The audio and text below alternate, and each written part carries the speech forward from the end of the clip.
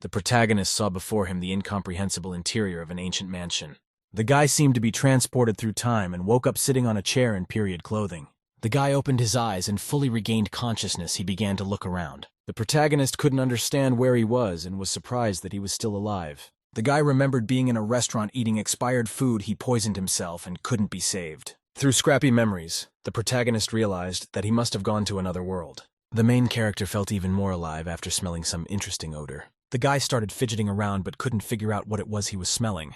Glancing to the side, he noticed several uncorked bottles standing nearby. The guy took the balloon in his hand and wondered if it was a pill from the legends. The protagonist vomited at the smell of the pill and realized it was expired. The guy thought the owner of the pills died from consuming them. If they were used, the body dies. The main character got up and decided to walk around the building where he was. The boy wondered to himself if the past owner was as lucky as he was, and if he had gotten his shell in the modern world. The protagonist walked to the door. Suddenly it opened and almost knocked him down. From behind the open door peeked a man. He was very much surprised. The man greeted the guy, calling him Young Master Chen. The protagonist was surprised. He asked the man if he was the one he was addressing. Suddenly the man ran to the side and wished his master a good rest. The guy thought to himself that if he had crossed the border, then where were the benefits of crossing? The guy wondered where his Goldfinger artifacts were and where his fans were. Lifting his head up, the protagonist shouted with interest, "And where's the system?" Started activating the system. The guy was glad it was here. The guy demanded of the system that it tell him its functions.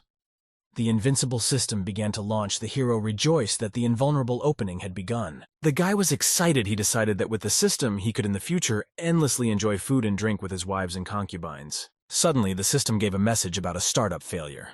The protagonist was unpleasantly surprised. It appears that the guy only got the initial stage of the time management system. He can only change the expiration date of things limited to a 5-year period. The protagonist was frustrated with the time system. He couldn't see how changing the expiration date of products would help him.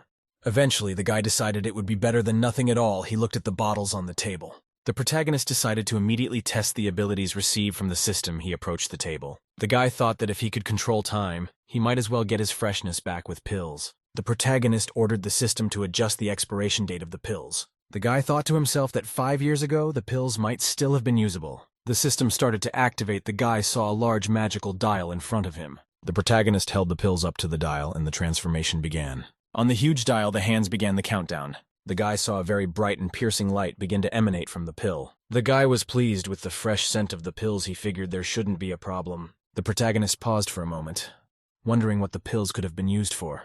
The guy realized that from the look of the pills, they were for condensation and to increase cultivation levels. The protagonist decides he needs to take some improvement pills right away. The guy felt the pills take effect. He felt everything shrink around him. The protagonist was overjoyed. He felt a surge of energy and decided that everything should go smoothly. After that, the guy realized that one pill would not be enough and not enough for him. The guy went to the system and told it to change the expiration date on the pills for another 5 years. The system began to act. The pill hung in the air opposite the large dial. The hands on the dial began to rotate in the opposite direction. The protagonist thought to himself, wondering if he should keep eating. The guy analyzed the body's memories and realized he was stuck at the very beginning of development. His parents were great landowners of the noble king's realm. The main character had no talents. For this reason, he could not start to develop. Because of this, he was called a wimp by everyone. The guy stopped his musings. He felt the pills weren't working enough. The guy slumped exhaustedly to the floor and decided he had failed again. Once again, the protagonist calmed himself with the thought that he should continue to eat the pills. After that, the protagonist absorbed several pills from his hand at once. The guy thought that he had already swallowed 5 pills, but still hadn't started to develop. He decided that this body had no natural abilities. The protagonist commanded the system to put the expiration date back for another 5 years. Eventually, the guy did calm down. He decided to go out for a little walk. It was a bright day outside, and the main character decided to go out and look around. The guy realized it was absolutely useless to just swallow all the pills. From flashbacks, the protagonist learned that his parents were great landowners, but they were both long absent. The guy's sister's name is Chen Suyin. She's the only one who serves the Chen residence. Even though the girl was adopted, she is still a sister. The protagonist overheard a group of guys talking to each other nearby. Someone said that he had passed to the 7th step of the Yuan Kongdung Kingdom. The friends congratulated the guy named Chen Yue, adding that it was very surprising that he had reached the 7th step at the age of 17. The protagonist stopped. He was interested in the guy's conversations. The fellow thought that for the Yuan realm to flourish, a solid foundation must be laid using basic breathing techniques. The guy remembered that the previous owner had practiced such techniques since he was a child. He decided to use the system to correct the time when he practiced the breathing technique. The main character turned around and started to walk away. He decided he needed to try, and the other guys looked at him. Someone said that the young master of Chen Island was jealous of Chen Yue. The guy said that the Chen family used a lot of resources to develop the protagonist, but the latter did not achieve success in cultivation. The lad said it was a pity that a noble family with 2 kings had no successor. The boy said that Chen Xinyuan came to Chen's mansion today. He wanted to discuss the boy's enrollment in Huangwu Academy. Because young Master Chen Dao still hasn't developed, he might have his enrollment revoked. This would make Chen Dao practically dead, even if only in words. Chen Dao turned to the system and told it to increase the time he practiced the basic breathing technique by 5 years. The system activated and the hands on the large dial began to shift. The hands began counting down as the protagonist demanded. Chen Dao was very much relieved that his request had completely worked. A magical light began to emanate from the dial and was directed at the guy. Chen Dao felt his mind being filled with a huge amount of thoughts about this technique. The protagonist immediately realized that he was able to instantly increase his skill. Chen Dao realized joyfully that the cultivation space had opened up again. The guy sat in lotus pose and started practicing basic breathing techniques. Chen Dao thought that the technique had been spreading for 8 weeks. He decided to see how many weeks this technique could cultivate. Chen Dao continued to persistently cultivate the technique for 9 and then 10 weeks. To achieve the result, the guy kept cultivating, and it's been 11 weeks. When 16 weeks had passed, Chen felt that gradually the technique was beginning to yield results. The guy felt a purple glow descending on him. That means he succeeded. Chen shouted that he had finally succeeded. The basic breathing technique helped him advance into the Yuan realm. The protagonist shouted happily that although his status is still terrible, time will make up for it. The protagonist decided that today in Chen's estate will play out a big show for the very reason his predecessor ate expired pills and died. In the main hall of the Chen Manor, many guests were gathered on the throne. Sitting on the throne was a girl. The girl said categorically to someone in response that there was no way she was going to say yes. The man told the girl that the whereabouts of the master and his wife were still unknown. At the same time, Chen Dao is not suitable for the path of cultivation, so he must give up his place in the Huangwu Academy. The girl said that the master and his wife built this house. Even if they disappeared, then the whole area belongs to Chen Dao. Because of that, the boy shouldn't be denied admission. The girl said that she and her boyfriend are orphans who were taken in by the master and his wife. The man called the girl's name Chen Su-yan and said that she could not solve the issue of the estate alone. Also, she was accepted into the Huangwu Academy. Another man said that Su-yan is the spoiled daughter of the Tianwu dynasty. One of the guests said that they did not want to deprive the young master of his position. He said that Chen Dao is very ambiguous. He was unable to form a cultivation base because of this. He could not be a disciple of the academy. The Su-yan girl didn't like this kind of talk. She decided to stand up and speak her mind. Su-yan said that after the disappearance of the master and his wife Chen Ho, the Seahold was left without a head. The girl told the audience that she knew very well how they were scheming. Su-yan approached a man named Shin An and said that he wanted to deprive the protagonist of his seat in the admissions committee to give it to his man. Shin An replied angrily to the girl that she wasn't the only one dictating the rules in this family. The man reminded that the protagonist is unable to form his own development base. Suddenly the main character walked into the room. He clarified who said about him that he couldn't. The gazes of everyone present turned towards Chen Dao. Everyone was very surprised. The guests could not believe that Chen Dao himself had now appeared in front of them. The main character standing in the center of the room told everyone present that he was on time. The Su-yan girl was very excited and asked the guy why he was here. The guy turned to his sister and said he was just here to look around. Chen Dao analyzed his memories and realized that everything happened because of him. The guy remembered that Su-yan is his older sister after his parents disappeared. She took care of him like a mother. Chen Dao thought that his sister was taking care of him and protecting the family while continuing to silently endure all the attacks. The sister excitedly told the guy that he had no business being here. She added that she would take care of everything.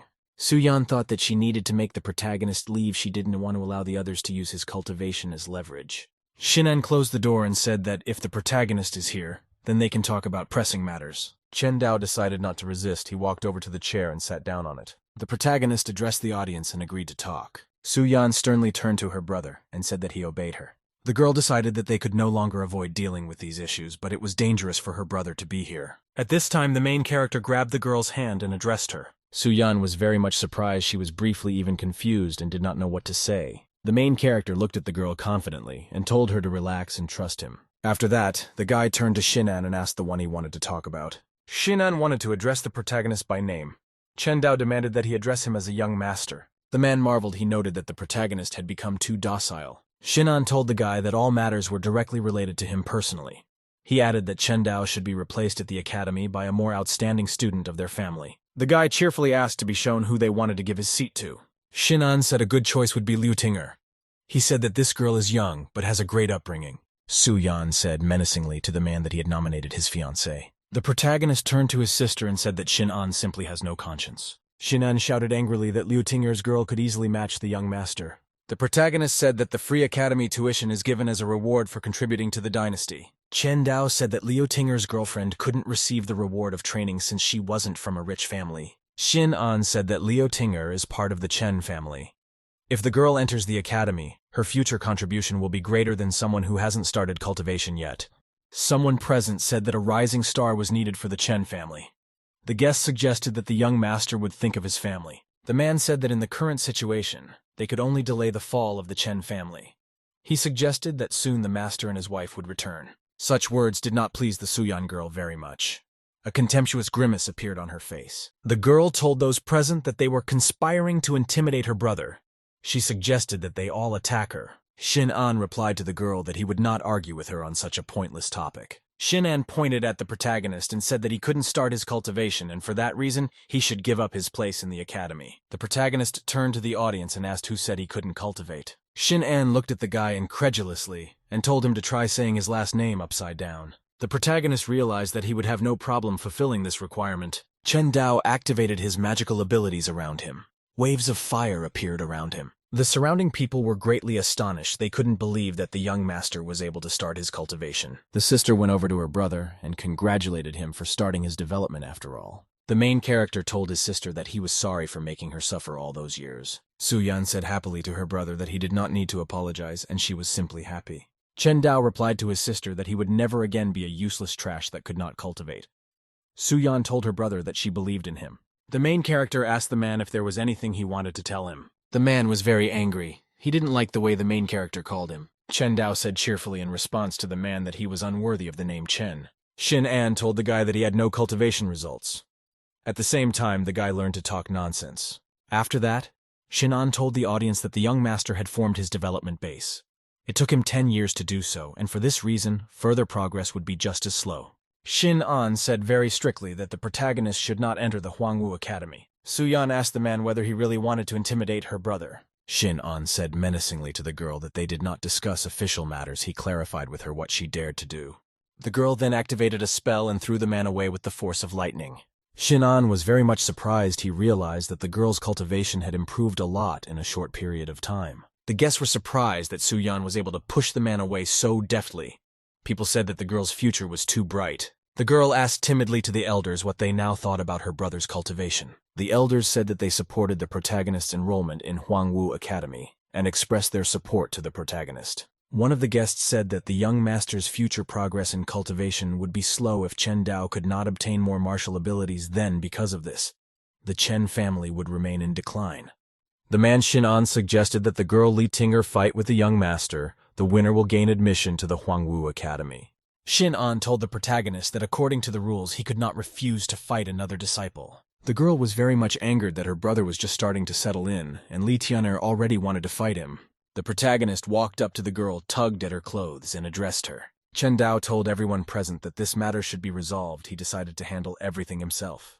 The guy said that he is willing to fight Li Tianer, but that he wants to choose his own time for the fight. Shin'an said the fight should take place in the next month before classes at the Huangwu Academy begin.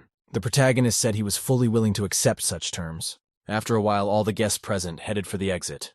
My sister told my brother that it's all very risky for him. If he loses his chance of admission. The protagonist told his sister confidently that he could defeat Li Tianer. The girl was silent. She continued to look at her brother with admiration. Su Yan told the protagonist excitedly that she believed in him. The protagonist asked his sister excitedly where the pills he consumed came from. Su Yan looked at her brother in surprise and said that he had bought them himself.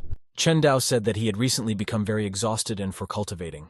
He thought to himself that he had not been able to take over all of his predecessor's memories. His sister said that the pills were sold to his brother by Master Yue Fu of the Prince of Qin's mansion. The girl recalled that the guy spent a lot of money to buy pills. The protagonist thought deeply to himself. He remembered Master Yue Fu's name. The boy remembered that Yue Fu had a good relationship with his predecessor. After his parents disappeared, Yue Fu stopped taking care of him and even sold him expired pills. Su Yan told her brother that the pills were effective. They helped him in cultivation. Chen Dao said excitedly to his sister that the pills were expired. He was tricked by Master Yue Fu. The protagonist decides to himself that Yue Fu is directly responsible for the death of his predecessor. The girl said that if the main character wanted to poison the pills, it means that their family is being led around. Chen replied to the girl that because of their family's decline, they were able to see the true faces of others. He promised his sister that he would cultivate diligently from now on. Su Yan happily said to the guy, "All this shows how much he has matured."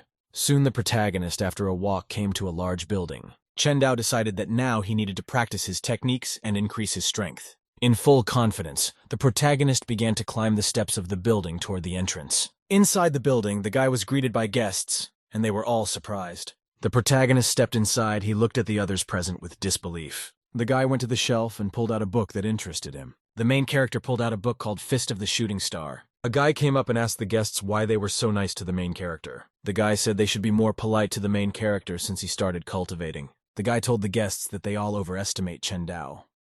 While the protagonist is just learning the techniques, it will take him a long time to become part of them. One guy said it's really true low ability and late development. Chen Dao said that he would be able to master a book called The Falling Star Fist. Guy commanded the system to increase her time studying the Shooting Star Fist by 5 years. A magical dial appeared in the space, and the system prepared to fulfill the guy's request. The hands on the dial began a reverse shift for the term of 5 years. The guy thought that thanks to the time adjustment system, his mind was able to fill with knowledge. The protagonist has decided that he must now increase the learning time of all technology by 5 years. The guy commanded the system to increase the time she spent practicing the windy step block by 5 years. The protagonist then demanded that the system increase the life training time of the gripping leg by 5 years. The system was fulfilling the guy's requests. The hands on the magic dial were shifting. The guests looked at the protagonist and were surprised that he can simultaneously practice so many techniques. Someone said that Chen Dao will not be able to properly master any of the techniques. A huge crowd gathered around the protagonist to watch him read piles of books. People couldn't believe that the guy had a photographic memory. Chen Dao carefully read all the books. After that, he decided to rest for a while. The protagonist stood up and said that today, he would stop. He needed to master the powerful techniques that are kept in the library. Some of the guests yelled to their friends to hold up the protagonist. Chen Dao saw his path blocked by a whole group of guys he didn't know. Someone on the guest list said that the main character was opposed by Chen Yue. This guy was able to break through to the 7th stage of yuan condensation. The protagonist angrily asked Chen Yue what he had just said. Chen Yue replied rudely to the protagonist that he ordered him to detain him. The protagonist then punched his opponent in the face with all his might. Chen Yue angrily asked the guy how he dared to hit him now. Chen Dao said that he was a young master. He asked his opponent who he was to order him to detain him. After that, the protagonist hit Chen Yue again and told him to apologize to him. Chen Yue slightly calmed down and told the guy that he wanted to talk to him. After that, Chen Dao once again hit his opponent with all his might and demanded that he apologize. Chen Yue was very furious and annoyed. He realized that he would need to comply with the demand. Chen bowed and said that he apologized to the young master. Chen Dao calmed down and told the guy that they could now talk business. The protagonist looked at his opponent and realized that he had once insulted him in the past. Chen Dao decided that now he would never again be silent like before. Chen Yue said he was in charge of the library. Chen Dao made a mess of the place. The protagonist was only supposed to leave after cleaning up. The protagonist looked at his opponent with a smile and asked if he was discussing the rules with him. The protagonist told the interlocutor that this library belongs to his family, so he won't follow the rules. Chen Yue was very angry upon hearing such a response from the protagonist. After that, Chen Dao said with a smile that the opponent could attack him now.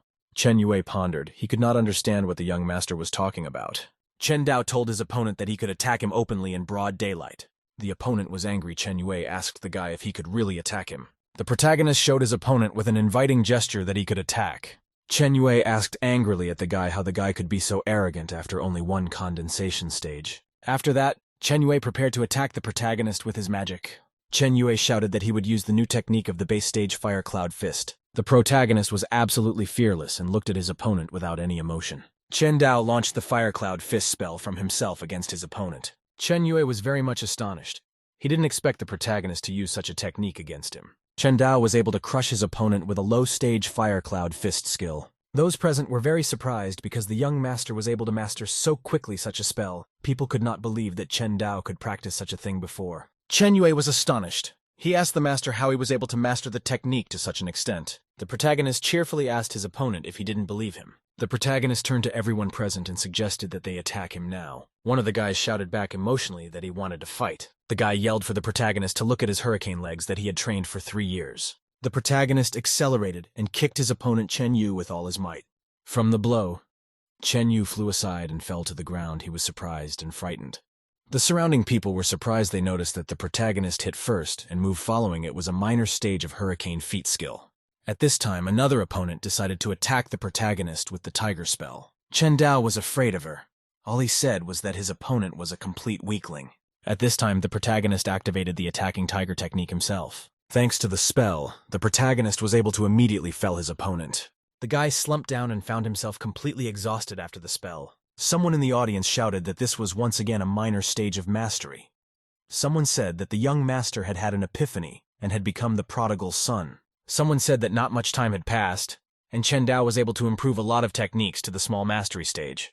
The protagonist looked at the beaten opponents and asked if they were satisfied. The opponents immediately all started bowing to the young master together. Chen Dao turned to the others present and asked what about them.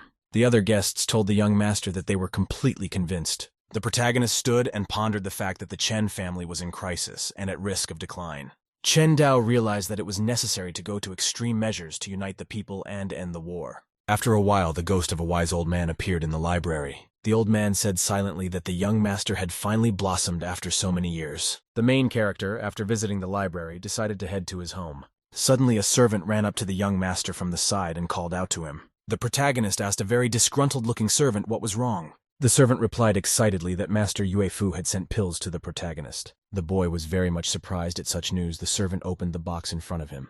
The protagonist looked into the box. There were bluish pills with a strong odor coming from them. Chen Dao asked the servant what these pills were, and why they smelled sour. The servant said that Master Yue Fu had reported that UN pills improved intelligence and would help focus. The main character put his hand on the box and said he would take these pills. The guy turned around and started to leave. He told the servant to thank the master on his behalf. The servant shouted after the protagonist. He had something else to say to him. The servant reported that Master Yue Fu had reported that the new canned yuan pills would cost 500 gold apiece. The main character told the servant to give something to Master Yue Fu. He said that he urgently needed all kinds of pills and would pay for everything at once. The servant obediently bowed to the young master and said he would do so. Chen Dao realized that Master Yue Fu wanted to trick him again with expired pills. The guy thought to himself that the price of 500 gold pieces a normal person would not be able to earn in a lifetime. When he got home, the guy put the pills on the table and told the system to turn their expiration date to 5 years. The system activated the magic clock to change the expiration date. The hands on the large clock began to move backward, updating the expiration date of the pills. The protagonist looked and saw that only a few pills had changed. The guy picked up the pills immediately, in which the expiration date had returned. The protagonist thought to himself that only 3 pills out of all of them were successful. The guy thought to himself that the other pills had been stored for so long, then even rewinding the expiration date with them to 5 years didn't help. The guy felt the different stages of yuan begin to condense inside him. Eventually, the guy felt the condensation inside him reach the 5th stage. Chen Dao shouted happily that the canned yuan pill was different from the rest. He also thought that it would take an ordinary cultivator a year to break through to the 5th stage without pills. After thinking for a bit, the protagonist decided that he needed more pills from Master Yue Fu. The protagonist was in his home. He heard someone coming to the door. Chen Dao decided to go to the door and check to see who had come to see him. The boy saw his sister standing near the door holding a box. The girl excitedly told me that she had heard about yesterday's incident in the library. She'd come to see her brother. The guy calmly replied that he was fine. The sister noticed an aura around the protagonist. Su Yan told the guy that his aura chi had improved greatly. She asked if his cultivation had increased. The guy replied to his sister that his yuan condensation had risen to stage 5. The girl asked back in surprise, and she didn't believe that condensation yuan could rise to the 5th stage. Sister said excitedly that the guy had just started his cultivation after all. Su Yan put her hand on her brother's hand and said that, and indeed, his yuan condensation had risen to the 5th stage. The girl told the brother that he is definitely the son of the master, and madam, he is an extraordinary genius. Su Yan told the boy that he could defeat Li Tianer.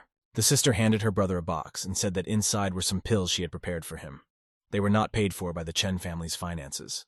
The protagonist told his sister that there was no need to worry as he had his own supplier of pills. The girl handed the guy the box and asked what kind of vendor he had. His sister told his brother that Master Yue Fu was purposely selling expired pills to him, and for this reason he was now in a difficult situation. The guy said cultivation is expensive. If the sister gives him the pills, what's left for her? Su Yan replied that she was the older sister and should take care of her brother. The girl told the protagonist that he would need a yuan spiritual item.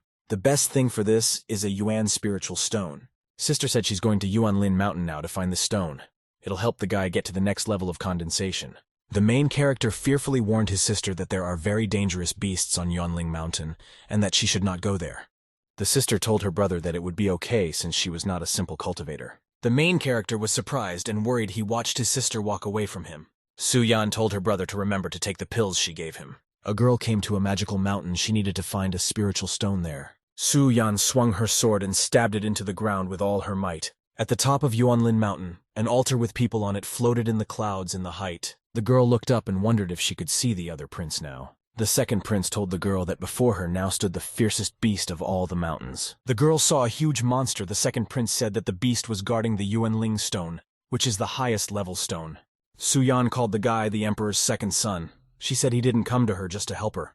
The second prince told the girl that he needed a wife so he could strengthen his position in the eyes of his father, the emperor. The guy told the girl back that she was the best fit for him. Su-yan was very much surprised by such words from the second prince. She remained silent. The first prince told the girl that he fell in love with her at first sight. He added that they would be a perfect couple. The girl looked menacingly at the guy and told him it was impossible. The second prince calmly replied that you don't have to answer right away and he's very patient. Then the second prince along with his altar girl disappeared with the girl looking after him. Lastly, the second prince said that the beast would take the magic Yuanling stone for himself. If a beast absorbs a Yuanling stone of similar high quality, changes will happen to it. The second prince reported that the beast, after absorbing the stone, is gone forever. The Su-yan girl prepared to fend off the evil monster's attack now. Su-yan tried to attack the monster in flight, but it dodged her. In the end, Su-yan realized that she wouldn't be able to simply defeat the huge beast. The huge beast somersaulted through the air and threw the girl off of him. Su-yan gently jumped to the ground. She realized that she would have to use her magic ability. Su-yan decided that she should show her best now. The girl served her hands together to defeat the beast. She needed a spell. Su-yan activated a spell called Heavenly Fairy Seal. At this time, the second prince's retinue watched the girl from the floating altar. The second prince said thoughtfully that the girl completely lived up to her reputation. He added that Su-yan's celestial art was as if it had emerged from fantasy. The prince's acolyte said that such a heavenly force rarely appeared even in a millennium. He added that the image of the Su-yan heavenly power had not been fully formed yet. The servant told the prince that he must not miss the opportunity to win this woman. The acolyte added that the second prince would be like the sun in the sky with a future filled with great achievements. At this time, Su-yan stood in front of the beast and prepared to slay it with a spell. The girl decided to attack the monster with a spell-induced helper. Su-yan commanded the magic assistant menacingly to immediately detain the monster. The magical assistant glowed with a bright golden light that illuminated the surroundings. The magical assistant pointed her hand toward the beast to keep it from getting away. The monster wanted to run away, but he could no longer do so. He roared loudly. The beast was still growling. He wanted to break free as if something was restraining him. A bright golden glow began to emanate from the monster, and it was already badly affected by magic. The Su-yan girl was very surprised. She noticed that the beast had started to change. Suddenly, the monster had huge wings and was able to take off sharply. The Su-yan girl was greatly surprised. She didn't expect the beast to be able to do such a thing. The second prince and his entourage were also very much surprised and amazed. The flying monster headed out to attack the Su-yan girl and her magical assistant. Su-yan and her assistant folded their hands in a spell to protect themselves from the beast. The monster with wings started flying circles around the Su-yan girl. Su-yan was greatly surprised. She was still holding her hands to activate the spell. The servant told the second prince that this beast has the blood of the phoenix god. The servant said that the image of the heavenly force Su-yan is still not fully formed. The girl cannot be an opponent to the Jenning beast. The acolyte watched Su-yan fight off the monster and said that she might lose. The girl flew high to attack the monster and he spotted her. After that, Su-yan jumped back to the ground. She prepared to defend herself from the beast. The second prince told the servants to help Su-yan get the Yuan Spirit Stone.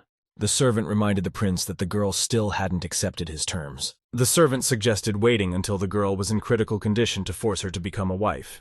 The prince told the servants that they were very naive. The prince added that Su-yan was unique in her world and ordinary people could not understand her. He added that the girl would rather die than bow down to him. After a little thought, the servant said that the situation was very difficult. Then the prince ordered the servants to help the girl. He was sure he could conquer her. Then the servants jumped off the flying altar and flew towards the beast. The girl was very much surprised to hear what sounded like someone calling her by name.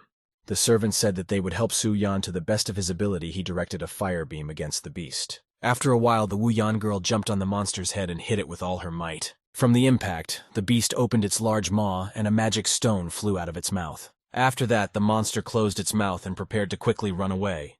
Su-yan landed on the ground. She was very happy that she was able to do what she wanted to do. The girl was able to get the magic stone her brother needed. The huge monster in the sky turned around and quickly began to fly away. One of the servants said that their cultivation of the noble king stage didn't make the monster fall. Suddenly, a second prince landed very quietly behind the girl. The prince told the girl that he congratulated her since she was able to mine a yuan spirit stone of the highest grade. The girl thanked the prince for his help and said she had business to attend to. The second prince and his servant stood and watched in silence as the girl walked away from them. The servant told the prince that the girl was very proud. She just turned around and walked away. The prince said confidently that a vulgar courtesan could not be worthy of him. Then the prince said he would stay for a while in Fengyang City. He decided that the girl would definitely be his. The main character in Chen Manor sat and studied the pill in his hands with great attention. The guy said that this pill has a lot of spiritual power and power flavor. This pill is much better than the one he bought from Princess Yueyu. Without a moment's hesitation, the boy took the pill at once so as not to waste time. The protagonist thought that he couldn't waste his sister's good intentions and needed to break through as soon as possible.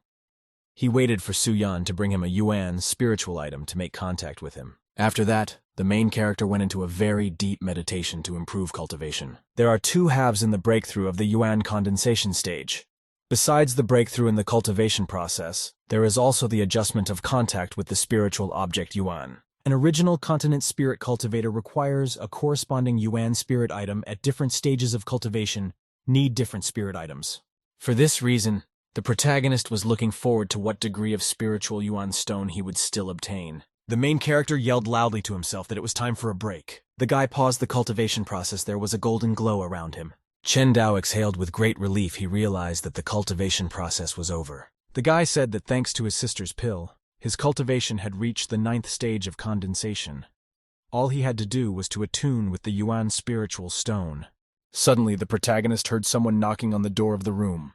The boy was distracted as the servant wanted to break the important news to the young master.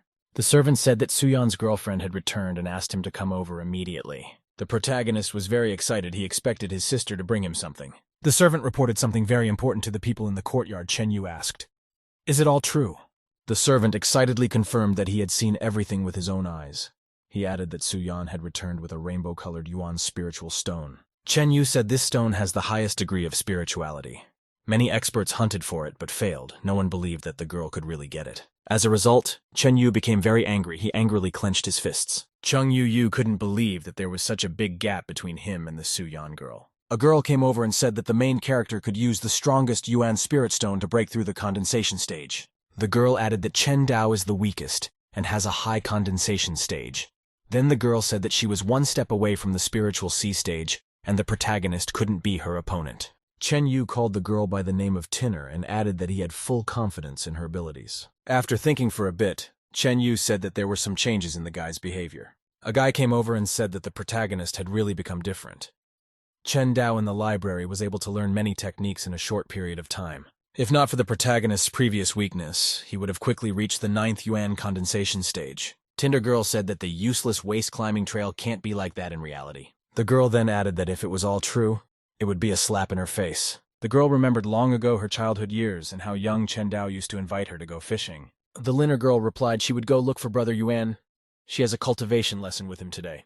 The girl stopped and wanted to say something to Chen Dao. The boy was excited. After a brief pause, the Liner girl told her friend that his mere existence confused her. The girl explained that everyone makes fun of her for playing with a piece of trash. After that, Liner told the boy to stay away from her and not to look for her. She must improve herself. The man Chen Yue told the guy Chen Yue that he was entrusting him with something important. Chen Yu clarified that after the guy completed the task, then he would be able to choose for himself one of the greatest positions in the Chen family. The guy turned around and said cheerfully to make the man completely sure. After that, Chen Yu called out to the guy and told him to wait for a while. Chen Yue asked the man did he really have any other errands for him. The man pulled some piece of paper out of his robe for the guy. Chen Yu handed the guy a paper and told him to take it with him. The man slyly added that a guy with this paper would do perfectly. Chen Yue turned around and started to walk away. The man noticed someone approaching him from behind. Chen Yu greeted the girl Li Tinger. She was a little embarrassed. The man hugged the girl and told her not to worry, and this place would belong to her. The girl excitedly told the man that she didn't believe herself but only believed him. The main character greeted his sister. He was very happy that she had finally returned. The girl handed the guy a magical stone. It glowed with different colors of the rainbow. Chen Dao was very much amazed. He stared at the stone like a mesmerized man. The guy held in his hand and gazed admiringly at the iridescent Yuan spirit stone. His brother told his sister that such a stone was under the protection of the strongest demonic beasts. Many cultivators had died to obtain it. He asked his sister if she was injured. The girl said that she was fine. Su Yan told her brother to use this Yuan spiritual stone as soon as possible and achieve a breakthrough. The guy said that with the help of the spirit stone, he would be able to perfectly attune himself and get more power after a breakthrough. The protagonist started using the magic stone from the mountain in his cultivation process. The guy heard a voice from the street telling him that some people wouldn't be able to sit still and watch this. The main character took the stone and hid it in a box. He decided to find out what was out there. Chen Dao met a servant at the door who said that Su Yan wanted to see him urgently. The protagonist told the servant to show them where they needed to go now. The guy along with the servant went outside. At this time, Chen Yue was hiding near the wall. The boy Chen Yue went inside the main character's house. He approached the box with the stone. Chen Yue thought to himself that the protagonist was a big idiot for quickly falling for the ruse. Chen Dao quietly approached the door and began to open it. The kidnapper didn't notice him. The protagonist opened the door and said that stealing the Yuan spiritual stone is a serious offense. Chen Yue was very much surprised and frightened. He kept looking at the protagonist. The protagonist said that Chen Yue had violated the family rules because of this. He would be punished by the withdrawal of his cultivation and exile. Chen Yue came to his senses a bit. He told the protagonist that he had underestimated him. Then Chen Yue confidently and joyfully said that the Yuan spiritual stone was now completely in his hands. The protagonist looked at the kidnapper in surprise and asked if he had actually managed to steal the stone. Chen Dao took out a stone from behind his sinus and asked Chen Yue whether he was thinking of him. The kidnapper was very surprised and annoyed. He thought he already had the stone. Chen Yue opened the box and noticed that it was completely empty inside. The kidnapper tossed the box aside. The protagonist told him it was a very striking coincidence. The protagonist demanded that the kidnapper surrender and promised that he would keep him alive. The kidnapper was surprised at such an offer. He interrogated whether Chen Dao wanted to keep him alive. The kidnapper started to run away very fast. He shouted to the protagonist that he couldn't stop him. Suddenly, Chen Yue noticed how the surroundings around him became completely empty, and no one was there. The kidnapper was surprised and frightened. He could not understand where Chen Dao had now gone. The protagonist appeared out of nowhere and hit the kidnapper with all his might. He asked if Chen Yue thought he could escape. The blow from the protagonist sent the kidnapper flying across the room and banging into the wall. Chen Yue shouted to the protagonist as whoever he was able to reach the 9th Yuan condensation stage. The protagonist calmly replied to the kidnapper that he could surrender as long as he counted to 3. The kidnapper didn't want to back down. He decided to start using magic. After that, the kidnapper took out a piece of paper from his pocket that he had received from Chen Yu. He added that this heavenly talisman contained a power that was equal to the full strength of a cultivator at the peak cultivation level of the spiritual sea. The protagonist was puzzled. He knew that a strong talisman always causes a lot of trouble. There were voices outside, and people didn't understand where the noise was coming from. Someone said that the noise was coming from the main character's room. The kidnapper was frightened. He realized that right now, someone was coming towards them. After that, Chen Yue activated the talisman and said that the protagonist would begin the journey to the afterlife. The kidnapper began to use the talisman. A purple cloud appeared above him. Chen Yue then pointed the lightning bolt at the protagonist and told it to kill him. A purple lightning bolt hit the protagonist very hard. He didn't have time to defend himself. In the wake of the very strong lightning strike, Chen Dao flew far away to the side. The main character grabbed the magic stone hand and said it was a fierce light. The kidnapper attacked his opponent again with purple lightning, and the opponent jumped up. The main character was very much surprised. He didn't understand what was going on. There were still huge purple lightning bolts flying around the protagonist. Chen Dao looked and noticed that the stone in his hand was beginning to smoke. He began to guess about something. The protagonist guessed that the target was the rainbow Yuan spiritual stone in his hand. The kidnapper was very much surprised. He could not understand why the talisman did not help to kill the protagonist. Then someone commanded the lightning to kill the protagonist, so no one would know about today's incident. Suddenly, some change began to occur in the violet glow. The kidnapper raised his head upward. Suddenly, the purple illumination redirected downwards and struck Chen Yue. The kidnapper was completely blown away by the glow, knocked the spirit out of him. The protagonist was very much startled. He couldn't understand what it was. The young master couldn't understand why the glow had nailed Chen Yue. The protagonist stood and stared in silent amazement at the body of the kidnapper lying in front of him. Gradually, the young master guessed that it was a murder of a criminal to hide the truth. From the balcony outside, Chen Yu and the girl Li Ting'er were watching. The girl said that Chen Yue could not be a worthy opponent for the protagonist. The girl reminded the man that he had prepared a talisman in advance. The man pondered. He was amazed that the protagonist had become a genius. He was amazed by Chen Dao's growth rate. Chen Yue said that the Yuan spiritual stone is broken with Chen Yue dead and did not give any information. The man added that if the protagonist attunes himself to the spiritual stone, his strength will increase very much. The girl asked the man why he didn't directly kill the main character. The man replied that it was not yet time. He added that the Chen family estate was still not under his control. The man said confidently that as long as the protagonist remains a piece of garbage, then the right day will come sooner or later. Chen Yu said that he was very worried that the protagonist would continue to look for a way to break through to the spiritual C stage. The man reported that the main character's high cultivation speed carried a threat to the girl Tyner in the competition. The girl replied to the man that she would definitely defeat the protagonist. The Tinder girl promised the man that she would definitely do what she could for him. Into the house of the protagonist entered Su Yan accompanied by her servants. She saw Chen Dao standing. The sister asked excitedly to her brother what he had here. Looking closer, the girl saw something that struck her very hard. Su Yan and her companions noticed Chen Yue's dead body lying on the floor. The main character showed his sister a broken rock. She couldn't understand how it could be broken. The girl and the guy were silently looking at the magical stone that had broken into 2 pieces. Some time passed. Su Yan's acolytes were deciding what to do next. The man said menacingly that whoever wanted to kill the young master deserved to die himself. The protagonist said that the elders will help uncover the whole truth and who is behind it all. Chen Dao told everyone present that the real conspirator was Chen Xinyuan. The Su Yan girl and her companions were very much stunned by such information. The protagonist told the servants to immediately inform everyone about the Chen family meeting. The guy added very menacingly that it would be necessary to condemn Chen Yuan. One man said that Chen Yue had already died, and they would have no proof that Chen Xinyuan was behind everything. The main character yelled very angrily at the man to shut up. The other man asked the young master what his exact intentions would be. The servant said he would follow the young master's advice. In doing so, the protagonist must take responsibility for the consequences. Chen Dao replied that he knew everything and that the man should leave. The protagonist asked his sister if she thought he was reckless too. Su Yan told the young master that she supported him since his decision was the decision of the Chen family. The girl warned that Chen Xinyan would never admit his faults and could use the situation against the head hero. The young master replied to the girl that he had absolutely complete confidence in himself. Sister said she was sorry because the Yuan spirit stone was broken. It could have helped the guy get a new condensation stage. Su Yan said that she would go and get another stone from the spiritual mountain for her brother. The protagonist frightenedly told his sister not to go as he had a way to fix his stone. After that, Chen Dao commanded the system for her to roll back the time for the stone by 2 hours. A magical dial appeared around the guy, and the hands began to rotate in the opposite direction. The girl was very much amazed and surprised at all that was happening. Su Yan saw that the Yuan spiritual stone looked like new and excellent condition. The shocked sister asked her brother how he did it. The protagonist decided that he should not hide anything from the girl. Chen Dao told his sister that she was the only one who could know about his power.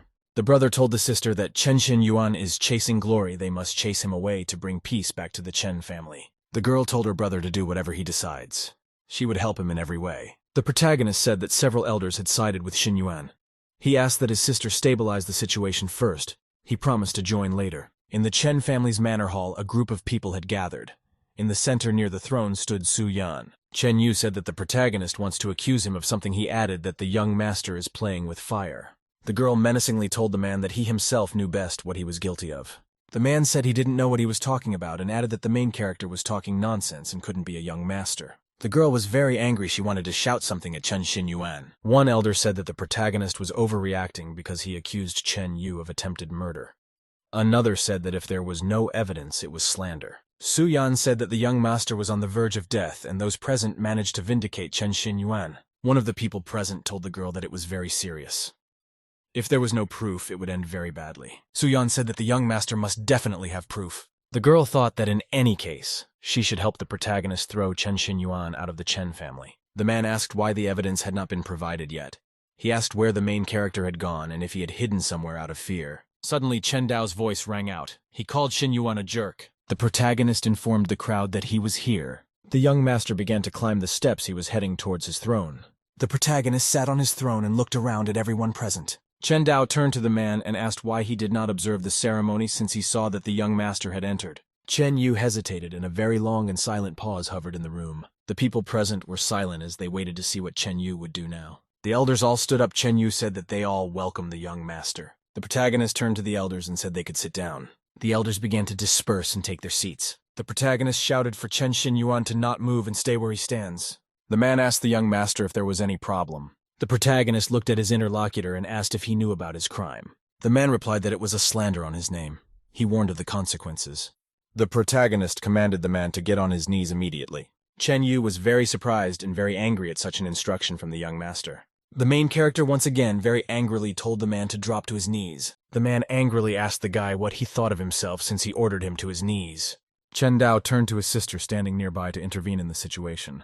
Su-yan jumped up from her seat and quickly pounced on Chen Yu in flight. The girl struck the man with all her strength in flight and he defended himself. Very soon, Chen Yu realized that he didn't have the strength to hold back the girl's attack. Eventually, the man complied and dropped to his knees in front of the protagonist. Su-yan threateningly reminded the man that if young master ordered him to kneel, he must comply. The man menacingly asked the Su-yan girl what on earth she was doing. Su-yan once again reminded the man that young master had told him to kneel down. Chen Yu turned to the elders to see what the girl was doing right before their eyes. One of the elders asked the girl if she was going to rebel. Another elder told the girl that the Chen family was not a place where she could do whatever she wanted. Su-yan replied that she was only listening to the young master of the Chen family. They cannot consider it a rebellion. Suddenly, a powerful golden glow began to emanate around the girl and the floor crackled beneath her. The surrounding elders were frightened. They realized that the girl had great magical power. Su-yan menacingly asked the elders what their real intentions were. One of the guests approached the young master. The guy said Chen Xinyu Yuan has been protecting the family since the master and his wife disappeared. The boy reported that the man had invested a lot in the Chen family. It would be wrong to treat a respected person like that. The protagonist asked if a respected family member could be making an assassination attempt on a young master. The man said that the protagonist must personally confirm his words. The protagonist only hummed. He sat there silent for a long pause. The man was still kneeling on the carpet. He waited to see what the young master would say. Chen Yu was not worried. He knew that the protagonist had no serious evidence of his guilt. One of the elders said that without proof, even a young master has the right to treat one of the Chen family members like this. Another elder said that if the protagonist made Chen Yu kneel down, did he really think that he would get off so easily afterwards? One of those present told the young master to say something and provide evidence. The man still on his knees decided that the protagonist had dug his own hole. The elders said that the young master was still very young. He suggested that we return to the current issue after the investigation. The elders said that the assassination attempt on the young master is a serious crime, so the feelings of the protagonist can be understood. The man kneeling said the two elders could stop trying to solve the problem. Then the man shouted menacingly that there was no way today's meeting could be concluded. Those present were very much surprised. They were silent and waited to see what would happen next. The man rising from his knees said he had never been so humiliated. Then the man yelled that if the protagonist didn't give him proof, then he could forget about his position as a young master. The protagonist replied absolutely calmly that if Chen Yu needed proof, he would be able to provide it. After a brief pause, the main character shouted to the side and asked for Chen Yue to enter. The people around them were very much amazed. They couldn't believe their ears. The man said it was a funny bluff. The man thought excitedly to himself that Chen Yue was dead, and there could be no proof. Suddenly, the man heard someone behind him call his full name. The man turned around and saw the living Chen Yue standing beside him. Chen Yu was very much astonished. He could not understand how it could be possible that the guy was still alive. One of the elders also didn't believe that Chen Yue could somehow survive. The guy told the man that he was acting on his behalf to kill the young master. Chen Yu wanted to sacrifice the guy to erase all evidence. The guy menacingly told the man that it was very disgraceful of him. The man shouted loudly that there was no such thing. He kept repeating that Chen Yue had already been dead for a very long time. Suddenly, the man suggested that the guy might be a fake that the main character cooked up. Chen Yu thought to himself that he had used the Heavenly Thunder Talisman to smash the guy, and he couldn't survive. One of the elders stood up and said that he would establish Chen Yu's identity himself. The elder walked over to verify this guy's authenticity, and a moment later, he had an answer ready. The very surprised elder confirmed in a worried voice that the guy was Chen Yue. The elder took another hard look at the guy and said that he was without a doubt genuine. The man Chen Yu was very much amazed by everything that was happening. He could not believe that the guy was alive. The protagonist pointed at the man and asked what else he could say about himself. No one at the meeting knew what happened a couple hours ago. The protagonist stood by the guy's body and said he was lucky. The protagonist commanded the system to turn Chen Yue's time back 2 hours. The guy's first time using time adjustment on a living person, he needed proof, so he resurrected the guy. After a short pause, the Chen Yue guy opened his eyes. He was very surprised. The guy got up and sat on the floor. He continued to be silent, not realizing what had happened to him. The guy looked around in surprise but couldn't realize he wasn't dead. The guy turned his head to the side and asked the protagonist how such a thing could be possible. The system informed the protagonist that the time-setting function cannot be used on humans. Next time, the system might explode. Chen Dao thought to himself that even the system had limitations on use. The boy walked up to the young master and thanked him for saving him. The protagonist replied that he saved the guy at great cost and asked if he knew what to do next. Chen Yue silently knelt down. He realized that he would need to help the young master. The guy bowed and said that from now on his life would belong to the protagonist and he would do whatever was necessary. At the meeting, Chen Yue's man made the excuse that Chen Yue's boyfriend wanted to kill the protagonist out of personal hatred, and it had nothing to do with him. The man continued to ponder to himself. He could not understand what could have happened for Chen Yue to suddenly come back to life. The guy shouted at the man Chen Xinyuan and said that the man was lying. The guy said that on the day when the man heard that the young master had obtained the spirit stone, he ordered Chen Yue to prevent the young master from increasing his strength. Chen Yu also gave the boy a thunder talisman. The man glared angrily at the guy. Chen Yue said that the man was so despicable that he decided to kill even him to cover his tracks. The elders sat attentively and listened silently to what the lad was saying. One of the elders said that Chen Yu is ungrateful to the family that raised him, and another elder said that Chen Xinyuan is very insolent. The man turned to the elders and said that they should trust him as the worthy face of the family.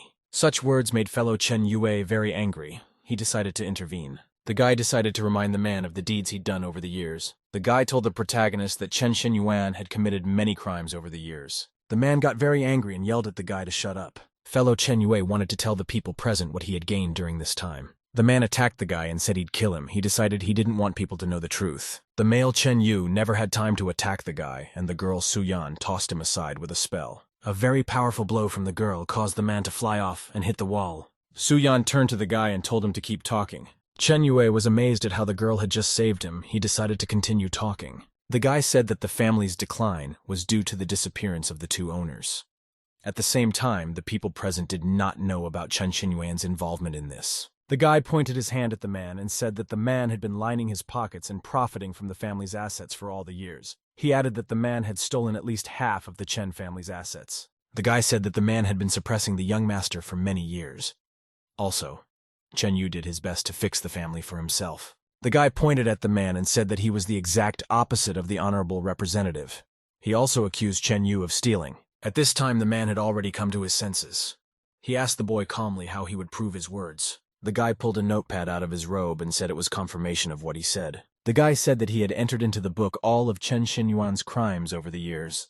The man was very surprised and frightened. He realized that he would not be able to justify himself. Su Yan was carefully leafing through the notebook, and reviewing the notes she turned to the man. The girl asked the man if after all he could be on the same level as the master and madam. The girl told the man he was adopted young. No one could have guessed he would bite off the hand that would feed him. The girl then told the man that she would kill him here and now to rid the family of the threat. The man got scared and shouted very loudly to the girl to stop immediately. Su Yan asked strictly to the man if he even knew what fear was. The girl added that if the man knew, he wouldn't have committed all these crimes. The man shouted that he only wanted to break the Yuan's spiritual stone, but did not attempt the young master. The girl turned to the main character. She was waiting for his confirmation. After a short pause, the young master told the girl to kill the man. Chen Yu was very frightened. He realized that he could no longer save himself. The girl accelerated and prepared to finish the man off with a spell. The man fell to the floor and appealed to the elders to save him. One of the elders turned to the girl and told her to lower her hand. The protagonist said that anyone who asked for clemency for Chen Xinyuan would be a traitor. The elders were silent. They decided that they would not interfere anymore. Su Yan swung around and prepared to finish the man who was lying on the floor. At this time, there was a noise from the side of the girl. Someone wanted to interfere from the side. The girl swung around to strike, and suddenly she bumped into something. The unidentified warrior managed to block the girl's blow and save the man. The girl was very much surprised. She didn't realize what had just happened. The unknown warrior managed to block the girl's spell and toss her aside. The girl thought to herself. She realized that the man who had suddenly appeared was strong. The unfamiliar warrior stopped all around, were very much surprised. After a short pause, the girl asked excitedly to the man who he was. One of the elders told the girl that the stranger's cultivation was very strong. The unfamiliar warrior turned toward the lying man and told him to run away quickly. The girl noticed the stranger along with the man headed for the exit. Su Yan decided to activate a spell called Heavenly Fairy Seal. After activating the spell, the magical image of her assistant rose above the girl. The Su Yan girl, along with her magical assistant, began to attack the unfamiliar warrior. The magical assistant attacked the warrior with a fire spell. The strong spell threw the warrior far to the side and he was unable to defend himself. The warrior decided to use the magic black ball to escape. He thought that the Su Yan girl was very strong and he had underestimated her. After that, the warrior launched the balloon to the side. He decided to leave this place immediately. The black ball flew very fast towards the magic helper. Suddenly there was a very strong explosion and the surrounding people were illuminated with a golden light. The Su Yan girl looked around and said that the intruders had escaped around the elders standing around. At this time, the protagonist was carefully examining the remains of the balloon on the floor. The young master descended from his throne and called Chen Xinyuan a stray dog. The young master looked at the elders and asked what they would say. The elders bowed and said they were joining the young master. Chen Yu, along with the warrior at this time, jumped over a large wall and ended up on someone's property. The man thanked the eagerly unfamiliar warrior and asked what his name was. The warrior silently turned away. The man stared after him in surprise. Chen Yu, together with the mysterious warrior, were walking along the path. The man asked, "What kind of place is this?"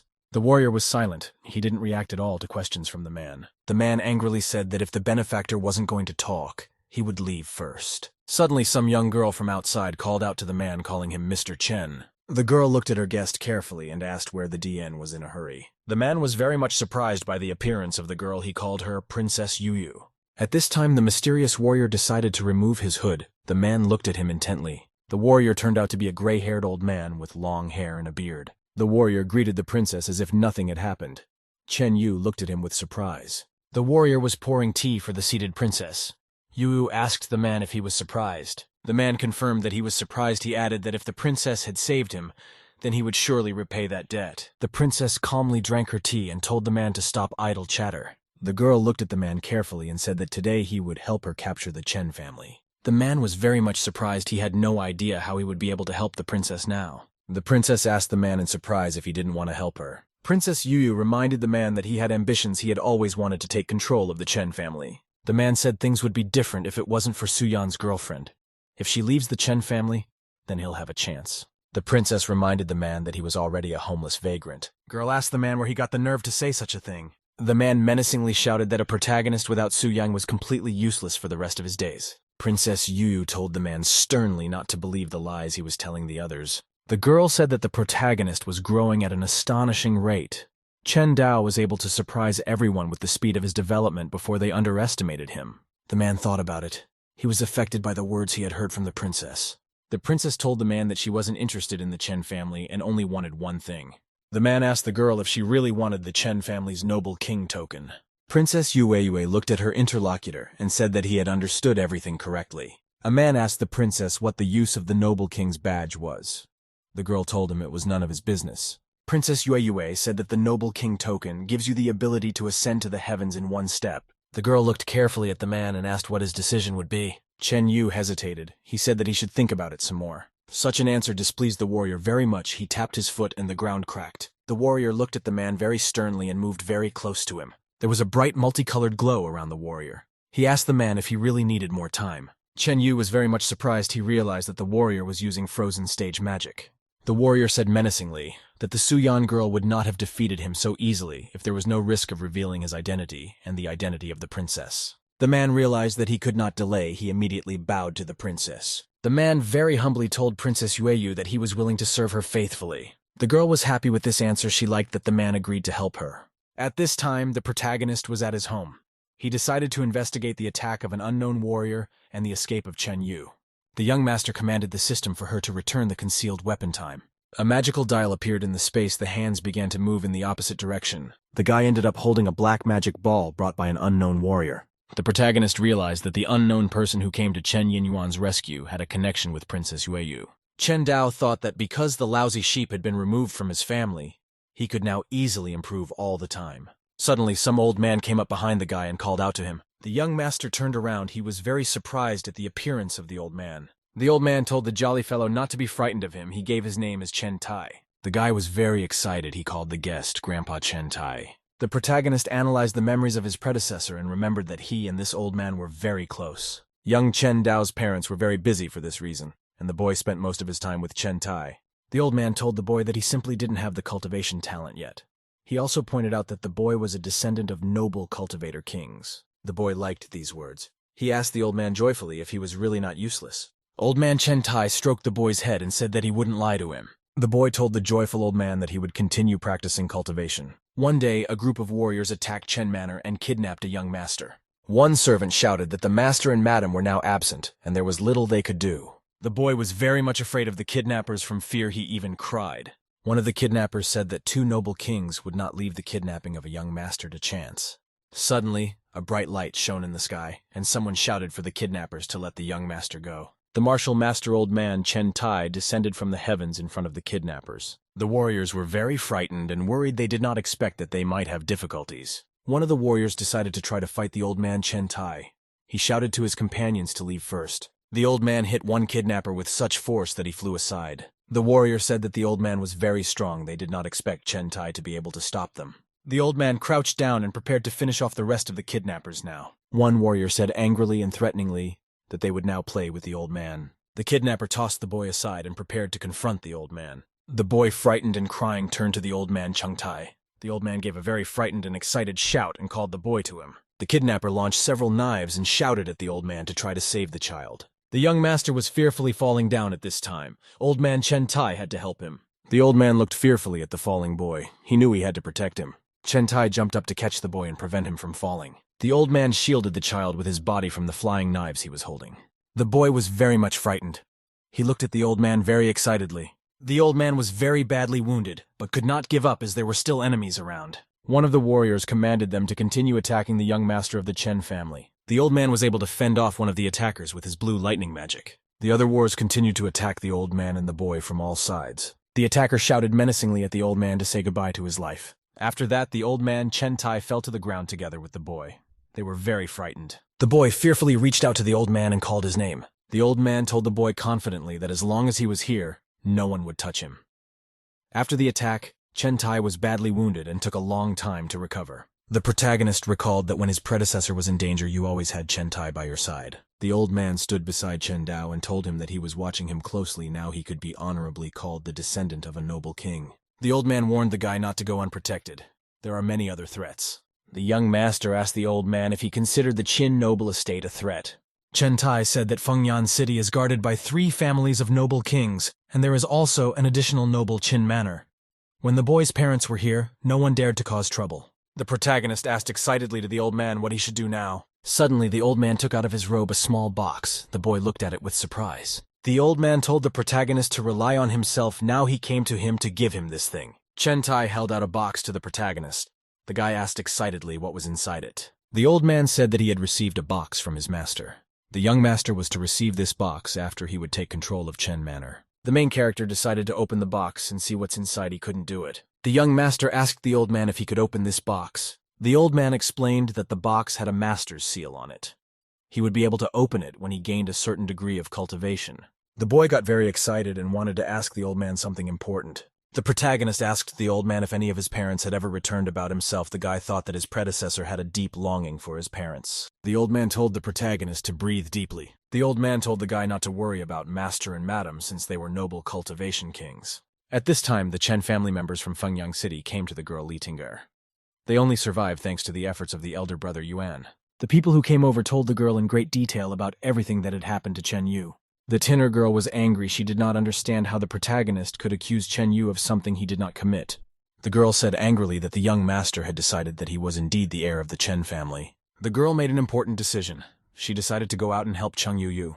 Tyner said that she would go to the elders and have them abolish the young master's position. Suddenly, someone from behind called out to the girl. She didn't want to stop. After a brief pause, the girl turned around and angrily asked who had disturbed her. The girl turned around and saw that right behind her was a man, Chen Yu. The man calmly and cheerfully greeted the Litinger girl. The girl was very excited as she saw Big Brother Yuan. The girl turned around and told the guests to get out of here as soon as possible. Li Tyner reminded her guests that no one must know about what happened today. The girl threatened to kill anyone who said half a word. The guests dutifully and fearfully replied to the girl that they understood her completely. The guests started to leave. The girl excitedly rushed to the man who had come in. Li Tian'er looked at the man anxiously and asked if he was all right. The man replied to the girl that he was fine. He added that he had come for an important reason. The girl told the man not to worry. Her brother was in the imperial city now and he was fine. Li Tian'er strictly promised that he would definitely get justice. The man said that the most important thing right now was to tear the protagonist away from the family to prevent him from putting down roots in Chen Manor. The girl asked with interest to the man what she should do now. After a little thought, the man asked the girl if she remembered the competition the protagonist had agreed to. The girl asked if she needed to publicly defeat the young master to keep him out of the academy. The man said that the competition should be held immediately, and the protagonist is now without the Yuan spiritual stone. Because of this, he is weak. Chen Dao would be an unworthy opponent for the girl. Li Tinder told the man that she would challenge the protagonist to a contest tomorrow. The guy was sitting and meditating at this time. He thought that only through cultivation would he become invincible. He wanted to reach the level of the spiritual sea. The main character had completely given himself over to cultivation.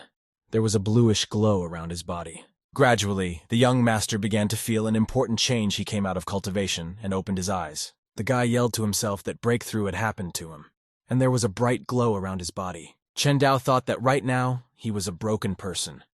After breaking through to the spiritual sea level, it would appear in the dantian inside the body. The protagonist thought that the size of the spiritual sea determined the amount of chi energy a cultivator could hold, which determined his strength.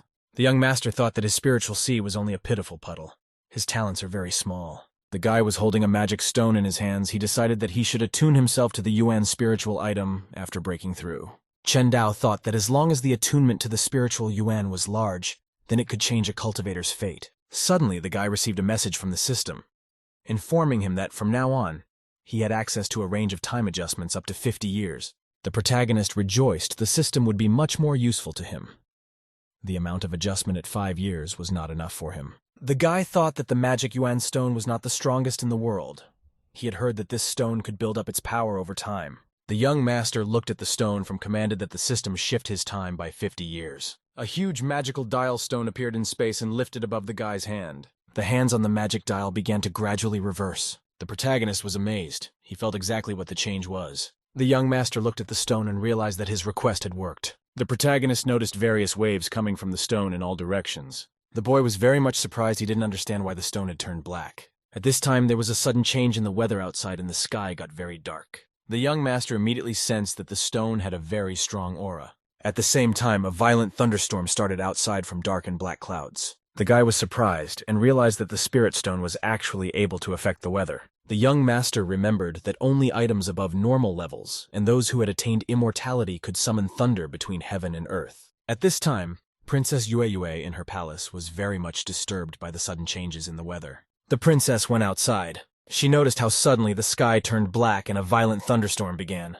The princess was surprised. She didn't understand how there could be thunder. Suddenly, the princess heard her warrior servant coming up behind her. The servant reported that the weather phenomenon was similar to that of an immortal treasure being discovered, and he had previously seen a similar scene in the imperial city. The princess pondered. She thought it might be the token of a noble king. Legends say that this thing is made of a special iron. On a neighboring estate, 2 lads were very much surprised at the sudden change in the weather. The young boy wondered what was going on in the Chen manor. After thinking for a bit, the man said that the Chen family had a royal lineage with a deep heritage. The man added that it may not be the main branch, but it is the place the Chen family chose to stay. The man, astonished and thoughtful, said that perhaps it was the discovery of the greatest treasure. He thought it might be the concrete of the noble king of the Chen family. The boy called the man father and asked, wondering what the token was. The father explained to his son that the token was a priceless treasure that could only be obtained by cultivators of the noble king level. The man added that this token could represent a higher mandate. When an ordinary person receives such a mandate, he can rise above hundreds of thousands of others. The boy asked his father if he meant overcoming and mandate. Father replied that for the past few years, no outsider had been able to see the token of the noble king. The man added that now the young line of the noble king in the Chen family is in decline. For this reason, every family may jump at the opportunity. Very excitedly, the son asked his father what they were going to do. The man stepped aside and told his son to head over to the Chen family and see for himself. The man said that he was absolutely sure that the others would also rush to Chen Manor. At this time, the protagonist was in his estate studying how the spirit stone had changed. The young master decided that after rewinding time 50 years forward, the stone was very much advanced.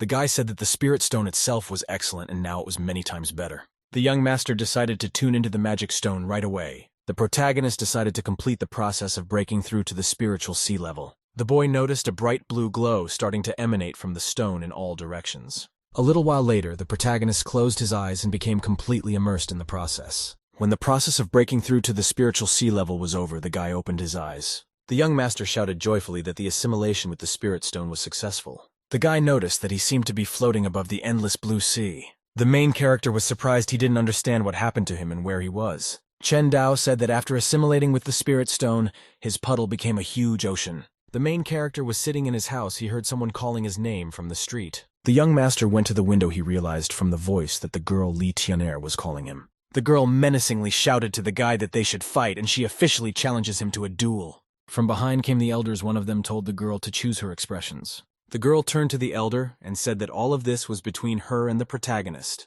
The elder said that Li Tian'er could only be rude because of her brother. He added that disrespecting a young master was a serious offense. The girl replied sharply that they would wait to see what the young master himself had to say on all this. Lee Tinder yelled for the protagonist to come out and fight her if he had the power. The elder said that the protagonist will decide for himself when he can hold a fight. He added to have the girl immediately throw the place out and stay quiet. Lavushka said she would wait for the young master to come out to her. The elder angrily shouted to the surrounding people for someone to take the girl away as soon as possible. The doors opened and the main character said not to worry. The young master stood on the threshold. He agreed to come out to the girl. The girl was very excited that the guy had finally shown himself. Immediately, the young foreman said he was taking a call from a girl. The elder became very worried. He turned to the young master. The boy told the elder that there was no need to say anything. He's confident in his abilities. At this time, a man named Chen Yu came to the princess's palace with important news. The man was walking very fast towards the princess. He had something important to tell her. Princess Yu asked the man if he had brought her breaking news. The man told the woman that Li Tianer's girlfriend had challenged the protagonist to a duel. The man also promised to help Princess Yu get the noble king's badge. The girl liked this information and promised to make the man a master of the Chen family. Chen Yu thanked the princess. He asked her where she was going. The princess said she was going to Chen Manor. There was an unusual phenomenon there today, and everything looked like the token of a noble king. The man said that the girl Li Tinger would have time to defeat the protagonist. For this reason, the princess would be able to enjoy the pitiful appearance of the young master. At this time, there was already a young boy near the Chen Manor. He was surprised to see Princess Yu. The princess said she had come to the young master to demand that he pay his debts. The guy said he wanted to talk to the young master too. Guy, along with the princess and entourage, approached the estate's gate doors. The guests approached the steps and saw a girl named Li Tinner standing in front of the main character. The guy said cheerfully that they were on time. He also added that they could witness a real show. Princess Yu asked the servant who was standing nearby if he had found anything. The servant replied that the phenomenon had disappeared and there was no information about the noble king's token. The girl bared her sword and menacingly addressed the protagonist by name. The girl said she would cancel the duel if the protagonist promised that Big Brother Yuan would return. The young master said in response that Chen Yin Yang intended to kill him. The girl said that whatever Chen Yue did had nothing to do with Big Brother Yuan. Li Tiner said that everything Big Brother Yuan did was for the sake of the Chen family. The young master said it was pointless for the girl to argue on behalf of another person. The girl swung her sword and said that in the world all the families of noble kings are prosperous, only the Chen family is in decline. Big Brother Yuan wanted to restore the honor of the Chen family. The protagonist asked with surprise at the girl whether his death would enable the Chen family to prosper. The girl said that the death of the protagonist will protect the Chen family from ridicule. She added that the young master has a bad reputation. The girl said that the guy's reputation is so bad that it could bury the Chen family as well. The main character looked at the girl carefully and called her by the name Liu Ting. Young master asked the girl why her older brother sent her to the Chen family. The girl added that she had come here to escort the young gentleman. Li Tweener added that the main character disappointed her, and that's why she won't stay with him. The guy said calmly in response that the girl chose Chen Xian Yuan. The girl said that Brother Yuan is young and brave, and he is the best in the Chen family. The girl added that if the family is led by Yuan, they will obey him instead of the main character. Li Tyner tapped her sword on the ground and told the protagonist that she was challenging him and not to dare run from her. The young foreman told the girl to treat him with the respect he deserved. Angry, the girl yelled at the guy that he wasn't worthy of respect. The young master replied sternly to the girl that he would teach her good manners. The protagonist activated the spell and prepared for battle. The girl was angered by the guy's words. She didn't want him teaching her manners. Li Tyner bared her sword and asked the protagonist if he had the guts to fight her. The girl raised her sword up. She prepared to attack the guy when he would fly at her from above. Li Tyner was very surprised at how quickly the guy was able to react. The young master struck the sword in flight and knocked it out of the girl's hands. The girl was very much amazed at how quickly she was unarmed. The princess looked at everything that was happening and said that the main character's cultivation level had reached the spirit sea world. The guy said that Chen Dao's rival has the same level, and the protagonist won't be able to defeat her. Li Tweener told the guy she underestimated him. Maybe he's already moved on to the next level. The girl shouted that she had reached the 7th level of the spirit sea world. She rushed towards the protagonist. The young master of any trouble stopped the girl and punched her in the face. The people present were surprised, and the princess said that the young master had just reached the spiritual sea world, but was already very strong. The girl angrily asked her rival if he dared to touch her face. The guy asked his rival strictly if she had forgotten what dignity is. The girl got really angry and yelled at the guy that she was going to kill him. The protagonist grabbed the girl's arm. She asked if he could take the blow. The girl stood in front of the protagonist. He could barely hold back her attack. The young master stood firmly in place. His opponent could not move him. Chen Dao firmly held the girl's hand. She could not break free. Suddenly, Li Tyner felt her strength draining away, and she couldn't believe it. The guy holding the girl's hand asked if she now realized how strong he was. The young master told the girl that she was a nobody to the Chen family. He asked how she dared to mock him. The girl angrily asked the guy where he got so much self-confidence from. The guy thought he wouldn't accept this behavior from the girl and punched her in the face. After that, the young master kicked his opponent with all his might. After a very hard blow, the girl flew far to the side and fell. Lee Tyner said that the guy could have taken his power thanks to some powerful spiritual artifact. The girl angrily told the guy that his spirit stone was broken. Did someone find another spiritual artifact for him? The guy gave the girl a stern look and told her to cut the crap. The young master told the girl that she had lost, and therefore only he had the right to join the academy. The girl got to her feet and said that the guy's victory didn't affect anything. She has a much stronger cultivation than the protagonist. Litiner promised that she would reach the spiritual bridge world and would definitely take revenge. The protagonist commanded the girl to stop. The girl turned around unhappily and asked the guy what he wanted from her. Suddenly, Lee Tyner got really scared the guy wanted to grab her. The protagonist reached out to the girl he prepared to grab her by the throat. The young master held the girl by the throat with his hand.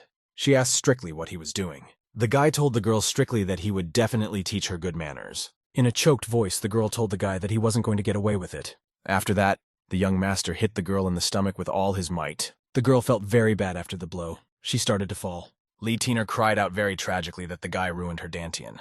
The girl fell to the ground. The guy told her that the Chen family belonged only to him. Lying on the ground, the girl said to the guy that he would pay for everything very dearly. The lad ordered the servants to throw the girl out of the gate so that her spirit would not be near the manor. The servants took the girl and asked if she still thought the young master had not changed. As the servants carried the girl away, they told her that she had dug her own grave. At this time, the main character was approached by Princess Yue standing nearby. The princess told the guy that after all she had seen, she still admired him more and more.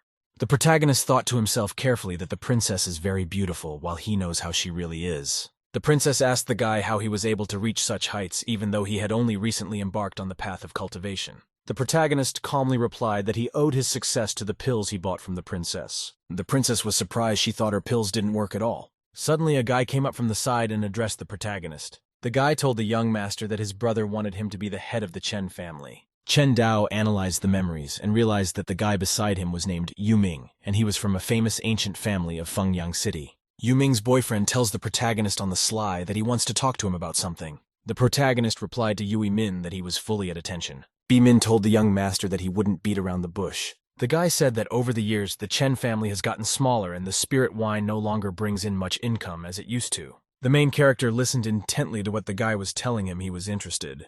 Yu Ming asked the young master for permission to buy the Chen family's winery, adding that it would be beneficial to both of them. An elder came over and excitedly told the young master not to do it. The elder explained that the spirit wine is the legacy left by the master and his wife. It is also the main source of income for the Chen family. The elder said that the Chen house would be very ill without the sales of spiritual wine. The protagonist told fellow Yu Min that the sale of spirit wine is the family's main income. Yu Ming got angry. He realized that the protagonist would not sell the winery. The elder stood next to the protagonist. He was waiting for the young master to answer. Unexpectedly, Chen Dao asked Yu Ming's boyfriend how much he could offer for the winery. The elder was very unpleasantly surprised. He couldn't believe the protagonist would agree to the deal. Yu Ming was also very surprised. He didn't think that the young master would dare to sell the winery. Full of confidence, the guy said that the Yu family was willing to offer 500 spirit stones. The elder said that such an amount was not enough. The Chen family's winery is one of the best in Haiyuan City. He added that the price should not be less than 2,000 spirit stones. The protagonist told the Yu guy minutely that the Chen family's winery was one of the best in Haiyuan City. The young master looked at his interlocutor and said that he could get the winery for 2,000 spirit stones. Then Yu Min said that the protagonist is either joking or doesn't want to sell. Chen Dao patted the guy on his shoulder and said that he wanted to sell, but the guy couldn't afford it. The elder happily thought to himself that the protagonist had scared him to death. He had already decided that Chen Dao would really want to sell the family business. Guy Yu Ming shouted to the protagonist to think again. He added that the sales of the Chen family spiritual wine will continue to fall. Yu Ming pointed his finger at the young master and said that he was doing everything for his good. The protagonist replied to have Yu Ming draw 2,000 stones to confirm his words and buy the winery from him. Yu Ming wondered to himself how the dumb protagonist became so wise and eloquent. After that, Yu Ming said that he was leaving since the protagonist was not going to sell the winery. As he was leaving, Yu Ming suddenly stopped. He wanted to say something to the protagonist. Yu Ming said to his interlocutor, he has no idea how hard it is to be the head of a family. Princess Yu came up behind the protagonist and silently watched everything that was happening. The girl thought that the main character had changed, and he would no longer follow her words like before. The elder said that the Chen and Yu families have been competing in the wine industry for a long time. In the past years, the Yu family has been able to steal a large market share from them. The elder then added that if the lord and his wife were here, the Yu family would not even dare to make a peep. The girl told the main character that she also wants to discuss something with him. The guy replied that he is all ears. Princess Yu told the protagonist that they'd best discuss everything in a cozy place with a cup of tea. The young master hesitated. He liked the princess's suggestion. Chen Dao said happily that he was even embarrassed to ask for more. The girl reflected that the protagonist remained the protagonist, and he was all hers. The elder shouted to the young master for them to wait for Lady Suyan first. The elder excitedly thought to himself that Princess Yue had already deceived the young master. The guy turned around and cheerfully said one last time that he would handle everything. The protagonist thought to himself that Princess Yu is sponsoring him, and so he must keep his face. The young master told the girl to go with him as he missed her very much. As the two of them walked along with the girl, the guy put his hand on her shoulder. The princess's servant asked the boy menacingly how dare he do such a thing. Chen Dao apologized and said that he couldn't help himself since Princess Yue was beside him. To defuse the situation, the girl told them to forget everything and move on.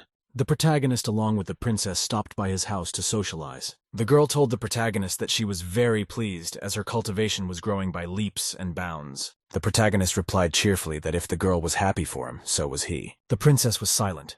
She looked reproachfully at the protagonist. The young master apologized and told the girl that he would watch himself. The princess said conciliatingly that it was no big deal since they were not strangers. The young master asked the girl why she had called him and said he would help in any way he could. Princess Yue told the protagonist that she wanted the Chen family's royal token. Such a request was very unexpected for the protagonist. He fell silent. The boy sat and looked at the princess with a long testing gaze. The girl turned around and looked at the guy. She hoped he would agree to her request. Chen Dao thought to himself that if the princess asked for a royal token, then she must be holding him for a fool. The girl said that she had always wanted to see the royal tokens with her own eyes. She added that if it was an impossible request, she could endure it. The young master told the princess that he could show her the royal token, but with one important condition. The girl looked at the guy with interest and asked what his condition was. The main character told the cheerful girl that he wanted her to give birth to a healthy heir for the Chen family. The girl was very surprised and discouraged. She didn't like the guy's words. Coming to her senses, the princess angrily asked the guy if he was joking. The young master replied to the girl that he was speaking with great sincerity.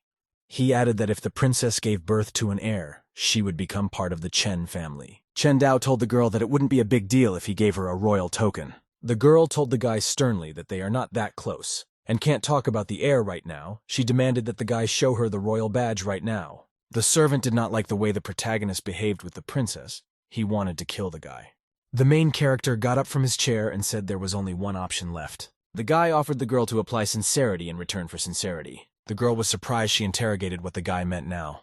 The young master told the girl that she had defeated him. He asked the princess if he had defeated her. The girl looked at the guy and said she was completely sincere in her feelings. The young master said that all words should be confirmed by deeds. He added that the Chen family should see a manifestation of sincerity on the part of the girl. The princess turned around and said she was leaving and would come back when she thought about the guy's proposal. The protagonist shouted after the princess that he wanted to see her off. The guy thought to himself that the girl had decided to put on a show for him but didn't want to go all the way. The main character together with the princess and her servant were walking on the estate. Suddenly someone called the guy by name. The young master along with his companions stopped. The lad was a little surprised. The protagonist noticed Suyan's sister walking towards him leisurely. The young master asked his sister with surprise why she had come. The Suyan girl slowly approached her brother and his companions. The girl asked angrily at Princess Yue whether she was trying to trick her brother again. The princess servant stepped forward and stood in the path in front of the Suyan girl. Princess Yue replied to the girl, then the girl completely misunderstood. Smiling, the princess said that she was completely sincere in her feelings for the protagonist. This kind of answer really surprised the Suyan girl. She became silent and looked at the princess. The young master said cheerfully to his sister to calm down. The protagonist said with a smile that Princess Yu says everything from the bottom of her heart. Such words really surprised Suyan's sister. She couldn't believe that her brother was so naive. The princess after the conversation told her favor that she was leaving. Princess Yue told the young master that she would give him the pills for free this time. The main character waved happily to the princess and said she was spoiling him. Sister Suyan asked with surprise at her brother. Did he really start to believe the princess? The young master replied calmly that he didn't think to believe the princess and the sister could relax. The protagonist said he'd make the princess pay back everything she screwed him for. The princess and her servant were walking home. She asked him how strong the Suyan girl was. The princess told her servant that the Su-yan girl scared her a lot. After a little thought, the servant said that he wouldn't be able to handle Su-yan in a fair fight. This kind of answer really displeased the princess. She realized that Su-yan was so strong. From the side, a servant suddenly ran up to the protagonist and called out to him. The young master asked with great interest of the servant how it had gone. The servant replied to the protagonist that the fish took the bait as he predicted.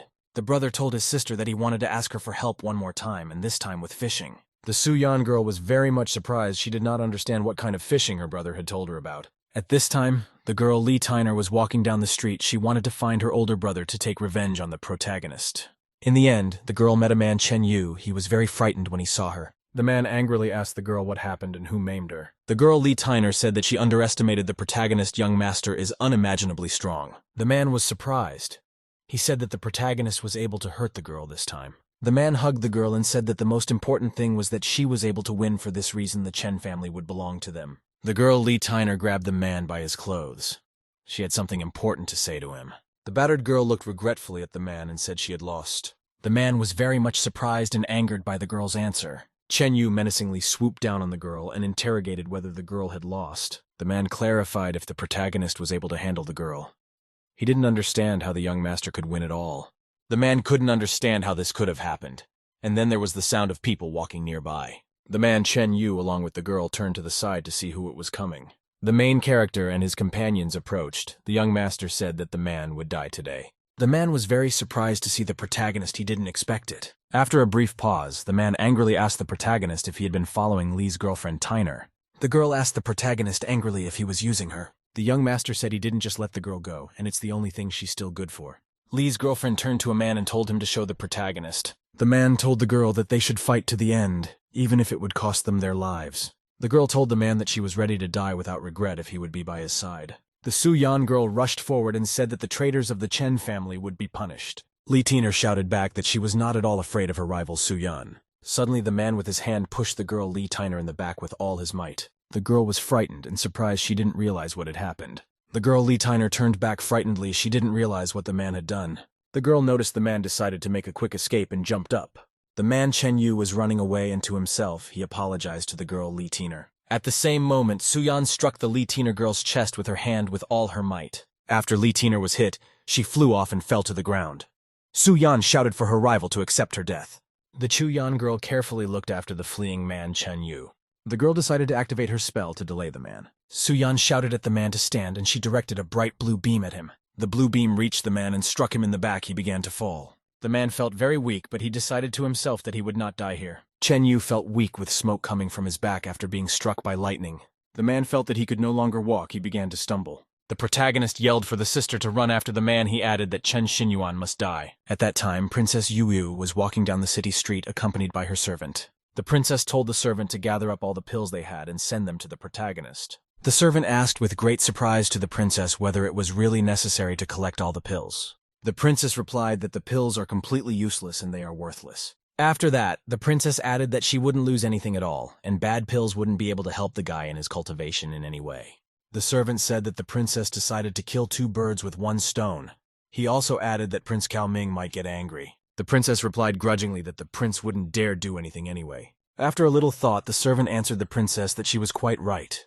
The princess said that once she takes the royal token away from the protagonist, it can be gotten rid of. Suddenly, the girl noticed someone running up to her and falling to the ground. Taking a closer look, the princess noticed that Chen Xinyuan was on the ground in front of her. The exhausted man asked the princess to save him. With great surprise and concern for the process, asked what happened to the man. At this time, the main character appeared. He told the princess that they had met again. The young master said that he had followed the traitor of the Chen family and happened to run straight to the princess. The protagonist said cheerfully that the man himself ran into the trap. Afterward, the guy asked the princess if it didn't seem like it happened exactly as he said it did. Lying on the ground, the man was still begging the processes to save him. The protagonist told the man that the princess would certainly not save the traitor. Chen Yu, from his last strength, lifted up in a weak voice. He turned to the princess. After that, Princess Yue threateningly shouted at the man to shut up. The princess commanded the servant to kill the traitor on behalf of young Master Chen. The man was very frightened and tried to protect himself by covering himself with his arm. The princess's servant hit the man in the chest with all his might, and he went down. Chen Yu lay dead on the ground. The princess told the protagonist that she executed the man instead. The young master said that the princess is indeed sincere when it comes to him. The main character said cheerfully to the princess that he was bowing out and leaving. The princess asked the servant if it was possible that the young master was only pretending and wanted to fool her. The servant said the princess didn't get any benefit from the guy, but he didn't get anything either. Maybe Chen Dao is really faking it. The princess turned around and told the man that they would wait and see what this would all boil down to. The protagonist came home and the servant said that Princess Yu sent him pills. The young master opened the box. He noticed that the pills looked good, so they would go bad in a couple of days. Chen Dao thought that the princess had somehow processed the pills before sending them out. The protagonist commanded the system to move the expiration date of the pills. The young master said that because of the system, he was able to refine the pills, and it would improve cultivation. The protagonist decided not to waste time, took a pill, and began to cultivate. Very quickly, the young master reached the second level of the spiritual sea, and then the third level. Chen Dao continued to take the pills until they completely ran out. Gradually, the young master had reached the fifth level of cultivation. The guy thought the pills were very good and wondered where the princess got them. The young master thought that the pills were very valuable and ordinary people couldn't create them. Only the Huan Academy could do that. Suddenly, the protagonist heard someone knocking on the door with all his might. He asked who had come. A servant ran in and shouted excitedly that he had bad news for the young master. The young master excitedly asked his servant what was wrong. The servant said the Yu family did something to their winery. The protagonist asked his servant to take him along. The servant said that the Yu family opened a new store against their main winery. Also, they poached more than half of the master winemakers. At this time, a group of men came out of the store and headed towards the protagonist. The servant asked manager Chen what he was doing and where he was going now. The manager asked the guy how dare he raise his voice at him. The servant told Chen An that he was bribed by the Yu family and lured him to their winery. He accused him of betrayal. The manager looked at the servant with a smile and said it was no big deal. Chen An added that the Yu family had made them an offer that could not be refused. A servant told the protagonist that his father had once accepted the manager Chen An into the family when he was on the verge of death. The servant also added that the Chen family had even paid for the funeral of the manager's parents while Chen An was ungrateful. The young master said that if Chen An decided to stay, he would pay him double what the Yu family offered. The protagonist asked the manager what the servant would say, and the servant became very agitated. The manager said he was very touched he didn't expect such an offer. The manager added that daily volumes and sales of spirits wine are falling, for this reason he does not want to stay. The manager added that the Yu family's business continues to bring in more and more profits, and he will not change his decision. The main character told the manager to get out as soon as possible. The manager was surprised and didn't like the young master's words. After that, Chen Dao slapped his hand on the manager's face with all his might. The protagonist sternly told the manager to get lost. The people around them liked what happened. They expressed their support for the young gentleman. The manager shouted menacingly that they would see who would have the last laugh and added that without him, the winery would be dead in a month. As he left, the protagonist ordered his servant to deal with the manager. The man was frightened. The man saw the servant approach him with a knife in his hands. He was frightened. The manager shouted to the guy that he now belonged to the Yu family. The guy prepared to stab the manager when Yu Ming came up and ordered everyone to stop.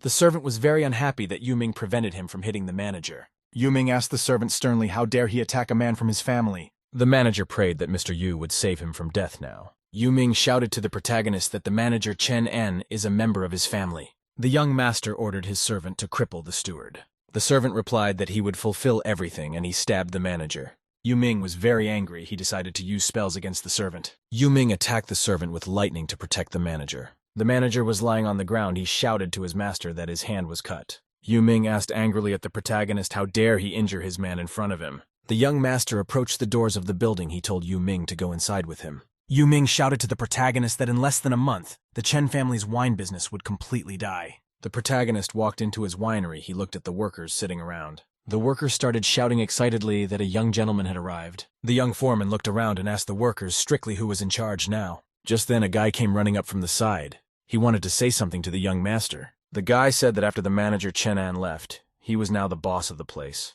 The protagonist asked the guy what his name was. The guy gave his name as Chen Liang. The young master asked Chen Liang what the situation in the winery was like now. Chen Liang reported that the main factor for spiritual wine is its age, and for that you need spiritual yeast. Chen Liang added that the age of spirit wine is directly related to the age of spirit yeast, and previously the person responsible for creating the yeast was Chen An. Chen Liang said that after the manager left, no one else can create yeast more than 10 years old. The young master asked Chen Liang what they could do about it now. Chen Liang said that he devoted half of his life to the Chen family winery and would not allow it to close under him. Chen Liang promised that he would take a few people under his leadership.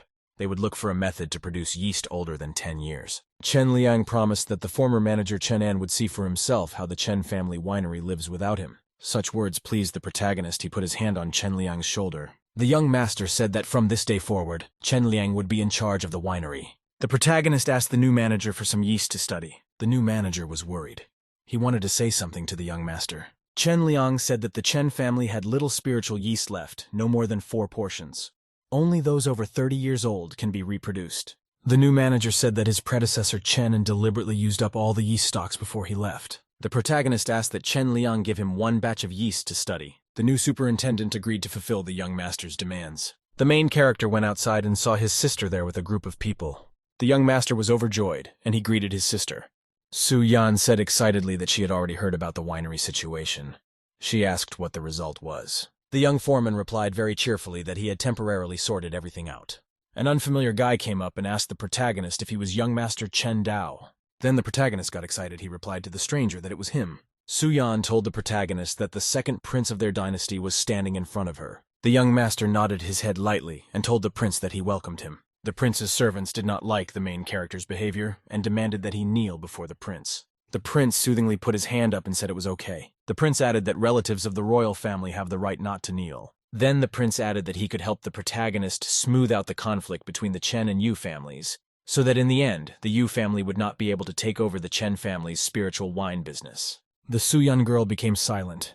She looked at the prince with great distrust. The prince smiled and said that he absolutely sincerely wanted to help the Chen family. The young master said cheerfully to the second prince not to trouble himself. The protagonist replied confidently that he could figure it out on his own. The prince said that he was well aware of the situation of the Chen family. He also added that the girl's younger brother Suyan is also his younger brother. The protagonist was very surprised and wondered if his sister had ever mentioned a prince. The second prince was greatly puzzled by this response from the protagonist. The prince looked at the young master and said the words caught him off guard. Sister Suyan thought that her brother had changed a lot in a couple of days and he had become more eloquent. Suddenly, the protagonist approached the prince and said he was expecting something from him. The prince was very much surprised. He asked Chen Dao exactly what he expected from him. The young master said he was expecting gifts. If the prince wants to be his big brother, he must have gifts. The prince was surprised to hear the protagonist say that he would not go back on his word. The prince commanded the servant to give the protagonist a yellow rank top technique called the Fist of the Rushing Bull, and the servant replied that he would do everything. The servant took out a special notebook, walked over, and held it out to the protagonist. The servant said it was only a yellow rank technique and was worthless. The protagonist was disappointed by such a modest gift from the second prince. After that, the young master threw the notebook on the ground and told the servant to take it back. Then the notebook remained lying near the young master's feet. The main character said that it was just a yellow rank technique. He added that he deserved more. The servant said angrily that yellow rank apex techniques are recognized and used by all the big families, and the young master said that he deserved better. The second prince said to have the servant give the protagonist a mid-mystic rank technique called Divine Wind Feet. The servant was very unpleasantly startled. He reached in and pulled out another notebook for the protagonist. The servant handed the young lad a notebook with the proper spell technique. The main character was very cranky, saying he still didn't have enough. He never picked up the tech notebook. The servant threateningly told the young master that he was asking for trouble. Chen Dao told the second prince not to even try to shove miscellaneous trash at him. The servant told the prince that he wanted to teach the young master good manners on his behalf. At this time, his sister Su Yan walked over to the young master and stood beside her brother. The girl asked very sternly of the prince's servant what he was up to. The second prince took the servant by the shoulder and demanded that he stop. The prince took out a notebook and said that it described a sword technique that belonged to the earth rank. The second prince held out a magic technique notebook to the protagonist. Chen Dao was greatly surprised when he realized that the prince had offered him an earth rank technique. He knew that his family did not have such techniques right now. The prince wanted to explain to the protagonist what the gifts were for. The second prince said that he was helping the young master for the sake of his sister Su Yan. The protagonist snatched the magic technique notebook from the prince's hands. Chen Dao told the prince to stop talking and added that he was fine with it. The second prince was very much annoyed and disappointed with this outcome. The servant demanded that the protagonist thank the other prince. The protagonist said that thank yous are mere formalities. They are only used by people who are distant from each other. The guy turned around and started to leave. He told the prince and his servants that they could be free. The second prince silently and thoughtfully looked after the departing protagonist. The prince told the Suyan girl that he was leaving, but he promised to definitely come back to her. Eventually, the prince silently, accompanied by his servants, began to leave. The servant told the prince that he had never met anyone so insolent and disrespectful. The servant said that the relatives of the royal family had no right to behave like this. He also added that the prince had given the head hero a very valuable piece of equipment. The second prince said calmly that there was nothing wrong. He added that the young master would not be able to comprehend the sword technique. Also, the prince added that there are a lot of resources needed for the technique. The second prince reported that he had barely comprehended the technique to the first sword, but had spent a lot of heavenly materials and treasures. The prince said that the protagonist is currently suffering from a lot of problems and has nothing to look forward to. The prince showed that he was serious about Suyan's girlfriend with the help of a gift. The servants told the prince very humbly that he had acted very wisely. Suyan's girlfriend told the young master that she wanted to discuss something with him. The boy replied that he was all ears. Suyan said in a worried voice that the Hwang Academy entrance exam was about to start. The young master asked his sister with interest and how to get in.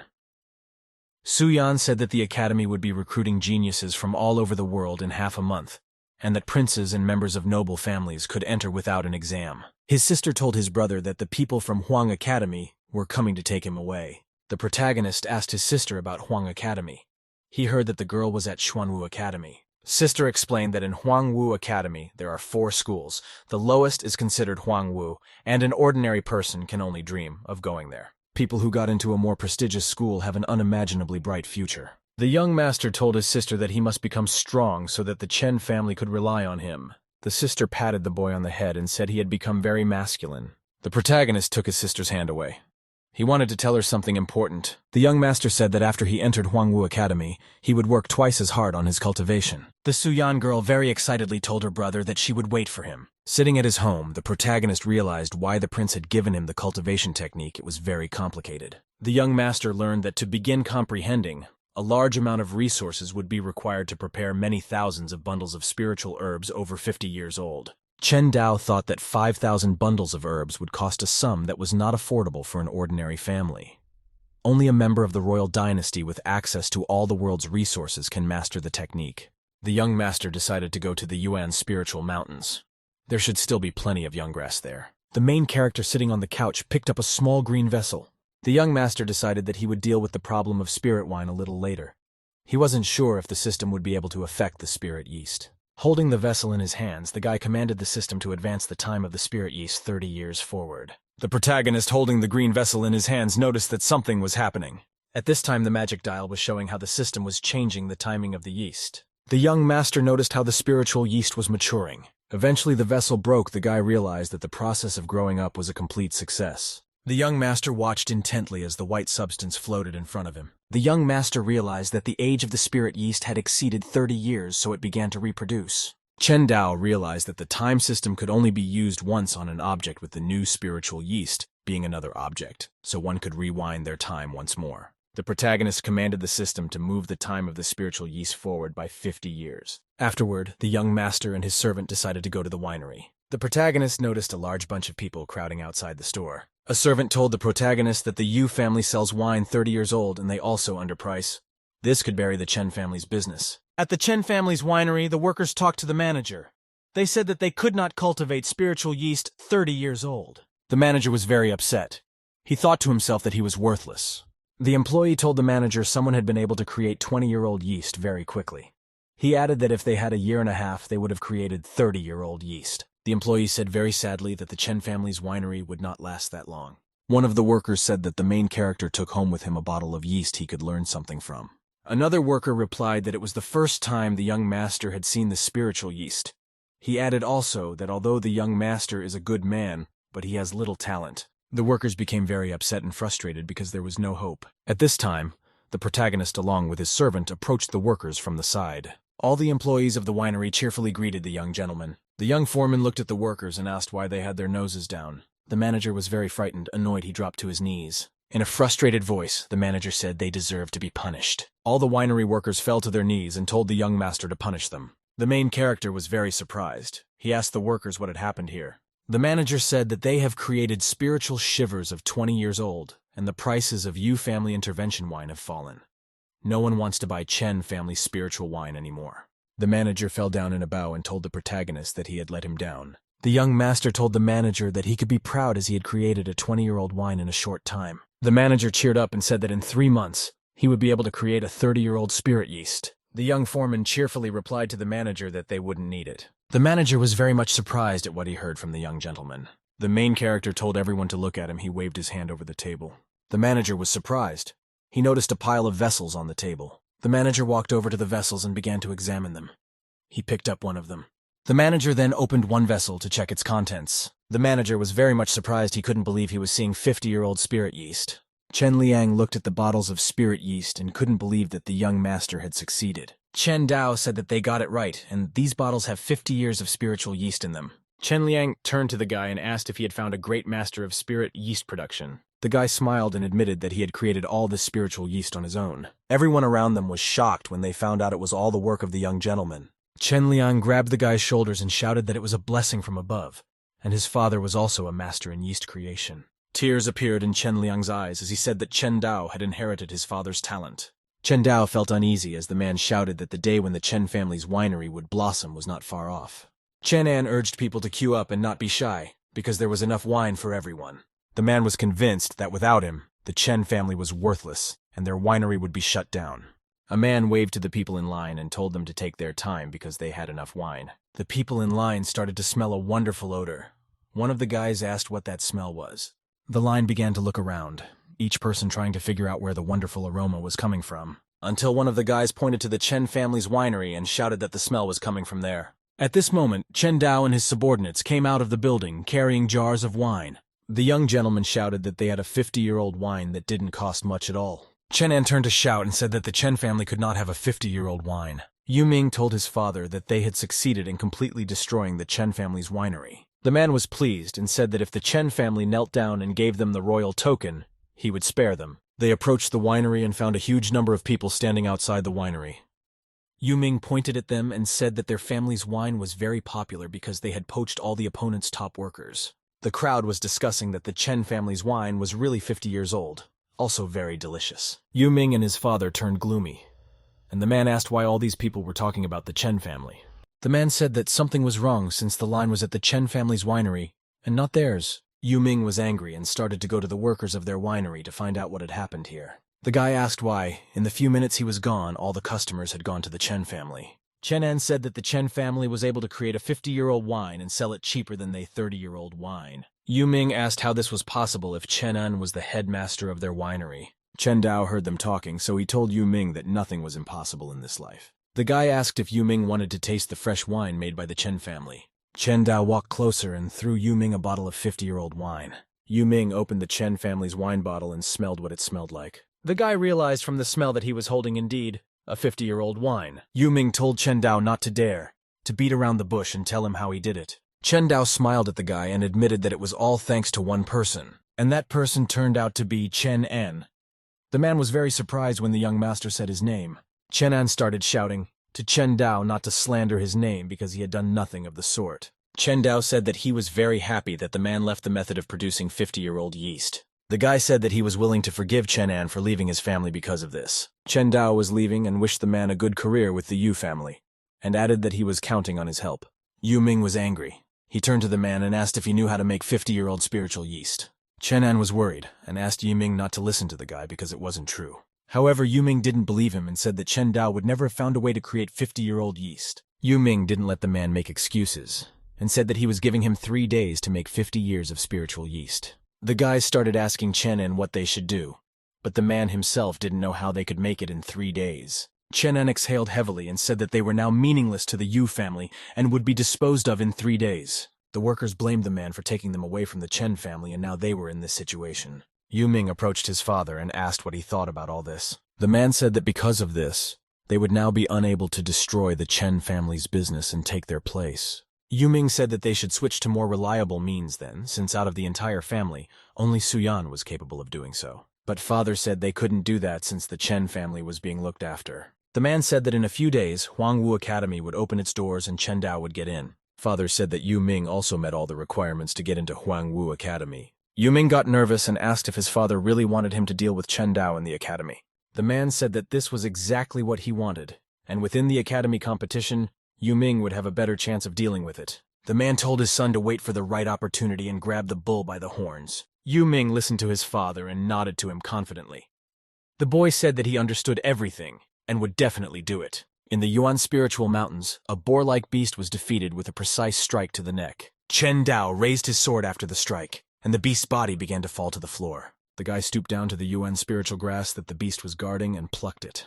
The boy considered the grass and said he was scared to imagine how his sister had found a strong artifact here. Chen Dao asked the system to advance the spiritual herb time 50 years forward. The guy thought that by promoting immature grass with the system, he would be able to strengthen his cultivation. A while later, the forest on Yuan Mountain was very noisy and someone's roar could be heard. The beasts were defeated, and the guys saw that they had found low-level and immature grass again. The men threw it away and said it was a bad place to be as there was only immature grass left. The immature spiritual grass fell to the floor as it was useless to them. The guys turned to the girl and waited for her to tell them what they should do next. The girl told the boys that they would have to go deeper into the mountains and look for grass there. The guy told Sister Chu that there was a dangerous demonic beast deep within the Yuan Mountains, and it was dangerous to go there. But the girl said it was crucial for them to strengthen the pills now, so it was worth the risk. Sister Chu told the guys that if they were attacked by a demonic beast, they could just run away. The man said that they had no choice, and they went deeper into the mountains. And Chen Dao watched them from afar. Chen Dao sat surrounded by grass, and didn't think that he could gather more than 100 bundles of grass in one day. The boy thought that these three were strong, and he'd better follow them to pick up the grass they were throwing out. Therefore, on the second day of his stay in the Yuanchen Mountains, Chen Dao followed the group.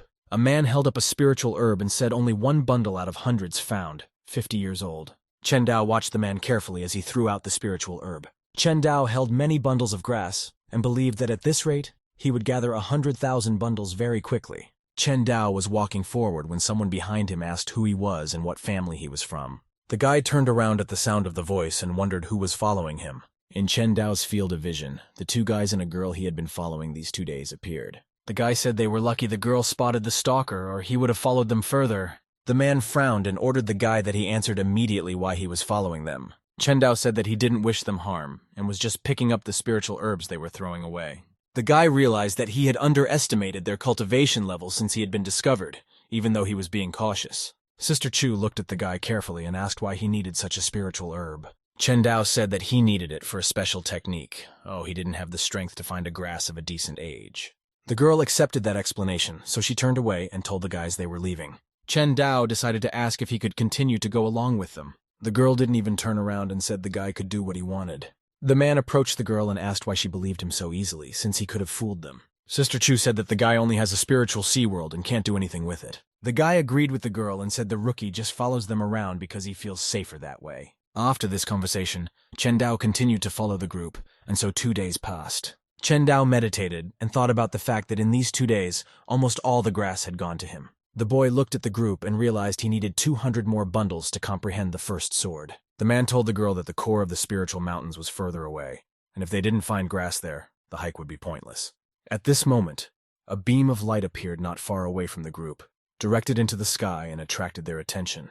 The man asked what that glow was, and the guy could smell the dense medical aroma. Sister Chu thought that someone had found a medical artifact and told them to quickly go there. Chen Dao also got up from the ground and started walking towards the beam of light. They had to go around a small mountain to get to the beam, and the group hurried over to see what was going on. A little later, they walked around the mountain and saw a beautiful blue flower with an aura emanating from it. There, they saw the demonic beast of the Yuan Mountains fighting with a dragon over some plant. The guy said it was a snow lotus holy medicine level 9 medicine that would bloom soon. The man took a closer look and said it was no wonder these creatures came here for the flower. The dragon roared at the demonic beast of the Yuan Mountains and started fighting over the holy snow lotus. Their battle didn't last long, because soon the demonic beast defeated the dragon. The man said that the strongest demon of the Yuan Mountains was able to handle the dragon even though he was injured before the fight. The demonic Yuan Mountain beast threw out a dragon throat from its mouth and roared.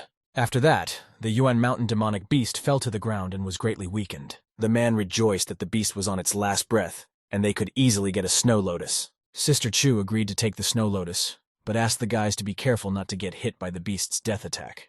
And Chen Dao was asked by the girl to move farther away because they were going to massacre the beast. The man taunted the guy and told him to hide or he might end up badly. Chen Dao told them that he would do as he was told and persuaded them to hide in the bushes. The boy remembered well that the beast was so strong that his sister could barely handle it. The men in the group drew their swords and filled them with spiritual energy. Sister Chu ordered them to attack, and all 3 of them ran at the beast that was already ready to defend. The demonic Yuan Mountain beast opened its mouth and a blue ball began to appear in it. The boy shouted to the girl that they would distract the beast while she took the holy snow lotus. The girl asked them to be careful, and the boys jumped on the beast attacking it. The demonic Yuan mountain beast threw the guys off, and they realized that it was strong despite being injured. The beast was able to jump up and flew straight at the men who weren't expecting it. They couldn't dodge because the demonic beast suppressed them with its presence. Sister Chu saw the beast jump up and realized that things had not gone as they had expected. 2 long ribbons emerged from the girl's sleeve, which she sent to the boys. Ribbons began to wrap around the guys' waists, securing their bodies tightly, and the girl was able to pull the guys out of the beast's attack zone at the last moment. The man looked at the beast that was looking at them through the scattering dust and said that they had underestimated him. The demonic beast of the Yuan Mountains walked up to the Snow Lotus Saint and breathed heavily. The beast gained strength and opened its jaws to attack the group again. A new ball of energy grew in its mouth. The man shouted that the beast was exhausted and this attack should be the last, so they had a little more time to hold out. The demonic beast started to attack, and the girl jumped aside, warning the guys. The guys also jumped aside, and a blue ball of beast spiritual energy flew beside them. The guys looked at the orb and realized that the demonic beast had cultivated to divine desire. Sister Chu looked at the spiritual energy that surrounded them and shouted that things were not good. The girl yelled for the guys to run away because the demonic beast was trying to catch them. They started to run away, and Sister Chu asked the guys to move faster, but crashed into a barrier. The girl was thrown back, and the boys realized that they had not escaped in time and were now trapped. Chen Dao saw that the group was in trouble. He got worried and realized that he was also trapped. Chen Dao hoped that he could pass through the barrier since he hadn't attacked the beast, but he too was thrown back. He fell to his knees, and beside him was a wall of demonic beast spiritual energy. The beast stayed close to the holy snow lotus. Someone shouted that they had been caught. They realized with horror that they had no chance of escaping the trap. Sister Chu stepped forward and told the boys that she would try to make a path. She drew her sword and started attacking the wall as hard as she could. She hoped she could help them get out. But the wall of spiritual energy didn't even tremble, and the girl couldn't believe it. The girl said that the beast's divine desire was too strong, and they wouldn't be able to break through it with brute force. The demonic Yuan mountain beast grinned and roared at the group of people, but did not attack. The beast lay on the ground, watching the humans carefully as they stared back at him. The guy with the bandage said he thought the beast had locked them up to heal them and then massacre them. Chen Dao didn't understand why he was trapped if he was standing far enough away. Sister Chu drew her sword and turned towards the beast. She realized that they couldn't just wait. So she shouted to the guys that they should attack the demonic beast now. The bandage guy listened to his sister and drew his sword while she yelled that they needed to kill the beast now. The girl said that defeating him while he was weakened was their last chance to survive.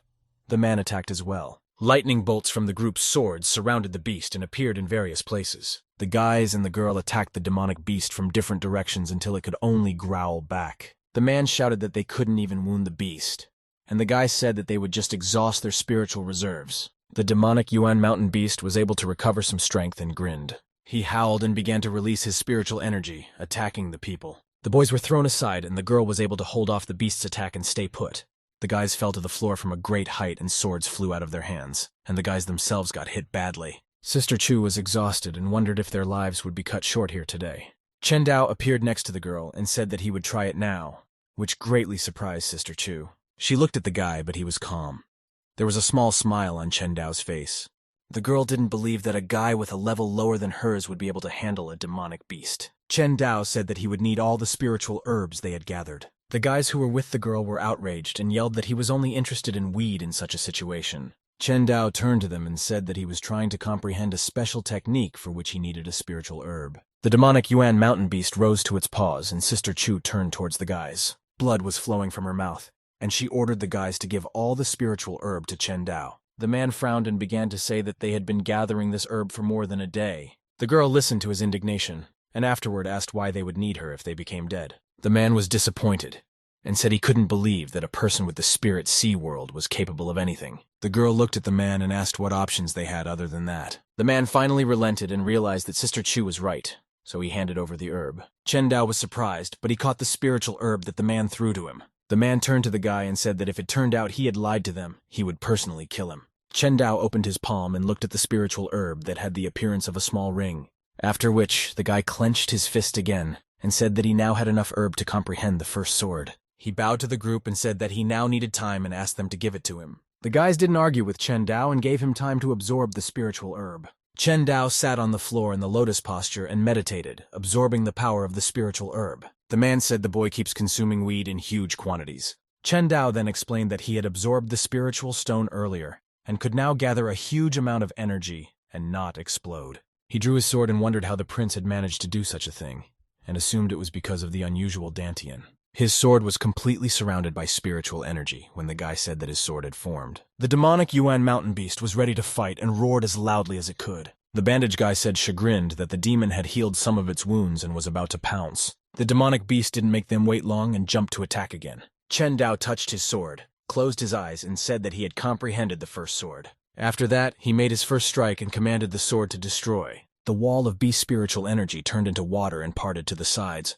While the guy was destroying the barrier, the demonic beast threw back the group of people with his punch. They fell to the ground and the beast kept advancing, and the man said they would not last much longer. The bandage guy was very excited and said that the demonic beast had managed to get a good rest. The beast was once again beside the Snow Lotus Saint and roared. The bandage guy turned to Chen Dao and asked how his process was, but he was not answered. So the guy realized that he was not in his right mind to count on the boy in such a situation. The demonic beast of the Yuan Mountains rushed forward to attack. He was going to finish off the girl. Sister Chu was lying on the ground and realized that she wouldn't be able to dodge the beast's attack. The guys in her group saw this and shouted worriedly, but there was nothing they could do to help. Sister Chu felt someone quickly approaching her and couldn't believe it. The next moment, Chen Dao carried the girl in his arms and dodged the beast's strike. Demonic Beast Mountain Yuan was shocked when he realized that someone had managed to save Sister Chu. The man couldn't believe that Chen Dao was able to save the girl and was so fast. Sister Chu looked at Chen Dao in surprise, as if she was seeing him for the first time.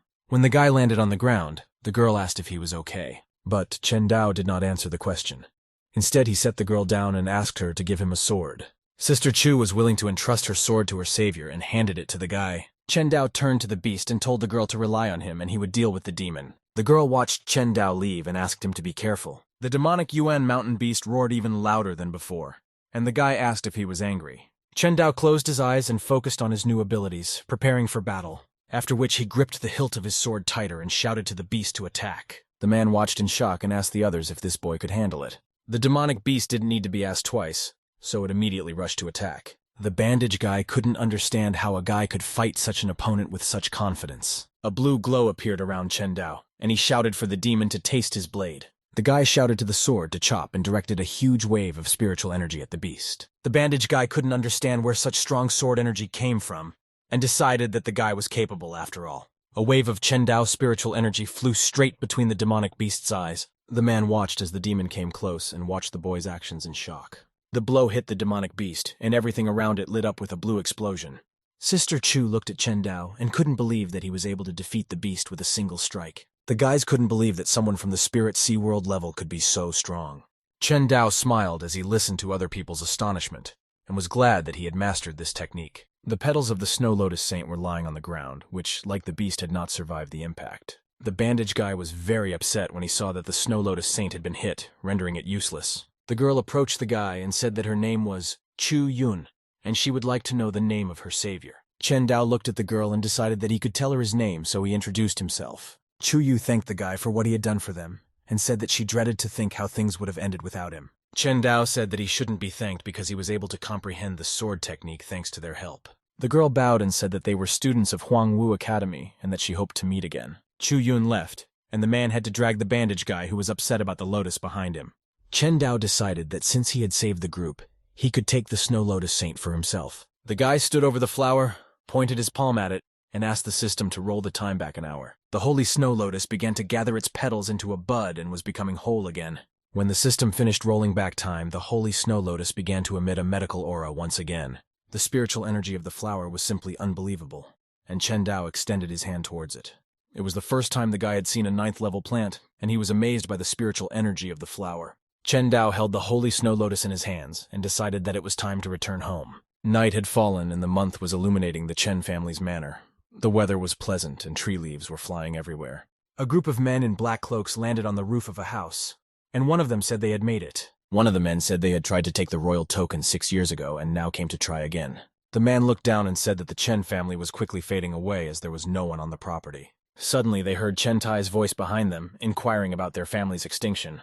The bandit asked how Chen Tai was able to survive if he was seriously injured when he was protecting Chen Dao. The old man called the group a pack rat and said he wouldn't let any of them escape this time. The bandits laughed and said that the old man had been out of shape for a long time, so he wouldn't be able to handle them alone. At this moment, Chen Suyan appeared from the other side and said that Grandpa was not alone here. The guys turned around at the voice and were startled to recognize Chen Suyan as the girl. They didn't understand why the girl was here if the academy had started long ago. Someone asked what they should do, and the chief bandit said that even if the ruler of heaven were here, they should do their duty. The man said that they may not worry because Chen Suyan is alone. He then ordered the rest of the group to attack the girl, and they jumped off the roof. Several people landed in front of Chen Suyan and told her to fight them. The others landed next to Chen Tai, and the man shouted for the old man to appreciate his technique. Old man Chen dodged someone else's punch and called the bandits petty lads. Chen Tai slapped the man and ordered, telling on whose behalf they had come here. Grandpa Tai made too sudden a movement, and blood flowed out of his mouth and he coughed. The man jumped away from the old man and began to gloat that the old wounds were making themselves known. The bandit was also injured and asked, what was the point of Chen Tai finding out who they came from? The other man shouted and ordered the guy to shut up and get rid of the old man. Chen Tai exhaled heavily and said that he had dedicated his entire life to protecting the Chen family. Another man's fists were rapidly approaching him as he yelled loudly that it looked like his days were coming to an end. Suddenly, Chen Dao appeared in front of the grandfather and shoved the bandits away from the man. Chen Suyan fended off the crowd's attacks on her own, and the guys asked how they would handle her if she was too strong. One of the men sent 2 men to look for Chen Dao because he was sure that this was how they would get the royal token. The 2 pare in the group obeyed the order and ran further away from Suyan to look for the young master. Chen Suyan saw that the guys had decided to split up and was confused for a second. The girl used her strongest technique and a spiritual image of a girl appeared behind her. Chen Suyan was determined to quickly deal with the bandits and catch up with the others. The bandits saw Chen Suyan's technique and realized that it was a manifestation of Dharma. It was a very powerful technique, and one of the guys said to take a pill they were given. The bandits took out a small gold-colored pill and drank it before fighting Chen Suyan.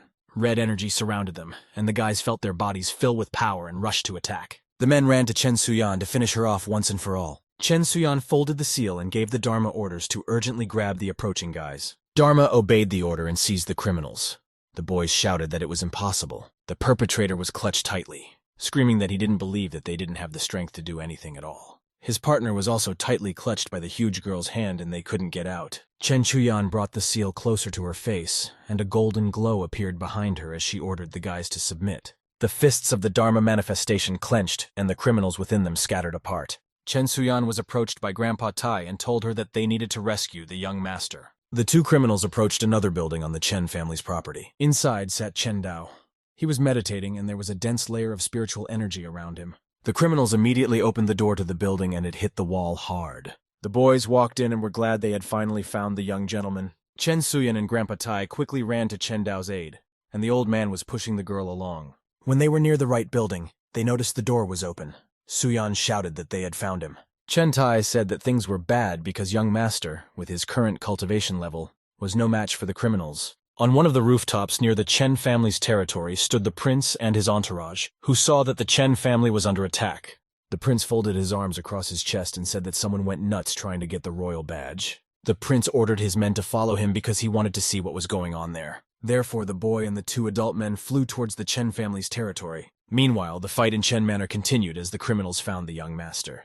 However, the criminals were clearly losing because the guy knocked them back with 1 punch. Both bandits flew through the doorway into the street and fell to the ground. Chen Tai and Chen Suyan were approaching the entrance of the building when they saw the criminals on the ground. Old man Tai came closer to them and told the girl that they weren't breathing. At this moment, Chen Dao came out of the building and greeted his grandfather and sister. There was still a small amount of dust around the guy, and in his hands was a sword. At this moment, a prince landed beside them and asked Suyan if she was all right. Chen Dao replied instead of his sister.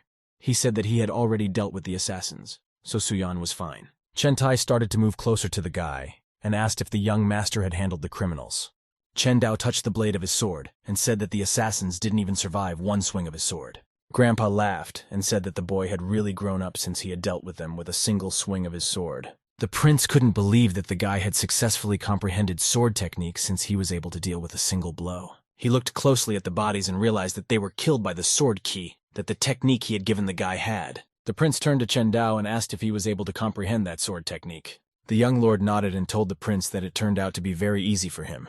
The prince was dissatisfied because he had consumed many expensive herbs and spent 5 years learning this technique. Therefore, the prince asked again if Chen Dao was really already able to comprehend the technique. Chen Dao channeled spiritual energy into his sword and asked the prince if he wanted to check. However, the prince backed off and said he could already see perfectly well by the key around his sword.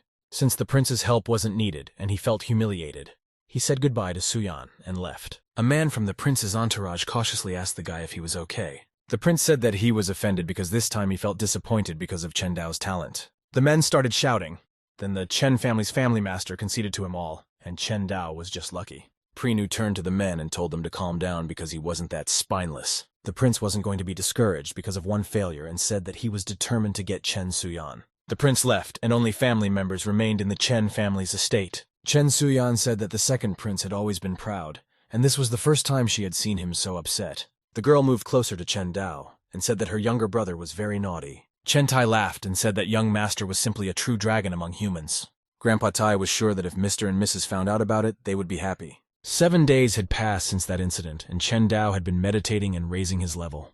During this time, the young master of the Chen family managed to reach the 8th step of the spiritual sea. The guy reached for another pill and said that thanks to Princess Yue, his cultivation was growing very fast. Chen Dao looked at the pill, and he wondered where Princess Yue was getting all these pills from. The guy went outside and thought that at this rate he could get to the next stage within a few days. He was about to find his sister and ask about the compatible Yuan spiritual item when Suyan appeared in front of him. Chen Suyan was surprised when she saw her brother, and realized that he had already reached the 8th stage of the spiritual sea. Chen Dao said that the girl was right, and that he was generally developing very fast. Chen Suyan smiled and told her brother that he would catch up with her soon.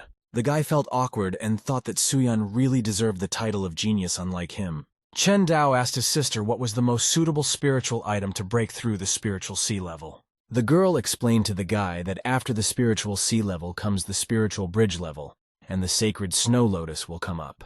Chen Dao didn't expect to hear that a snow lotus saint was the perfect match at all, and was surprised by this coincidence. Suyan said that lotus is very hard to get, so even geniuses in the academy rarely get it. The guy listened to a long explanation from Suyan about how guarded the flower was, and asked her to look at something in his hand. Chen Suyan looked at her brother's palm and couldn't believe that he had a real snow lotus. After that, they separated, and Chen Dao went on walking. But soon the butler ran after him. He bowed to the young master and said that Princess Yue had already arrived at the manor. Chen Dao turned to the man and said that the princess had come very timely, and it was time to settle accounts with her. Guy asked the butler to count how much money the princess had swindled from the Chen family. The man bowed and said that if all kinds of gold, spirit stones, and the rest were taken into account, half of the Chen family's fortune. Chen Dao was shocked that Princess Yue was able to get half of the family fortune. He gloomed and muttered that the princess had a really big appetite. The butler said that when Suyan was in the academy, the guy trusted the princess too much, and the family got into a mess. The man said that the young gentleman was now collected, so he should not fall for any more tricks. Chen Dao was determined, and said that he would not be cheated this time, and he would even make the princess give back everything she owed. Princess Yue Wu, along with her subordinate, was waiting for Chen Dao in the main hall of the Chen family. The old man said that he was very sorry to give this orb away because King Qing Yu had a hard time getting it. However, the girl said that the sphere now has no value because instead of curing, it poisons. The old man asked what she would do if Chen Dao suddenly died because they wouldn't get a token. The princess said that the guy was already playing with them, and if he didn't give it to them for such charity, he would die suddenly. Soon, Chen Dao appeared in the main hall and said hello to Princess Yue Wu. The guy asked what good she had brought him this time, and the old man thought the lad was foolish and utterly shameless. Princess Yue Wu pointed at the many vials and said that there were 300 pills. Chen Dao thought, then the girl is doing well, and this batch is bigger than the previous few batches combined. The princess said that that was the last batch because the pills were difficult to make, so she couldn't offer any more. Chen Dao smiled and said that it made sense, and thought that the source of the girl's pills had dried up. Young Master Chen became serious and thought that it didn't matter because these pills were for a long time. Princess Yue said that she brought another important treasure that belongs to the Qin family. Chen Dao looked at the thing that was covered and asked what it was. Princess Yue began to lift the cloth and revealed that this protective treasure was called the Xuanying Bowl. Chen Dao was surprised and scrutinized the unusual treasure that the girl had brought. The princess said that the orb nourishes a person's perfection by keeping it close to the body. In addition, this treasure greatly weakened the top-level opponents by reducing damage. The boy got excited and said that Xia Wu Wu was too kind to him. He thought the princess was too generous and decided she wanted to take a chance. Princess Yue Wu pointed at the orb and asked if the guy could now see how sincere she was. Chen Dao put his hand to his heart and said that he could perfectly see the girl's sincerity. Princess Yue Wu smiled and said that she wanted to talk about the noble king token then. Chen Dao shrugged awkwardly and told the girl that his sister had not agreed to give up the token. The girl got angry and asked who cared about her consent if Chen Dao commanded the family. The young master of the Chen family smiled at the princess and said that his sister had said something. The guy told that the princess should give birth to a little heir, and the girl got very angry. Princess Yue jumped up from her seat and started shouting that Chen Dao had tricked her. The guy put his hand on the girl's shoulder and asked why she was so angry if he wasn't done yet. Chen Dao said that he had almost convinced his sister and the princess just needed to keep showing her kindness. The guy said then the sister would soon agree and asked what the girl thought about it. Princess Yue was silent, and Chen Dao asked if she didn't believe him. The guy said he was sincere about her and was sure she wasn't doing all this to get a token. Princess Yue said that she was touched by the guy's attitude, so she expresses her sincerity. The girl ran her hand over the table and asked what the guy thought about it. 50,000 gold bars appeared on the table, and the girl asked if that was enough. The man was shocked by the princess's actions and tried to reason with her, so he shouted, but the girl raised her hand and ordered her subordinate to be silent. The girl said that after the king's injury, their estate had fallen into disrepair, so the guy should tell her appropriately. Chen Dao looked at the gold bars and said that it was definitely befitting, but then added that there is a problem, which is that his sister is not interested in money. Princess Yue waved her hand again, and a plate of stones appeared on the table, and she asked how about this. Chen Dao exhaled, and said that it was almost enough, while he himself thought that the princess was really rich. The girl shouted that these were all the spirit stones that Qin Manor had accumulated over the years. The old man shouted for the guy not to feign indifference because the princess had taken almost the entire estate's fortune. Chen Dao thought that the princess was gullible today and could really go broke. Chen Dao told the princess that it was barely enough, so he should go talk to his sister. Princess Yue immediately jumped up from her seat and ran towards Chen Dao. The young master of the Chen family did not expect such a reaction from the girl and looked at her with surprise. The princess snuggled up to the guy and said she was anxious by nature, so she needed to know when the guy would respond to her. Chen Dao listened to the girl and said that he would give her an answer in exactly 5 days. After the girl got her answer, she immediately turned around and started to walk away, reminding the guy that he had promised. Princess Yue smiled and said that she would expect good news from him.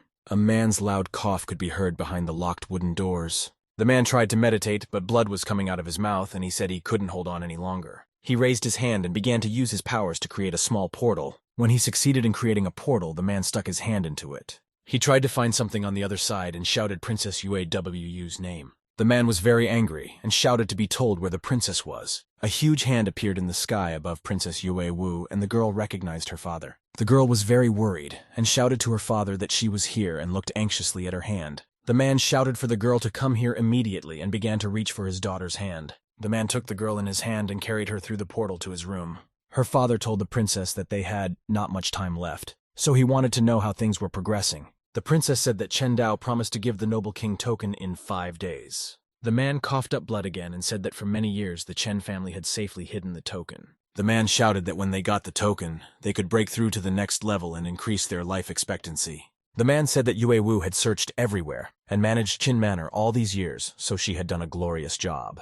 The girl said she had to do it for her father, so it wasn't hard for her at all. The man coughed again and said then his daughter could go, and once he broke through to the next level, he would reward her. Princess Yue bowed to the man and said that she was very grateful to her esteemed father. Princess Yue turned around to leave the room and mentally laughed at the man calling her daughter. After these events, 5 days had passed, and it was time for the princess to return to the Chen family's manor. Chen Dao walked over to the group of people and said hello to Chen's sister and grandfather. The young master said that once he went to Huangwu Academy, the Chen family would be in their hands. Grandpa Tai said the guy can rest easy because the parasite has been eliminated and the wine business is thriving. On top of that, the guy got the money back from Qin's estate, so they can start with a clean slate. The guy looked up into the sky and told the young master of the Chen family that the people from the academy had arrived. The guys landed on the Chen family's territory and said that he could see that they were already waiting for them. The guys straightened up and began to look at big sister Chen Suyan with admiration. The girl said she didn't expect the guys to send out invitations to new students. The guy said that they had no choice, and they can't finish the academy as fast as Suyan can. Chen Suyan said that she would rely on her juniors to take good care of her brother. The guy said that big sister is too polite, and she is the pride of Huangwu Academy of Tianshui Dynasty, and they should do it. Chen Suyan turned to her brother and said that once he left, she would also return to the academy for a few days. Chen Dao smiled at Suyan and said that he would do his best to join Huangwu and find her. Chen Suyan said that although the guy speaks confidently now, but it is not easy to enter Huangwu Academy. Chen Dao said that he is not that confident, but when the beautiful sister is left alone in the academy, he can help but worry. Chen Suyan was embarrassed by such words and took her gaze away from her brother. The guy from the academy gave Chen Dao an academy enrollment token and asked him to break it within 3 days. After that, the guys jumped into the sky and said it was time for them to inform the rest of the students. The man approached the young master and told him that Princess Yue Wu had arrived. The guy turned to him and said it was time to end this, and just the thought of how angry the princess would be made him feel satisfied. Chen Dao headed to the main hall of the Chen family to settle the problem with Princess Yue Wu for good. As soon as the girl saw the guy, she asked if he had brought the token of a noble king with him. Chen Dao started looking for something in her clothes and asked why she was in such a hurry because he had brought it. The guy took out a rectangular thing-wrapped paper and asked why Xiao Wu is not excited. I am not surprised. The girl looked longingly at the wrapped royal token and said she was excited and very surprised. The princess took the bundle and said that she wanted to see soon, but she herself thought that Chen Dao was a fool. The girl unwrapped the token layer by layer, and now, when she took off the last layer, she was very surprised.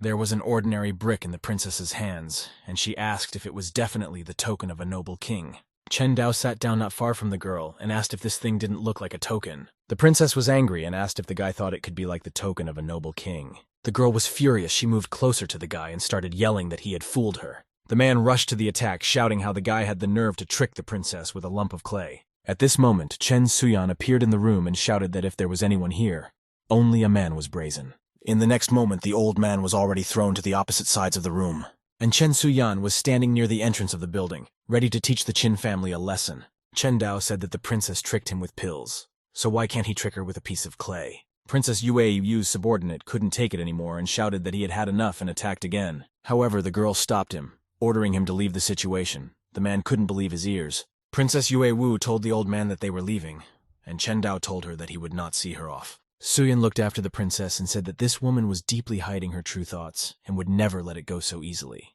The young master of the Chen family walked up to his sister and said that she didn't have to worry because he had everything under control. Chen Dao returned to his room and sat in front of the lotus and pills going to break through to the spirit bridge level. The young master of the Chen family took the boxes of 3 pills and pulled them towards him. The guy drank the pills and began to combine his spiritual energy with the energy of the holy snow lotus. Spiritual energy raged around the guy, and he soon comprehended the 9th step of the spiritual sea level. The holy snow lotus began to rise into the air, breaking off one casket and filling everything around it with its energy. Chen Dao held not the snow lotus saint in front of him and ordered him to open up.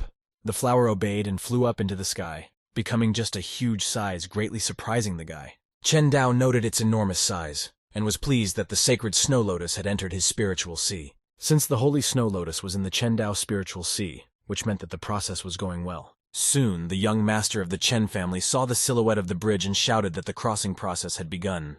Chen Dao looked at his bridge and noticed that the length of his bridge exceeded the 10 meters that an ordinary cultivator was capable of having. After a while, the spiritual bridge was more than 100 meters long. It was mined with compatible objects. The bridge continued to grow, and Chen Dao was thrilled to notice that after an hour, its Dina was 1,000 meters. However, this was not the limit of the Bridge of Spirits, and after 2 hours the bridge was at least 10 kilometers.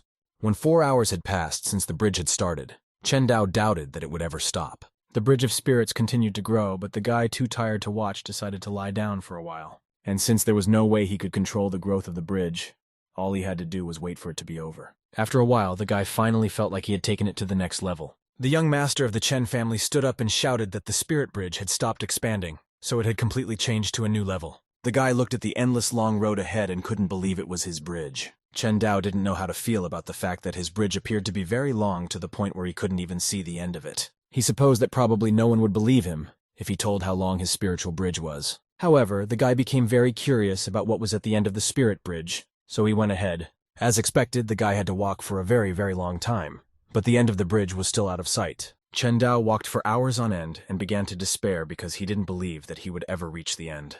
And since he'd spent quite a bit of time on it, the guy decided to go back to his world and deal with the bridge later. Therefore, Chen Dao found himself in his room in the lotus posture and felt his new strength. He stood up shaking his fist and realized that now at the spirit bridge level, his strength had increased several times. And since the main plus was the realization of his own power, it would soon become even greater. Suddenly the guy felt something very hot near his chest and saw a yellow color. He pulled an iron box out of his clothes and remembered that his parents from this life had left the box to him. Chen Dao decided that since the box was reacting, it meant that he could now open it. He pulled the lid up and he actually succeeded. The box opened and a ball of light appeared. The boy looked closely at the strange thing and tried to figure out what it was. The aura from the item that was in the iron box spread to the entire Chen family's estate. Therefore, Chen Suyan sensed her the moment her brother iron box and became worried. When the light from the aura dissipated, the guy saw that the box contained a token and a letter. Chen Dao scrutinized the token and thought about whether it might turn out to be the token of a noble king from the legends. The young master of the Chen family took out a letter from the box and decided to read what it said. The letter was written by his parents, who said that if he sees this letter, they are no longer there for him. Chen Dao smiled as he realized that this letter had been written and left to him by his parents. They wrote that he need not worry about them because they were off in pursuit of the stars and the sea, and the lad must work hard and obey his sister's words, and promised that they would return once their goal was accomplished and they saw their son as the coolest cultivator. His parents had nothing to leave the boy, but they decided to entrust him with the token of a noble king. The noble king token emitted special ki fluctuations that could be detected by others. This item was very precious, so his parents asked him to quickly hide it in his body to block the ki fluctuations. Chen Dao tensed up greatly when he realized that the noble king token could be discovered by others. The young master of the Chen family looked at the token in her hands and realized that the ki fluctuation was indeed there. He immediately hid it in his palm to disguise the aura of a noble king token. However, he was sure that in the time while he was reading the letter, the hesitation had managed to seep out far enough to be felt. Yu Ming sat next to his father, who was drinking tea as usual. However, suddenly the man felt an aura, his hands clenched into fists from what he felt. So the cup in his hand shattered into small shards, but the man paid no attention to it. Yu Ming noticed that his father had broken a cup and was sitting in the tea in shards, so he asked what happened. Standing up and shouting, he felt the aura of the token, and after so many years the noble royal token reappeared. Qin Manor was amongst a huge number of trees, and the princess had returned home. She, along with her subordinate, went to the mountain in which there was a cave. The man asked why the princess didn't kill the Chen family if Chen Dao had so brazenly deceived her. The girl darkened, turned her head slightly towards the man, and asked what would happen even if they destroyed the Chen Manor. She said that the noble king token would have been lost anyway, and now Chen Dao would die when he used the ball. Princess Yue Wu frowned and said that the other thing that was important right now anyway was how she should tell her father. The old man started to say that he had a proposal, but the girl asked him to shut up with a gesture. After that, Princess Yue Wu said that she didn't want to hear even one more word and left. The man watched the girl enter the cave and yelled that she should be very careful. Her father sounded the strongest aura and was very angry. He was saying that Yue Wu had disappointed him. The princess was on her knees saying it was all due to her incompetence and begging for more time. However, her father remained angry and said his time was coming to an end, and then screamed that if he couldn't live, he would destroy everything, making the girl shiver in fear. Princess Yue Wu was very nervous when she realized that her father had gone crazy again. Just at this moment, Chen Dao took out a noble king token from the iron box, and then his aura began to spread far beyond the Chen family's manor. The man was already reaching for his daughter, but suddenly stopped and frowned in disbelief. And then he laughed loudly and happily, shocking his daughter even more. The girl didn't understand what was going on. Her father shouted that he felt the aura of the noble king token and praised his daughter. Princess Yue Wu was surprised by her father's words, that the noble king token had reappeared and didn't understand what was going on. Suyan and grandfather appeared next to Chen Dao's room, saying that the fluctuations were coming from there. They quickly rushed into the young gentleman's room and worriedly asked if he was all right. Chen Dao stood in the middle of the room and turned slightly towards his sister when she asked if this fluctuation could be what she was thinking. The guy confirmed that it was a noble king token, asked if he was in for something serious. Grandpa Tai asked if the token was in the iron box the master and madame had left him. Then he noticed that the iron box was open and realized that he was really lying there, and said that this was what happened all his expectations. Grandpa said his parents couldn't have been unaware of the danger the token provided, and tried to understand why they did so. But Suyan suggested discussing it later, and ordered her brother to immediately break the jade token and head to the academy. Grandpa Tai supported her idea and said that only by entering the academy would he be safe. The criminal sat on a branch and said that after waiting for so many years, the token had reappeared. He immediately jumped down from the tree and headed towards the building Chen Dao was in. The perp was yelling for the guy to give him the noble king token. Chen Suyan frowned, turned towards the entrance and shouted that someone was quickly approaching here. Grandpa Tai shut them down with him and said he could contain the criminals for a while. Grandpa Tai kicked the perpetrator, but the latter put up a block and they bounced in different directions away from each other. Grandpa said it was an expert pill maker and asked what family he was from. The criminal said for Grandpa to stop talking nonsense and immediately hand over the token of the noble king. Chen Dao and Chen Suyan were trying to get farther away when two more strangers appeared from the other side. The girl turned toward the approaching criminals and shouted that someone else was coming to take away the token. Chen Suyan jumped to hold off the approaching guys and ordered her brother to go to Huangwu Academy immediately. Chen Dao watched his sister and held the academy enrollment token in his hand. He looked at it and realized that all he had to do was break it, and then he would be safe. But he was in no hurry to do so, as he was worried about what would happen to the Chen family if he left. He remembered his sister and thought about how he didn't want to see his family destroyed, so he had to stay and take part in the battle. While he was standing in the courtyard of the manor and making a decision, someone was quickly approaching him. That person turned out to be Yu Ming, who knocked the admission token out of the guy's hands, forcing Chen Dao to retreat backwards. Huang Wu's academy entrance token bounced off the ground a few times, and finally landed nearby. Yu Ming told the guy to immediately give him the Noble King token, and then he would keep his life. Chen Dao frowned and realized that Yu Ming had come to their manor to take advantage of the situation. Yu Ming shouted that their family was on the verge of bankruptcy because of him, and was going to deal with him at the academy. But he didn't expect the token to appear. The guys attacked each other, and their fists and spiritual energy met without letting them get close to each other. Yu Ming said that the level of spiritual bridge was amazing, but he himself had reached the level of reality condensation. A sword began to appear in Chen Dao's hand, and he told his opponent that he was asking for his own demise. At this moment, Chen Dao felt someone slapping him hard on the back of his head. The young master of the Chen family began to fall forward, and was shocked that someone had managed to sneak up on him from behind. The guy fell to the ground, and Yu Ming and his father towered over him. Chen Dao lost consciousness. Yu Ming turned around to his father, who jumped even closer to him and was very happy to see him. But the man said time was of the essence and his son was messing around here and ordered him not to miss the chance. The man leaned over to the guy and told him they had to get hold of the token and leave as soon as possible, or it wouldn't be that easy. While the man was examining Chen Dao's clothes, he found a small green ball and tried to figure out what it was. The young master of the Chen family had already regained his senses and was greatly upset that the man had taken away his healing orb. Yu Ming pointed at the artifact and said that it didn't look like a Noble King token. Father agreed, but said that it was some kind of treasure. Otherwise, Chen Dao wouldn't keep it to himself. Yu Ming walked closer to his father and asked why not activate it and see what it could do. The man decided it was a good idea and activated the orb in his hand. A green aura burst from the ball and began to surround the man, who didn't realize what was happening. But he soon realized he had made a big mistake as he grabbed his throat and began to choke. Yu Ming was extremely nervous and shouted for his father to answer him what was going on, but he only coughed. The boy was very scared for his father and didn't understand what was wrong with him or how to help him. Chen Dao lifted up from the floor and saw that Xuanyin's orb was ruined, and was glad that he hadn't used it. The man clutched at his heart and said a powerful poison had entered his body and he urgently needed an antidote. Yu Ming turned to the guy and shouted at him, asking him how he dared to poison his father. Stretched out his hand and ordered Chen Dao to immediately give him the antidote and save his father. Chen Dao picked up his sword from the ground and said that the man had taken his own life by his own misdeeds. Then he turned to his opponents and said he had no antidote. The man shouted that he was no longer able to hold on, but he wasn't ready to accept death. Therefore, he steeled himself from his last strength and threw himself at Chen Dao, ordering him to give up the antidote. Chen Dao easily repelled the poisoned man's attack and flung him away from himself a few meters away. The man bled and said he was disappointed because the head of the Yu family shouldn't die so miserably. Yu Ming saw his father fall to the floor and ran to him. He shouted and called out to him. The guy picked up his father and went into a rage. Yu Ming shouted how Chen Dao dared to kill his father. Chen Dao said that those who do many unjust deeds inevitably die. Yu Ming threw himself at the guy and shouted that he would kill Chen Dao to avenge his father. But Yu Ming froze when he suddenly sensed some terrifying aura.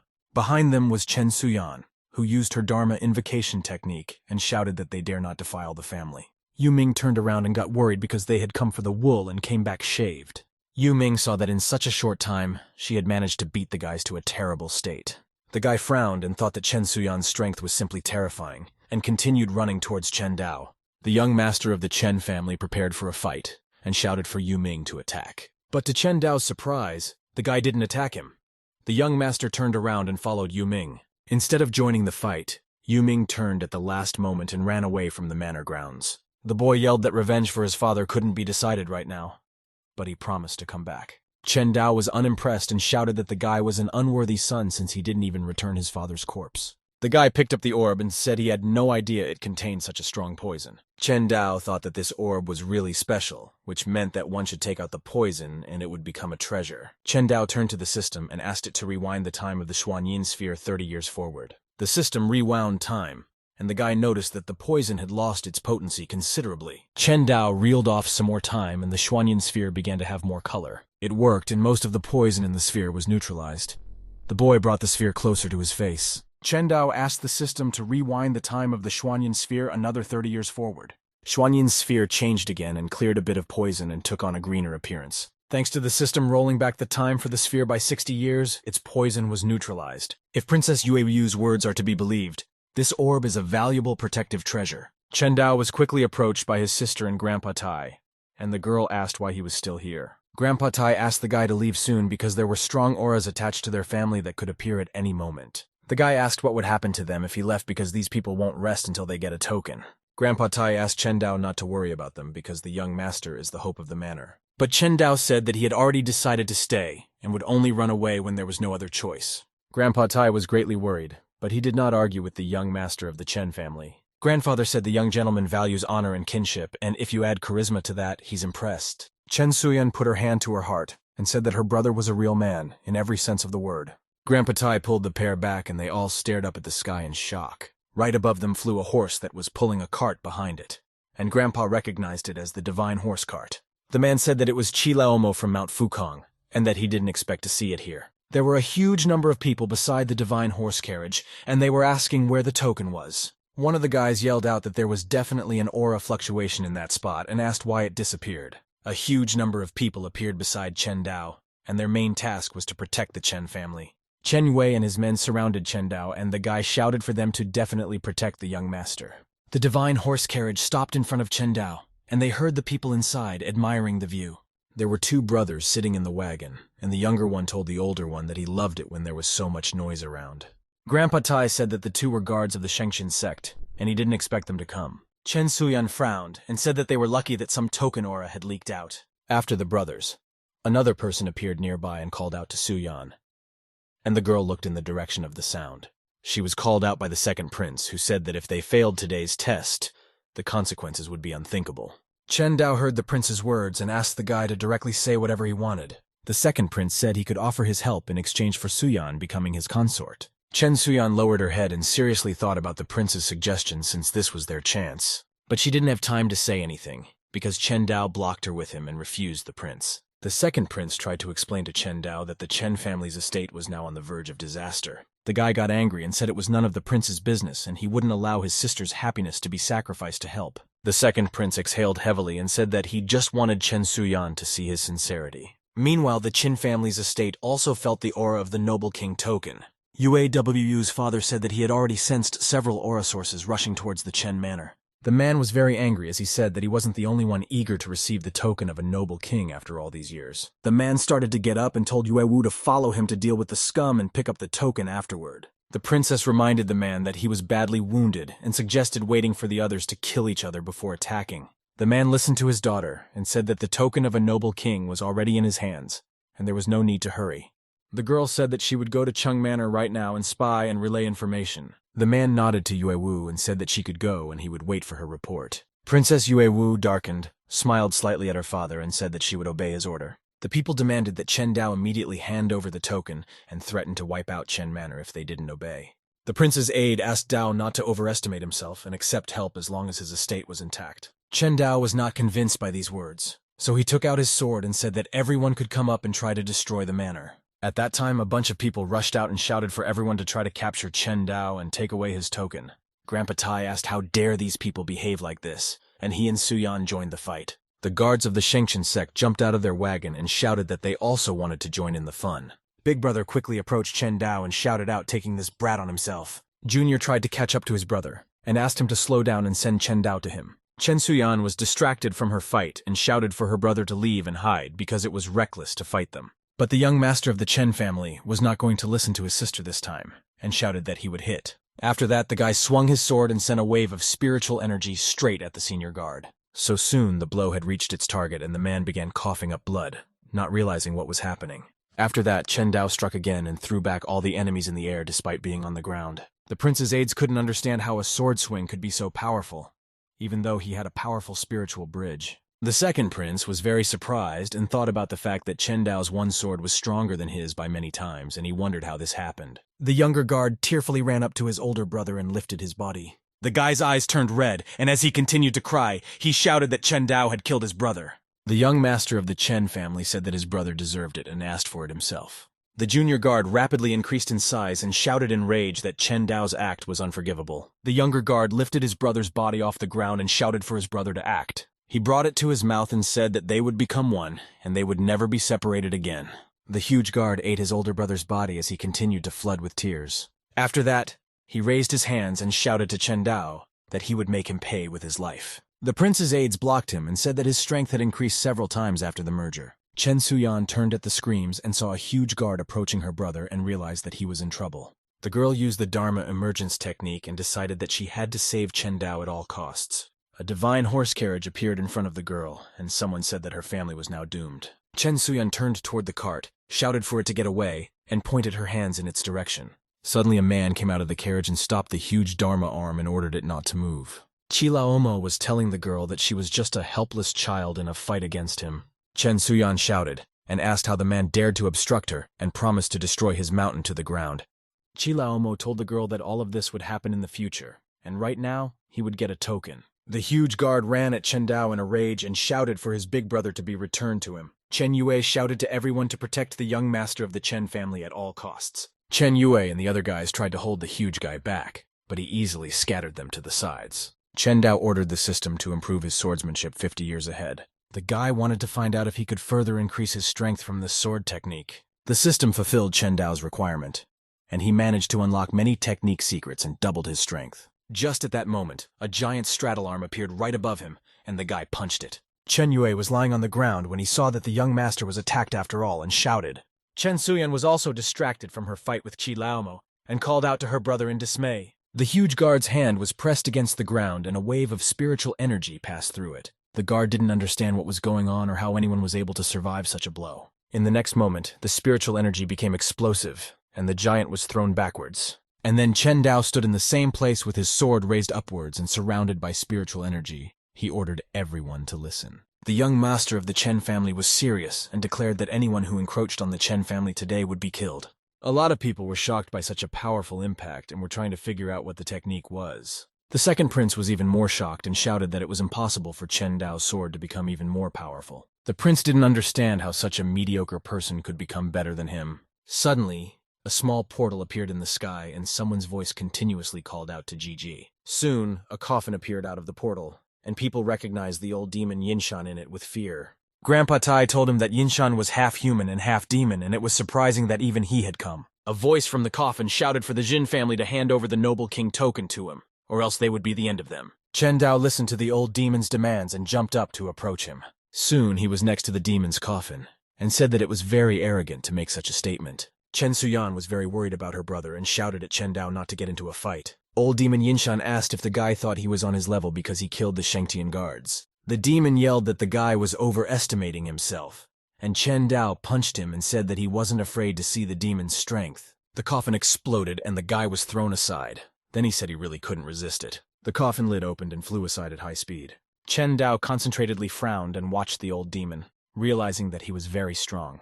As the explosion disappeared, a hand with sharp nails emerged from the coffin and the demon said it was ready. Yinshan stood up fully, his body wrapped in bandages, and he said that he had not left the coffin for 2 years, but he would practice today. People were trying to figure out how a scum like Chen Dao was able to open Yinshan's coffin that had been untouched for 100 years. Princess Yue Wu and her subordinate stood not far from the Chen manor and watched the fight in the sky. The old man was greatly distressed and didn't understand if Chen Dao was really that strong.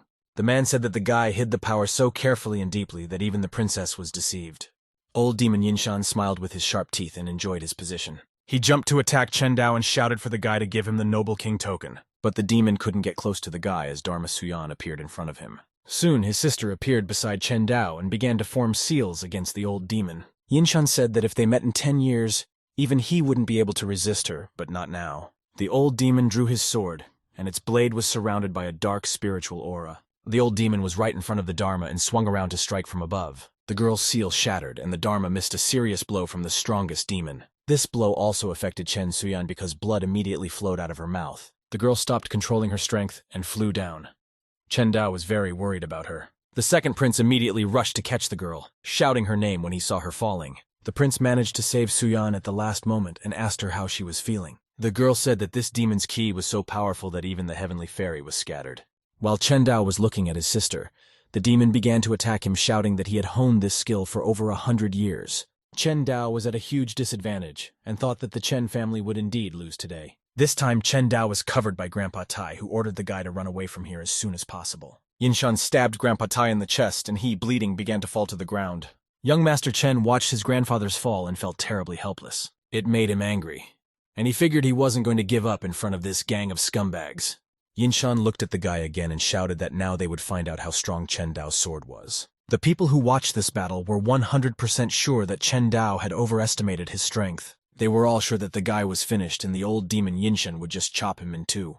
Chen Suyan couldn't look at this calmly and tried to get up from the prince's arms and thwart the demon. But the second prince wouldn't let her risk herself again, ordering his men to rescue Chen Dao. The men flew into the sky and told the prince they would do their best, but it might be too late. Grandpa Tai, who was lying on the ground and was badly injured, was also very worried about the young master. Princess Yue Wu watched carefully and said that Chen Dao was simply unable to withstand the demon's strike. Chen Dao looked at the blade in an intimidatingly strong aura and tried to think of what to do. Finally, he ordered the system to roll the blade in the demon's hand back 50 years. The system immediately complied with his demands, and the sword aura became many times less powerful. Therefore, Chen Dao shouted out for old Yinshan to test his strike and prepare to win. Chen Dao rushed towards the old demon, about to fight him face to face. Their swords met, and Chen Dao put all his strength into this strike, while the demon was relaxed. Yinshan smiled contentedly and started to say that the guy was overestimating his strength when his blade cracked. Old demon Yinshan's face immediately changed and couldn't believe that this had actually happened.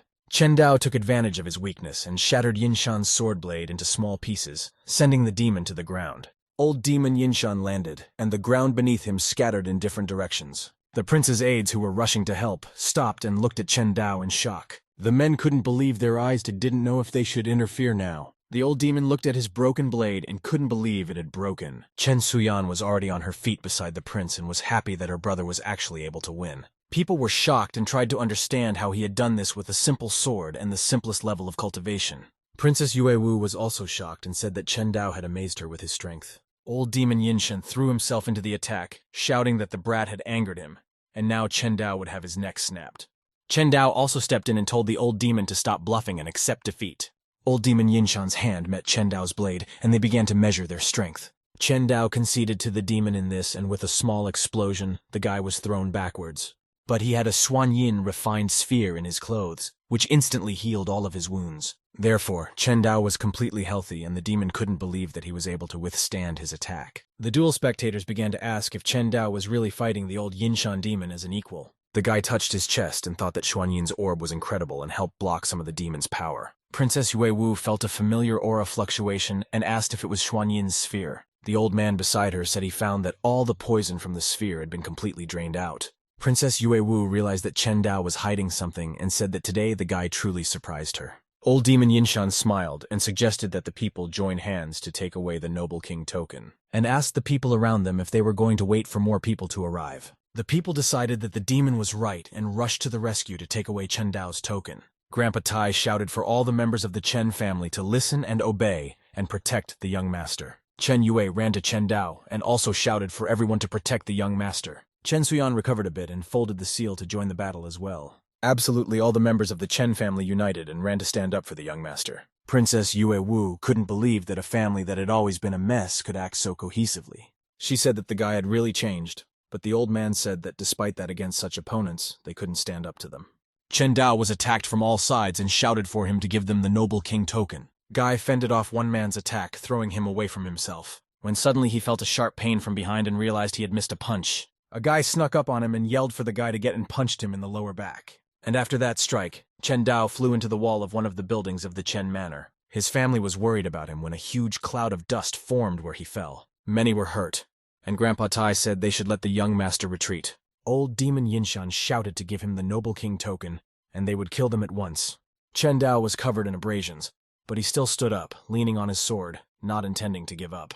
Chen Suyan saw this and shouted for the guy to immediately get up and run away from here. Grandpa Tai yelled for the guy to smash the sign and rush to Huangwu Academy. All of the Chen family members who were injured also shouted that the young master should go. Chen Dao looked at everyone who was willing to risk their lives to save him, when one of the attackers started pushing the Chen family members around and yelling at them not to block the road. One of the guys who was already on the floor grabbed the man's leg and yelled at him not to move. The guy looked at the young master and yelled for him to get out of here soon. The man easily released his foot and stepped on the guy's chest, causing him to cough up blood. The guy's hands trembled as he told Chen Dao with his last strength that as long as he was alive, the Chen family existed. The Chen family members all said that the Chen family would exist with him, and asked him to run despite their own injuries. An old demon appeared next to Grandpa Chen, shouting how dare a man interfere with him. The old demon hit his grandfather, and he flew backwards and landed next to Chen Dao. Old demon Yinshan was very strong and was preparing to defeat Chen Dao. Grandpa Tai reached out to the boy with a trembling hand and asked him to stop procrastinating and run to the academy. Chen Dao clenched his fists and trembled from his own powerlessness. He was frustrated because of his weakness. A noble king token appeared in the Chen family's young master's hand, and he showed it to everyone. People felt the unique aura fluctuations and realized that it was actually him. Grandpa Tai couldn't understand why the young master was doing this and why he was still here. When Chen Dao raised the token and said that he was changing it for the lives of all the members of the Chen family, Grandpa Tai tried to stand up and started shouting and begging for Chen Dao not to do it. But Chen Dao didn't listen to him and told his grandfather that this thing was not as important as all the lives of their family. Every member of the Chen family looked at the young master with respect and couldn't believe that he would give up a token for them. The people said that Chen Dao understood the situation well and ordered him to hand over the token to begin with. But the young gentleman said that since there was only one token, they would have to decide who would get it first. Qi Laomo realized that they would really have to figure it out, but everyone wanted a token for themselves. Old Demon Yinshan also realized that they were now facing a major problem. They were now former allies and began to look at each other angrily. Old Demon Yinshan said that the token of the noble king was his, and whoever wanted to challenge this would be buried. Qi Laomo said that the demon was arrogant and wouldn't be able to handle so many cultivators. The cultivators cheered up and said that the demon couldn't threaten them since even Chen Dao had broken his blade. Old Demon Yinshan couldn't believe he was hearing this and became furious. He threw himself at the cultivator who said that and shouted that he would tear them all to pieces and without a blade. Old Demon Yinshan eliminated one cultivator after another with his own hands. Everyone around them fought, and Grandpa Tai told Chen Dao that it was a great trick. Thanks to the commotion that was going on in the Chen manor, the princess entered the grounds with ease. She called out to Chen Dao, and the guy turned to see a girl he didn't expect to see. Chen Dao clutched the token tighter and asked if she had also come to fight for the token. Princess Yue Wu asked if the guy would believe her if she said that she wasn't interested in the token all this time. The young master of the Chen family raised an eyebrow and asked if the girl thought he would believe her. The princess smiled and said it didn't matter because she wanted to make a deal with him right now. Chen Dao was surprised that the girl wanted to make a deal with him and asked if what he had already done to her was not enough. Princess Yue Wu was very angry at these words and couldn't believe that a guy was talking to her like this. The man behind the girl couldn't stand it and started shouting that if the brat dared to anger the princess, he was sick of living. The girl was silent and tried to gather her thoughts and figure out how to respond to the guy with dignity. The princess asked Chen Dao, did he really think that one prank would be enough for the opponents to slaughter each other? The guy knew it wouldn't happen, and told Princess Yue Wu that he knew it wouldn't happen. The girl said that all these people were fools, but they weren't fools and wouldn't keep fighting for long. Princess Yue Wu said that Chen Dao was able to get a temporary respite, but it didn't solve the problem. Chen Dao pretended to ponder her words, and afterward asked if she really wanted to help. Since the girl had hinted to the guy about exactly that, she immediately confirmed his theory. Chen Dao wondered what the princess could offer him in such a situation, and he told her, telling her. After the girl told the guy her plan, she asked what Chen Dao thought of it. The guy frowned and asked Princess Yue Wu what would she get out of it in that case. However, the girl was in no hurry to tell about her interests and said that the guy would find out when the time was right. Chen Dao realized that he didn't have too many options and said to trust the princess this time. The girl told the guy that he had no choice either way because she was his only hope. Just at this moment, Qi Laomo spoke.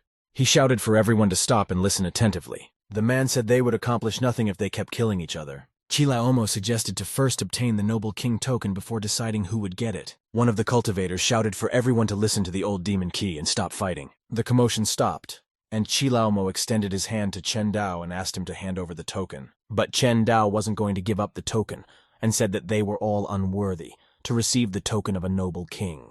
The cultivators got angry and began to ask if the young master was recanting. Qi Laomo also became furious, and shouted that Chen Dao must really be tired of life. The man rushed toward him, screaming that he was going to rip his head off right now. But Princess Yue Wu appeared in front of Chen Dao, covering the guy with herself and ordering him to stop. Qi Laomo was forced to stop right in front of the couple, and tried to understand where the girl came from. Old Demon Qi was very surprised and didn't know what would follow next, so he waited. Cultivators pointed at the princess and asked who she was, but some thought it was unimportant and her head should be torn off. Princess Yue Wu Ye paid attention to the cultivators and told Qi Laomo that young master was right.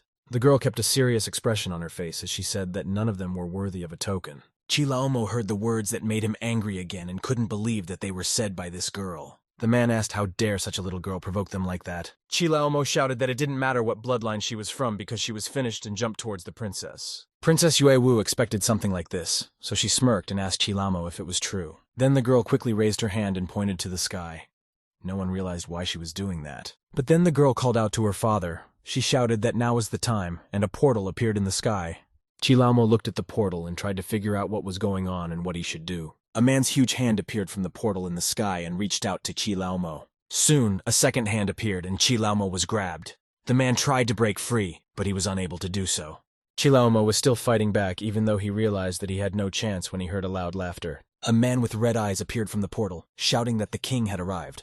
After that, Chilaomo and the king were surrounded by a bright purple ball of strong spiritual energy. The cultivators were shocked because the old demon Chi couldn't fight back. The king defeated the old demon Chilaomo and considered his hands. After that, he flew up into the sky, and the cultivators were trying to figure out who this person was. The man looked down at everyone and said that as long as he was here, no one would even think of taking away the noble king's token. The cultivators recognized the man as Emperor Qin and tried to understand why he was still alive if the poison had seeped into his organs. Old demon Yinshan smiled and said that the infamous Qin emperor was standing in front of him. The demon appeared in front of the emperor and said that from the looks of it, the poison had not yet been completely eliminated from his body. The man ordered the demon to be silent and said that despite his poisoning, anyone who dared to take the token would be killed. Old demon Yinshan said that it was very impudent of the emperor, and he would still get the token no matter what. The cultivators shouted that Emperor Qin was deeply poisoned, so he didn't need to be feared. They were yelling that there were many of them, and he certainly couldn't handle them alone when something whizzed past them. It turned out to be Emperor Qin, who was able to get behind all the cultivators and wound them in a second. The man began to emit a powerful, overwhelming spiritual energy and laughed, after which Emperor Qin shouted that he would make sure that none of all these people would leave this place alive. Chen Dao was shocked when he saw that Emperor Qin was really that strong. He frowned and carefully looked at Princess Weiwu, and then began to think about the reason for her actions. The girl noticed Chen Dao's worried look and asked if he was scared. The young gentleman said he wasn't exactly frightened, but he was intensely interested in something. After those words, someone fell right in front of him, and the guy was thrown backwards by the shockwave. Emperor Qin pinned old demon Yinshan to the ground and shouted at him that he was weak. Chen Dao stood very close to and was amazed at how easily the emperor defeated the demon. After that, a strong wind rose up, and the blade of old demon Yinshan's blade flew towards the young master. Chen Dao raised his hand and carefully caught a piece of the blade to scrutinize it. When he held it in his hands, he realized that he had caught the yin blade of the old Yinshan demon. Emperor Qin was once again in the sky surrounded by cultivators and asked who else here wasn't afraid to die. The cultivators realized that the oldest demon was dead and decided that the token was not more valuable than their lives, so they began to run away. Emperor Qin looked at his daughter and ordered her to quickly bring him the noble king token. The girl turned to Chen Dao and told him to give the token in exchange for the lives of the people of Chen Manor. The guy turned to the girl and admitted to her that he no longer had the token on him because he had sent to hide it during the skirmish. Emperor Qin heard this and asked the young master where he had ordered the token to be hidden. Chen Dao pointed to the side and said that he would ask someone to bring Emperor Qin to the place. However, Princess Yue Wu said that he didn't need to bring anyone and asked him to take them by himself. Chen Dao smiled at the princess and agreed to take them to the location of the noble king token on his own. Chen Suyan and Grandpa Tai were very worried about the guy and tried to stop him. But Chen Dao turned around to his sister and grandfather and asked them to relax and promised that he would be back soon. The prince turned to Emperor Qing and asked him not to harm young Master Cheng. The emperor said the prince could be sure he wouldn't touch a single hair on the guy's head when he got the badge. Emperor Qin raised his hand. A bit of spiritual energy appeared on his fingers, and he told them to let them leave. Princess Yue Wu was completely calm as they began to move, unlike the surprised Chen Dao. The prince stood behind Chen Suyan and Grandpa Tai, and they all watched the disappearance of the Qin family and the young master together. The prince said that Emperor Qin was once the most respected cultivator but was severely poisoned a few decades ago. But his status was maintained and the royal family could not actively interfere in his affairs. But Suyan promised to destroy his clan if anything happened to his brother. They flew high above the dense forest. There was a light breeze and they flew close to the leaves. Emperor Qin flew first and asked the young master if they were in place and where the noble king token was hidden. Chen Dao said that they were already in place, carefully looked down and pointed somewhere. There was a rock sticking out on the ground in the middle of the clearing, and the guy pointed to it and said the token was hidden there. Therefore, all three of them landed on the ground in the right clearing, and the princess looked at Chen Dao carefully. The boy told the emperor that the token of the noble king was hidden under this huge stone.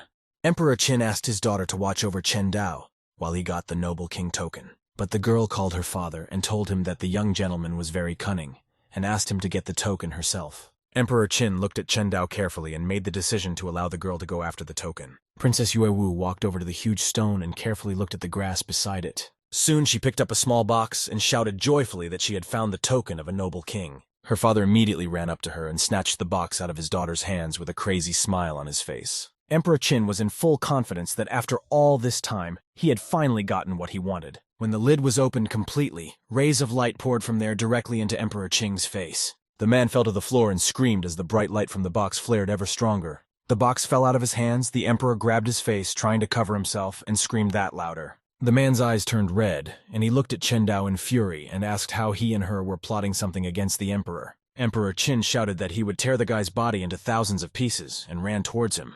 The man was quickly approaching Chen Dao, but at some point he was stopped by a circle of blue color. Blue ropes appeared from the ground and wrapped around the emperor, and he realized it was a trap.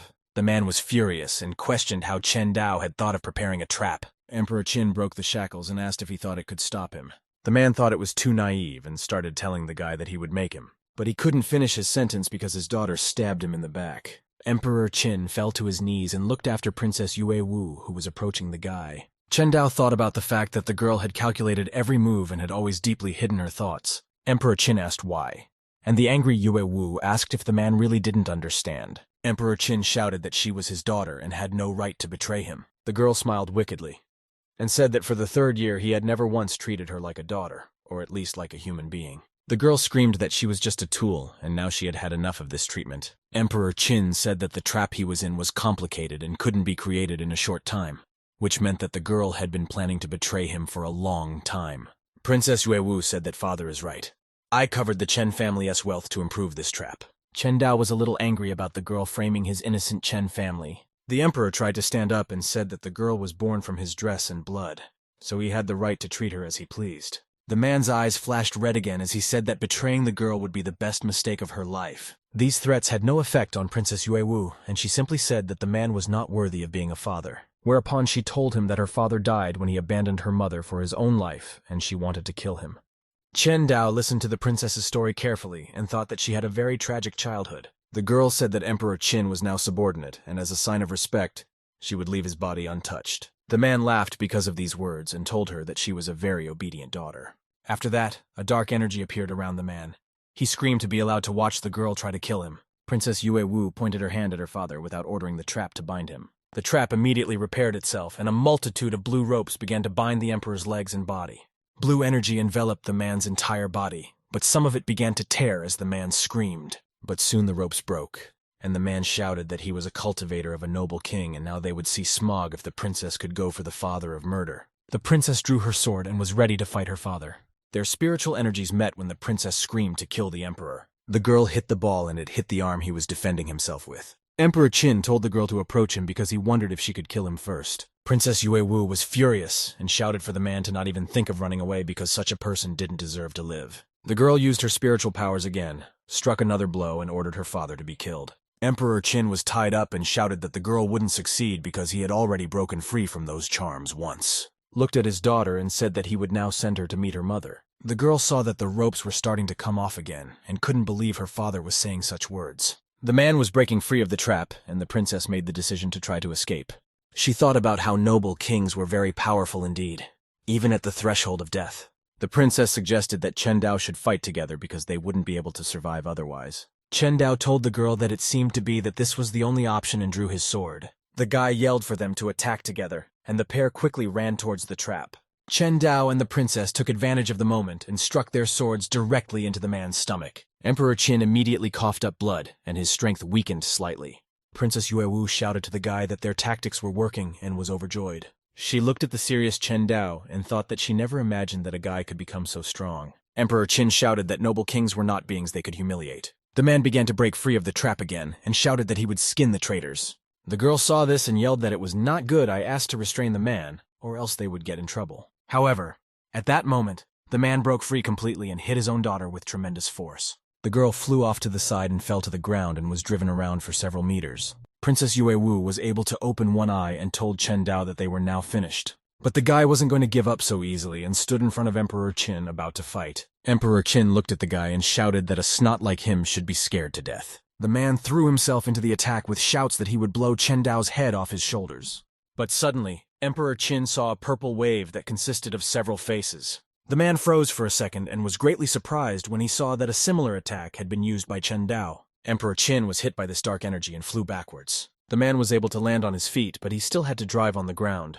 The injured Princess Yue Wu couldn't believe that Chen Dao was actually able to hit her father. Chen Dao held the yin blade in his hands and was happy that he had returned it to its original state with the help of the system. He thought about the fact that, as expected from a blade that the old Inshan demon had been sharpening for over 100 years, his strength was on another level. The girl recognized the blade in the guy's hands and couldn't understand why it was broken before and intact now. Blood flowed out of Emperor Qin's mouth again, and this blow aggravated his previous injuries. The man said it was a very powerful blade. Its accumulated energy over 100 years caused the wounds to reopen. Princess Yue Wu and Chen Dao started attacking again, and the guy said that this was their chance to end the emperor. Emperor Qin tried to stand up, but his injuries were too serious. In front of the man stood Chen Dao. There was a pool of blood on the ground, and the emperor couldn't move. And no matter how hard the man tried to force himself to get up, he failed, and it mortified him. He started to fall to the ground and said he wasn't going to die like that. Princess Yue Wu and Chen Dao looked at him and couldn't believe that he was finally dead and they had won. But in the next moment, the man's body powerful energy and they retreated a little. Chen Dao asked the girl what it was and why it was happening to the emperor's body. The girl told him that the poison had long ago seeped into his bones and was only held back by cultivation, and now the poison was consuming his body.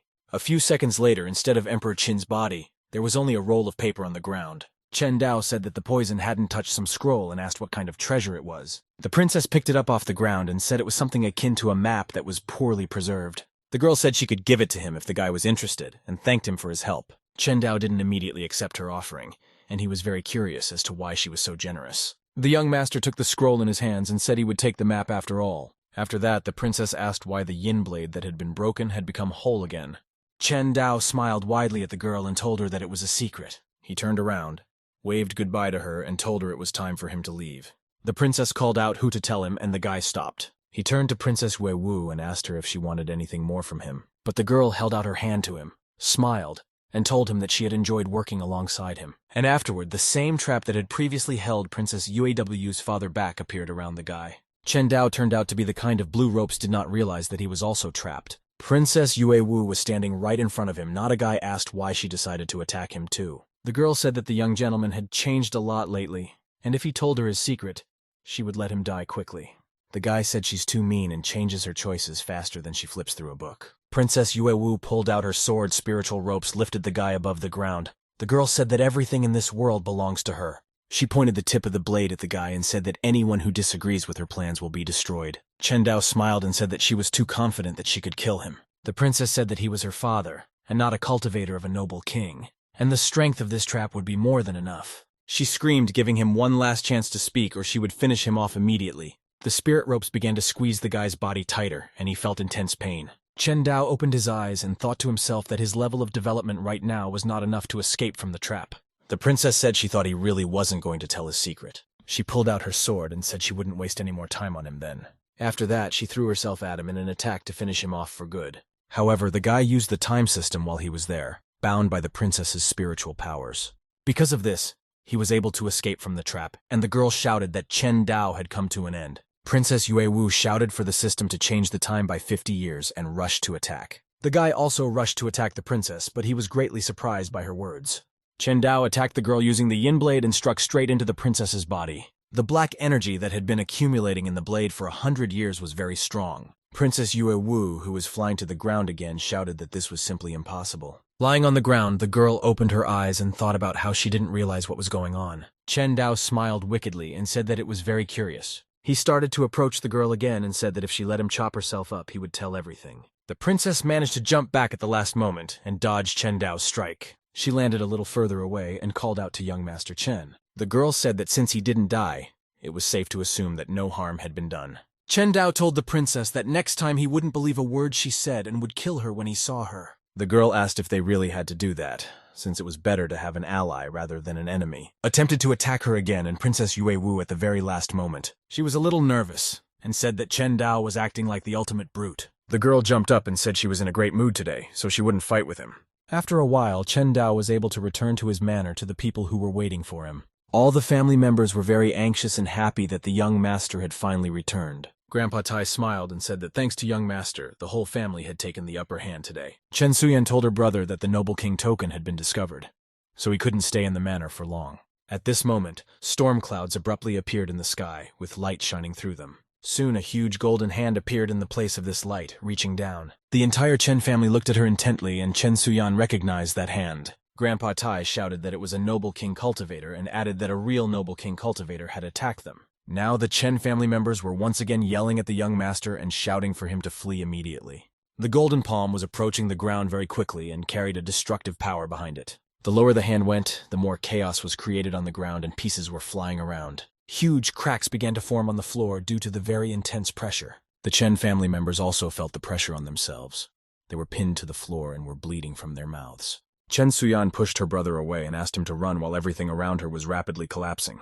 Chen Dao looked at the jade token and tried to figure out if there was really nothing he could do to stop this. He actually realized that he was useless and clenched the jade token in his hand with anger. The golden hand continued to approach downwards and hovered over Grandpa Tai. Grandpa Tai released a huge amount of spiritual energy from his body and said it doesn't matter who you can be. The man ducked down to jump and attack the arm, and concentrated his spiritual energy to do so, after which he shouted that this old man would put all his strength to defeat the noble cultivator. The man was in midair, and the golden hand said that he was just an insignificant ant in comparison. After that, the hand ordered Grandpa Tai to burn and realize his insignificance. Chen Dao heard this and couldn't believe that this would actually happen and shouted to call out to his grandfather.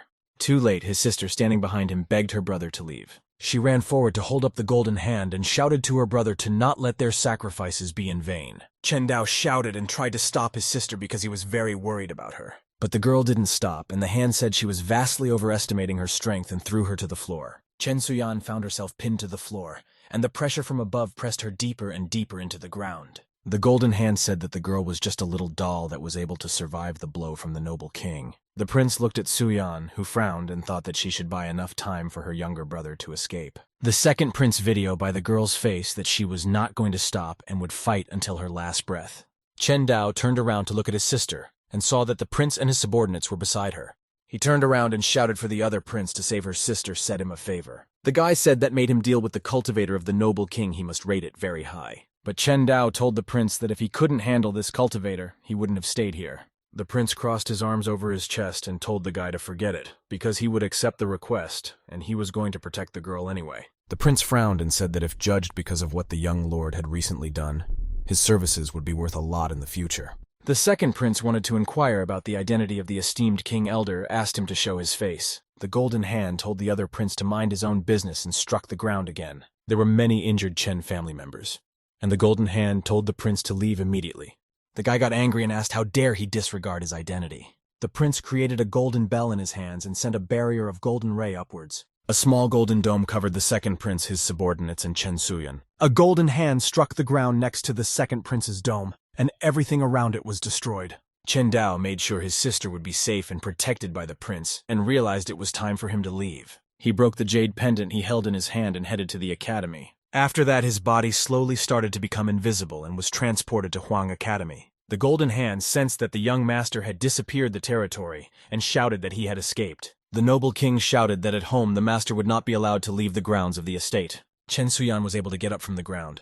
She looked around and said Chen family was destroyed eventually, despite their best efforts to preserve it. The prince stood behind Chen Suyan and said that they shouldn't linger here. The girl was very upset and declared that Chen Suyan would achieve retribution for this pain. She walked forward through the ruins that a couple minutes ago and was still the Chen family's manor. Yu Ming watched the chaos and the destruction caused nearby. He was very angry and thought that the Chen family deserved to be destroyed because Chen Dao had killed his father. The guy turned around and started to leave because it was time for him to report to Huangwu Academy. Princess Yue Wu, her subordinate, also stood on one of the towers and watched the destroyed Chen Manor. The girl asked who was the noble king who had attacked them, and if he was afraid that the two cultivators would take revenge on him. The man said that the attacked noble king dared to act, then he is not afraid. Nor would he act if there was a chance they would return, and the princess agreed. The man said that the demonic sect had sent a message and now she had a chance to become a heavenly demon. The girl also received the academy's jade pendant, and the man asked what she was going to do. The princess turned to the man and said that her ambition and could not be limited.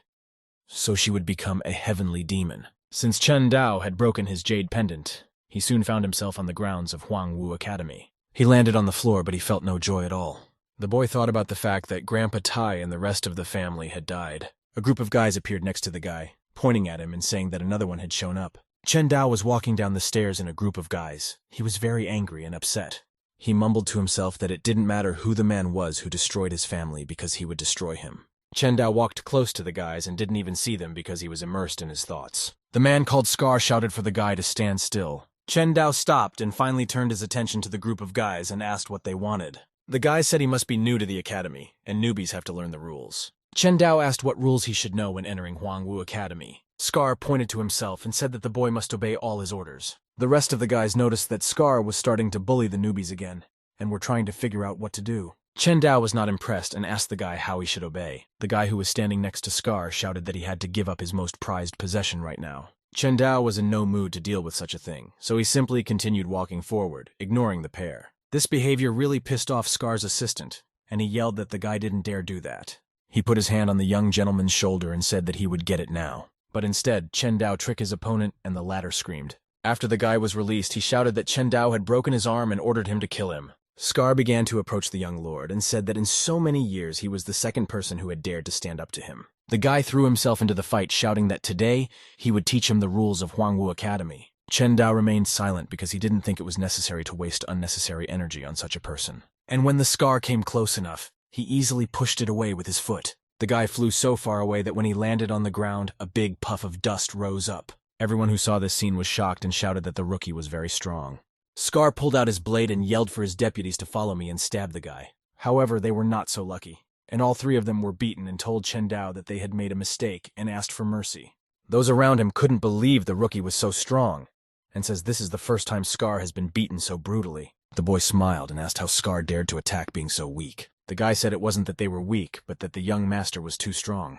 Chen Dao extended his hand to the guys who were kneeling and told them to give it to him. The guys smiled awkwardly and asked again what they had to give back. Chen Dao crossed his arms on his chest and told them to give away all their most valuable possessions and be prepared to be robbed if they robbed others. In the end, all three were left, stripped naked and crying that they were good robbers compared to him. Chen Dao remembered something, turned around and asked who was the first to dare to oppose them. Scratching his cheek, he said that the first person was the famous Lady Chen Suyan. The guy laughed and said it was really who he meant.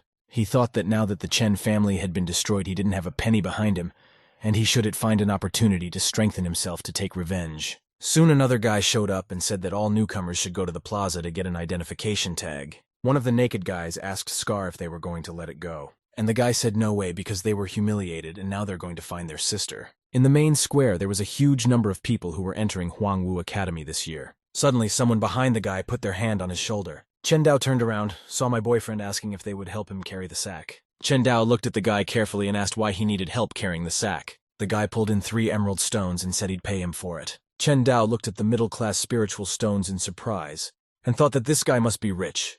The guy looked at Chen Dao agreeing and asked in surprise, was it not enough? After which he added 3 more spirit stones to his hand and said that he could double the value. Chen Dao doubted whether he should say something to the guy and accept the deal, and then decided to accept the bag after all and said the payment was enough. The guy said that Chen Dao is a true realist and offered to hang around with him. The guy pointed to himself and said that newcomers have a hard time, so it was lucky for him that he took him under his wing. The guy introduced himself and revealed that his name was Lin Hu, and Chen Dao introduced himself in response. The guys approached the token issuing area, and the man asked to keep them carefully. The academy staff explained that they are their ID card and they have many uses at the academy. The boys thanked the academy staff for explaining the tokens, and were about to leave the queue when someone called out to them and asked them to wait. That person turned out to be Chu Yun's elder sister, before whom the academy staff kneeled down. The newcomers began to whisper that the sister was very beautiful and ranked 3rd among the geniuses in the academy. Sister Chu Yun stood in front of Chen Dao and couldn't believe that she had finally met him again.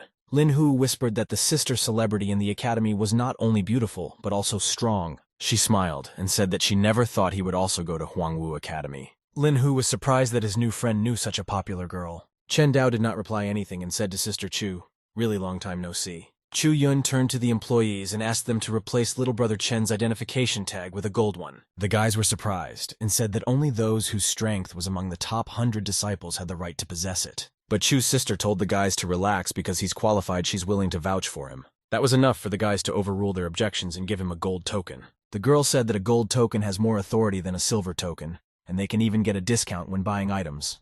Chen Dao took his new gold token and thanked Sister Chu for it. The girl smiled and said she hadn't done anything special, and he could read this thanking her for saving her life. This was how his studies at Huangwu Academy began. Yiling Hu asked how they met the girl. He said they seemed to have a very good relationship. Chen Dao shrugged his shoulders and said that they were not that close.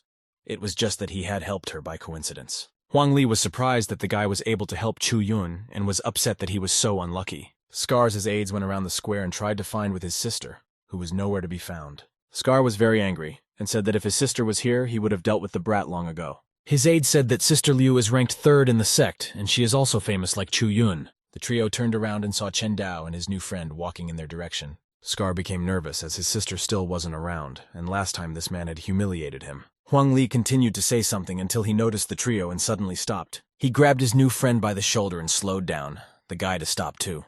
When Chen Dao turned around to ask what was wrong, Huang Li asked him to walk slower. The guy pointed towards the 3 people and asked if Chen Dao could see them.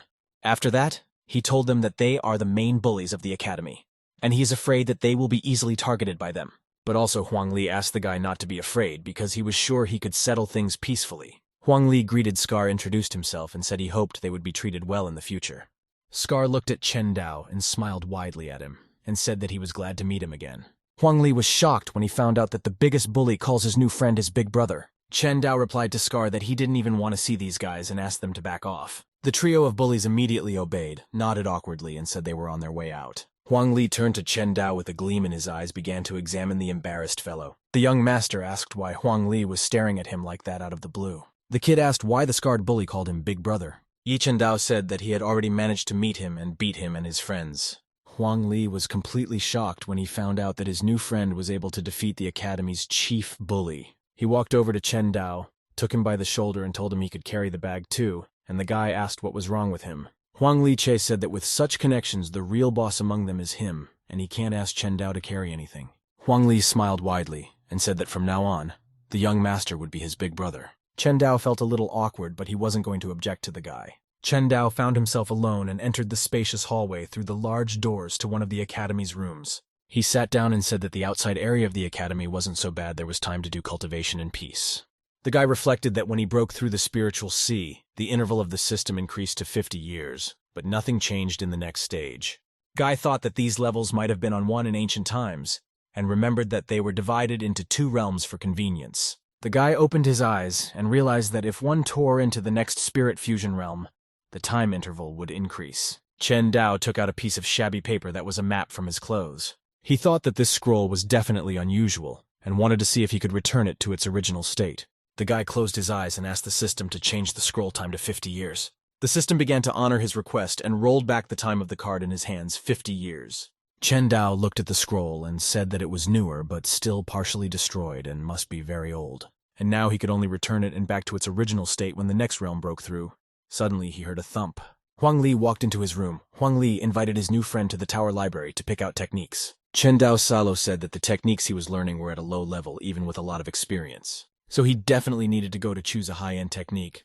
After that, they immediately headed to the tower library without wasting any time. They found themselves near a tall building, and Chen Dao said that this must be the place, so they came. Huang Li said that he had heard that the top floor of the tower stored top-grade heaven-level techniques. The guards near the entrance of the library tower told them to stop and show their badges. Huang Li got a lot of upset and pulled his silver token to the guard. The guard revealed the information already tone, and saw that he didn't have any achievement points. So the guy said that Huang Li didn't have enough skills to enter the library tower. The boy was very surprised at first, but then he smiled and said that he understood what his older brother was talking about.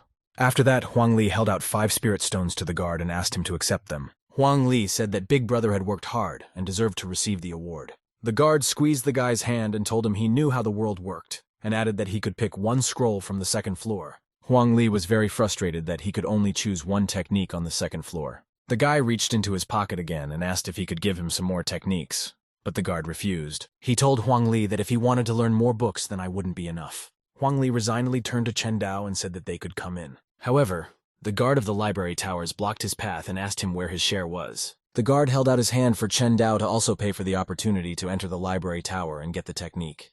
Chen Dao turned the guard at the library tower and said that he had nothing. The guard got angry and said the guy didn't dare tell him he had nothing to offer. Huang Li did his best to smooth over the conflict. He said what he had and asked to be allowed to pass on his behalf. But Chen Dao didn't let his new friend pay and asked what the guard was going to do if he didn't have anything. The guard smiled evilly and said that if the guy was really stupid, he would beat him up. Chen Dao thought that something like this would happen, so he pushed the guy away and started walking inside. The guard shouted that it was the first time he had seen such a defiant rookie apprentice after so many years here. The guard went after the guy and started yelling that he was pushing for change, then took a swing at him. Huang Li saw that his friend was about to be hit and asked his older brother to be more careful. Chen Dao kicked at the library guard from a U-turn and told him to get out. The guard fell to the floor and fainted, and Huang Li from seeing the strength of his new friend. However, the library guard came to his senses and asked how dare he hit him. The guy ran at Chen Dao again, shouting that he was going to get it today. Huang Li turned to his new friend and started yelling that the guy shouldn't do this. But instead of listening to Huang Li, Chen Dao threw the library guard far away on his head with one hand. His new friend watched the guard fall to the ground with a clatter and hesitated at his words. He turned to his older brother and said that the tower guards were not so simple and so it was worth being careful. The guard got up from the ground again and shouted that Chen Dao wouldn't get away with it so easily. Suddenly, one of the cultivators came out of the tower and asked the guard what was going on here. The cultivator who was walking behind the guy asked who dared to pick a fight in front of the library tower. The guard turned to his older brother and said that Brat was disobeying the rules and attacking him. The cultivator said his name was Cao Ming and expected that his name alone would be enough. However, this name meant nothing to Chen Dao, so he asked what was wrong with it. Chao Yimen's eyes widened in surprise, and he didn't know how to react to this. Huang Li whispered to the guy that Cao Ming was one of the top 10 geniuses, and the library tower was controlled by him. The guys behind Cao Ming called the newcomers idiots, and said that they should rather kneel down and apologize. However, Chen Dao went on to say that he had never heard of anyone like that, and asked who they were to forbid entry into the library. The cultivators frowned and were very angry that the guy was allowing himself to behave like this with them. Huang Li became alarmed and said that Big Brother should be more restrained because he was an unusual person. The cultivators frowned and told Brother Cao that they should teach Chen Dao a lesson on his head. They wanted Cao Ming to beat him so that he wouldn't dare to disobey. They said they would add to it in case of anything, and in general it was better to maim it badly to begin with. Cao Ming listened to their words and said that they would drag him to the square afterward as an example for the others. There was a crazy smile on his face as he said that everyone should know the consequences of disrespecting Cao Ming.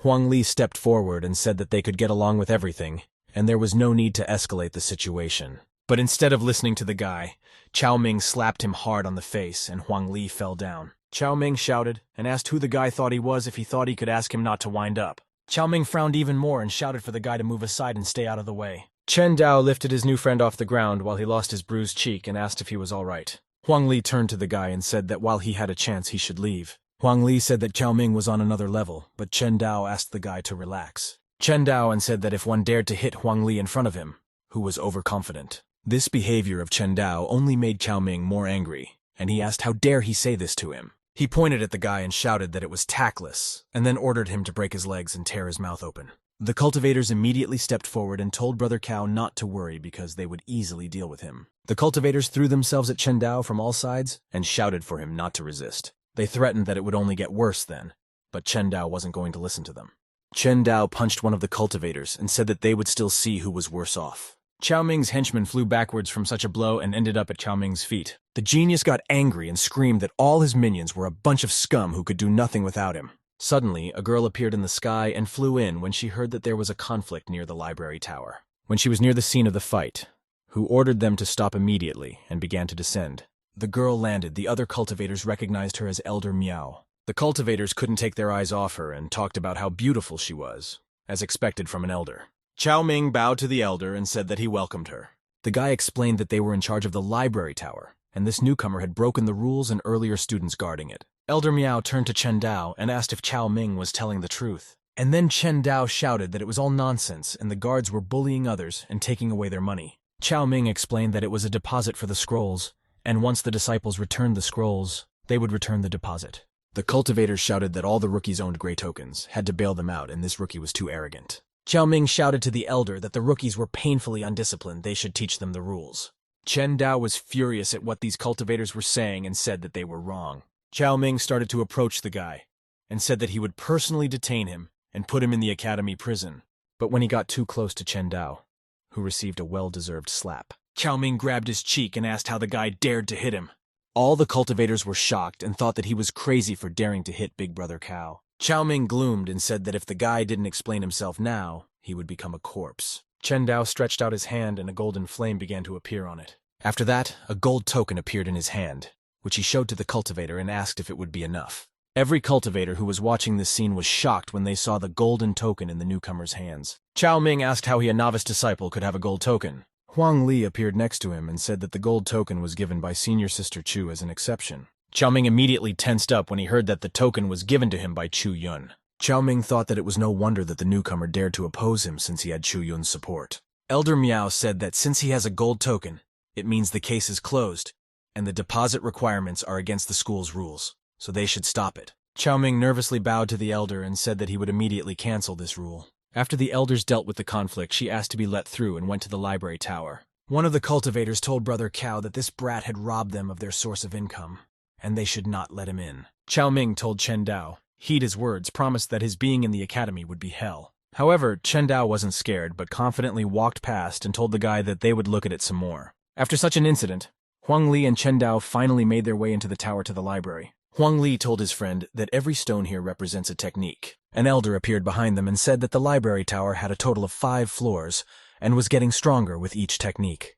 She said that only by comprehending over 10 techniques on each floor could one get to the next floor. And she also said that almost all the students with good abilities in the academy practiced techniques from the 5th floor. Right now they were all standing next to a huge staircase that allowed passage above. Chen Dao bowed to Elder Miao and thanked her for such a clear explanation. Chao Ming was sure that there was no point in telling them about it because they could only dream of reaching the 10th floor. After all, they hadn't even been in the academy for 10 years, and afterward, he called out to younger brother Chen. Chao Ming said that he would be waiting for him on the 5th floor, and hoped that nothing bad would happen to him while he reached his level. Chen Dao turned to the guy and said that Brother Cow may not worry because this will not happen. Chao Ming said. The guy seemed confused and started walking forward towards the stairs. Chen Dao walked closer to the huge pillar with various signs that stood not far from the stairs. Chen Dao asked the system to increase the training time of the Scorching Sun sword technique by 50 years. After that, the guy felt the knowledge for all the years come to him, and the power filled his body. The technique was completely completed. Chen Dao realized that the techniques were too weak, but after all, the first floor only had basic techniques. Huang Li called his new friend over and told him that he would soon comprehend his first technique. Chen Dao turned to Huang Li and said that he congratulated him on his new successes. The guy saw Chen Dao heading towards the door, and couldn't he believe that he was serious. However, Chen Dao told his new friend that until they try, you won't know, and put his hand on the door. The door yielded easily and opened, whereupon the lad was able to pass on successfully. Huang Li couldn't believe that Chen Dao was able to comprehend the 10 techniques and pass to the 2nd floor. Huang Li was alarmed, because they had spent less than an hour in the library, and even the geniuses of the academy couldn't achieve such a thing. Huang Li, you are very gloomy, when he called out to Brother Chen, and the latter turned around. Huang Li cried and shouted that this man would forever be his big brother. Chen Dao did not share his enthusiasm, so he simply agreed with everything he said and climbed further up the stairs. Before long, the 10 technicians of the 2nd floor of the library tower were completely comprehended. As he expected in the academy, most of the 2nd floor technicians were better than the same level technicians in his family. After that, he was going to head to the 3rd floor and headed for the doors. On the 3rd floor of the library tower, he was also learning one technique after another. Soon the 3rd floor of the library tower was also successfully passed, and the guy could head to the next floor. Chao Ming heard everyone around him shouting that he was lucky and was very pleased with himself. On the 4th floor, everyone was congratulating Chao Ming for comprehending another technique, which turned out to be the 10th technique. Chao Ming looked at his hands and shouted that he had finally done it after a whole 3 years. The guy turned toward the door and shouted that it was time to go up to the 5th floor. The other cultivators began to discuss how the guy who attacked Brother Cow was on the 1st floor. Chao Ming turned to the rest of the cultivators and asked what that guy was even hoping for. He thought that Chen Dao was just an insect that was stirring under his feet, and the gulf between them was only getting wider. Chao Ming said that from now on he was just nothing compared to him, who had climbed to the 5th floor. But Chao Ming froze in surprise when he heard Chen Dao's voice behind him on the 4th floor. Chao Ming and the other cultivators turned towards the entrance and saw the newcomer standing there. They recognized him as Chen Dao, and at first thought that they were just seeing things. Chao Ming was angry and nervous. He asked how the guy was able to get to the 4th floor so fast. Chen Dao pretended to think about it, and said that he must have gotten curious. The cultivators figured he was using some sort of trick, or else he wouldn't have gotten there in one day when it took them 10 years to get there. All the cultivators gathered around the guy when he said that nothing would happen if he told them. After that, he walked right up to Chao Ming, and said that the head of the academy was his second uncle on his mother's side. which meant that he could enter any floor. Chao Ming felt the fear of excitement run through his entire body and shouted out what it meant. Chen Dao patted Chao Ming's shoulder and said that it meant that he had messed with the wrong person. Chen Dao asked him to think hard about his behavior. The other cultivators were trying to figure out if he was really related to the head. They cried out that they had brought the trouble on themselves and asked what they should do now. However, Chao Ming slapped the cultivator's face to finally shut up because he was nervous himself. And then Chao Ming shouted that the head of the academy was a woman and she couldn't be a maternal uncle. The cultivators before did not resent that Chen Dao had lied to them, and that they had forgotten that the cultivator was a woman. When the guy reappeared beside them, the cultivators shouted that they should teach him a lesson. But Chao Ming forbade them to do so on the library grounds because otherwise they would be punished by the academy. Chen Dao hummed a song as if nothing had happened as cultivators complained that he was provoking them on purpose. Then Chao Ming suggested to complain about the infiltration of the upper levels in the library, which is grounds for punishment. The cultivators immediately became animated and said that they would go and tell them about the Chen Dao violation right away. Chao Yuan nodded and said that was fine, and he himself would go to the 5th floor. He turned to Chen Dao and said that no one could climb to the 5th floor without real strength. Besides, the head of the academy would personally come to punish anyone who dared to break into the 4th floor. Chen Dao paid no attention to his words and continued to study the techniques on the 4th floor. Soon he focused and called out the system again. Chen Dao was going to teach Chao Ming a lesson. Therefore, he asked the system to increase the teaching of the Xuanzhao Sutra for 50 years. The system fulfilled his 3 requirements, but even after 50 years, he was unable to comprehend the technique. The guy was very upset that even after 50 years of training, he could not master this sutra. Chen Dao decided that it sucked. If he didn't have a system, he would really just be trash. The guy thought about it and realized that he should choose to learn the easier techniques from the 4th floor, because otherwise he just won't be able to get to the 5th floor because he won't qualify. After studying about 50 techniques, Chen Dao finally found the 10 that he could comprehend. The students of the academy were crowded into a small group near the massive columns of the library. It was probably just an ordinary daily routine, not exactly ordinary students. Just at this period, an elder, accompanied by 2 men, appeared on the threshold of the Temple of Science. Mao briefly narrated the complexity of the 5th floor's techniques. Even after many years spent within the walls of the academy, she was unable to comprehend many of them. Entering the library building, Elder Mao was shouted, "What could have caused a daredevil disciple to raise a ruckus within the walls of the library?" The elder only responded to the voice, not even guessing what awaited her in the near future. Chao Ming put aside all formalities and immediately began to report his guesses and suspicions about Chen Dao. The outwardly unruffled lady seemed a little taken aback. The accusations sounded serious and should be dealt with as soon as possible. Chao Ming continued to talk about his rival's successes without any emotional outbursts. It seemed that the fact that he had been killed by a newcomer made the young man angry. Realizing that the previous arguments weren't enough, Chao Ming went for the trump card, accusing Chen Dao of neglecting Elder Mao's own surety. As if out of the clear sky, on the threshold stepped the culprit of the celebration himself. With a radiant grin, he was well aware of the shock he had caused to those present. Chao Ming was dismayed by the arrival of his newfound enemy. There was no way he expected to meet him on the 5th floor, at least not now. Having recovered from the shock that engulfed everyone first, he asked how the foot of a newly arrived recruit dared to step on the threshold of the 5th floor. Demonstrating complete calmness, Chen Dao naively inquired as to why he couldn't be on the 5th floor. His opponent rightly pointed out that many people spend decades to comprehend the knowledge of the library and then never get to the coveted 5th floor. Chen Dao arrogantly stated that his strength was unrivaled in this world. That was the whole reason for such outstanding performance. Chao Ming, on the other hand, took his newfound rival's words as a confession of all the wrongdoings, silently calling for him to be sent to custody. Shocked by what was happening, Elder Mao wondered, more for the sake of asking if Chao Ming's words were true, even though she had a solid proof in front of her. Chen Dao completely confirmed the words of his foe about his outstanding achievements. The relentless disciple continued to make Chen Dao look black, arguing that the hero had confessed to everything himself, unable to find any other arguments. The astonished head demanded Chen Dao to explain what was going on. Apparently, she herself could not believe that the new recruit who had arrived was able to reach such heights without tricks. Continuing to hold firm, the protagonist makes extremely arrogant statements, once again putting everyone in a stupor. Chao Ming, who had long lost his composure, bursting into a shout, once again showed distrust and contempt, only making the Chen family's heir laugh. Chao Ming mentioned about Chen Suyan and Huang Wu's progress, for even they had reached the 5th floor of the library far from being so fast. After stooping to belittling Chen Dao's honor and dignity, Chao Ming stated that the protagonist could not be more talented than Chen Suyan herself. Chao Ming continued his tirade, claiming that Chen Dao had committed a grave offense. His words had no backing, and his arguments were repeated time after time. Head Mao, not yet taking sides, demanded that Chen Dao provide a reasonable explanation for what was happening. For a moment, the protagonist was confused, for he could not claim that he was being helped by the system. Maybe it was hard to match his strength, but the strategist's thinking had taken root in the newcomer's mind. Taking advantage of the pause, Cao Min attempts to attack his opponent with a heartbreaking scream, under the guise of a good cause. Unexpectedly, the head of the academy stopped the impending battle within the walls of the Temple of Science with a single order and a cold look. It seems that the authority of this woman is really strong. The people present were in shock, and could only shout the name of the head in a daze. It was not every day that such an honorable lady would condescend to speak to ordinary disciples. But was Chen Dao that simple? The noticeably subdued Cao Ming greeted the head, properly folding his arms and kneeling on one knee, a situation that made him remember the customary formalities. The protagonist was extremely surprised to meet the head of the academy. Also, her beauty did not escape his subtle gaze.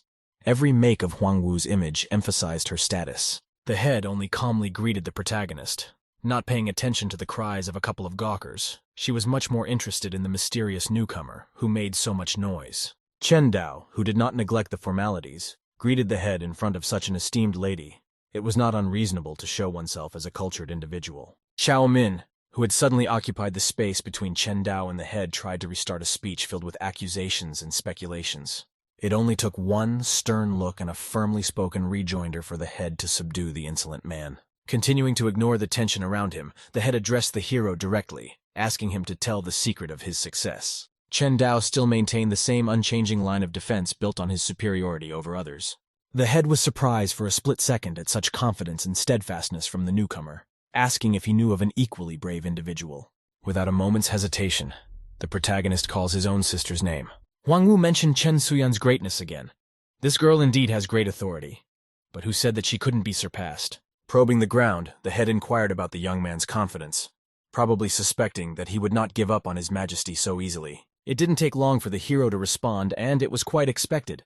Sometimes even geniuses can be so predictable. Once again, Cao Man interjected into the dialogue. He wasn't going to just give up his accusation either. This pathetic liar should get what he deserved. Everything was repeated again. The same words, arguments, even facial expressions were repeated from time to time.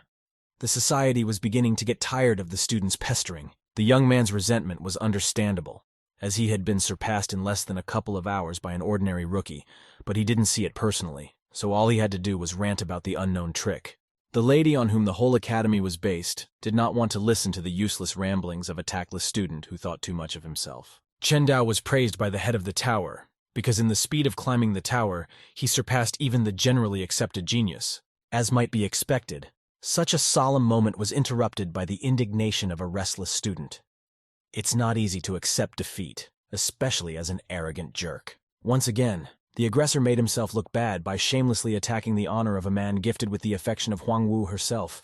Such a thing cannot go unheeded. Intending to put the bully who had completely lost his limits in his place, the lady with a look harder than steel asked Cao Ming a question that he definitely did not have an answer to. The boy was stumped, or rather, he now resembled a distracted boy who was out of his familiar surroundings for the first time. Still not believing that it was all about Chen Dao's exceptionality, he continued to repeat like a mantra that reaching the 5th floor so quickly was not an option. Chen Dao's flawless strategy was also joined by the head. Quoting the new recruit verbatim, his words were now backed by a strong authority. Cao Ming couldn't believe that the head was willing to trust this scum of a recruit unquestioningly. That's what he said in a heartbeat, getting on everyone's nerves. This insolent man was crossing all boundaries, questioning the word of Huang Wu herself, daring to belittle a man gifted with her approval. It was hard to count the number of things Cao Ming had violated. He could not openly declare his doubts about the head, could he? He's brave, but only with those he doesn't expect to be rebuffed. Even in such a prestigious place, the nature of mortals took its toll. Monotonously continuing her speech, the lady mentioned that all the restrictions were set by her own hand, and as one can guess, not a single scoundrel is unable to circumvent them. Having once again praised Chen Dao's skills, probably everyone present expected to hear another burst of outrage. But it was useless to be indignant. The conflict was slowly but surely moving towards its logical conclusion. Here, Chen Dao had already made his presence known for the first time in a long time, asking for a fair punishment for Cao Ming. The head's tone became firmer, and having imposed what she thought was a just punishment, she demanded that the offender leave the walls of the library. Objections were useless. One would have to be a desperate fool to make his already precarious position even worse. After politely bowing out, The general irritant finally made the right decision and headed for the exit. Giving the winner an angry look, the young man made it clear that this situation would not last long. As he left, he hummed loudly, giving a protest within his capabilities. But those present didn't care. When Qiao Ming left the room, the ladies were able to move on to discussing the really important matters. In Huang Wu's opinion, Chen Dao deserved Elder Mao's personal tutelage. It is unexpected to learn that the two high-ranking ladies are sisters, but in other words, it is not surprising. The similarity was traced both in the refined appearance and in the firmness of characters. Elder Mao didn't dare refuse her sister and promised to raise another star for the sake of the academy. It would seem that learning from Mao herself sounds like something intimidating, but the lady with a gentle smile told of another privilege of the new recruit. Slightly relaxed, Chen Dao could be said to exhale. Maybe this wasn't such a depressing circumstance. It was too early to rejoice. Huang Wu's mood was more pessimistic, and her warning about the demonic sect brought even more apprehension. What's the saying? Speak of the devil. Here, and our story led us to the abode of the demonic sect. It seems that now we will find out what is going on in this mysterious organization. There seems to be a battle going on in the front walkway, but the girl's silhouette expresses absolutely no fear, desire to win, or any interest. The legendary princess who appeared to the world of gods and mortals as a patricide, it is not surprising that she accepted the invitation to become a member of the demonic sect. The princess fights on equal terms with a clearly not young man. Apparently the sect has rightly assessed her abilities by pairing her with a fighter who has seen life. With a single blow, she managed to block a powerful attack by squeezing her opponent's throat with her hand alone, without using any talismans or protective artifacts. The young lady wasn't going to stop. She seemed to want to prove her strength with another deprivation of life.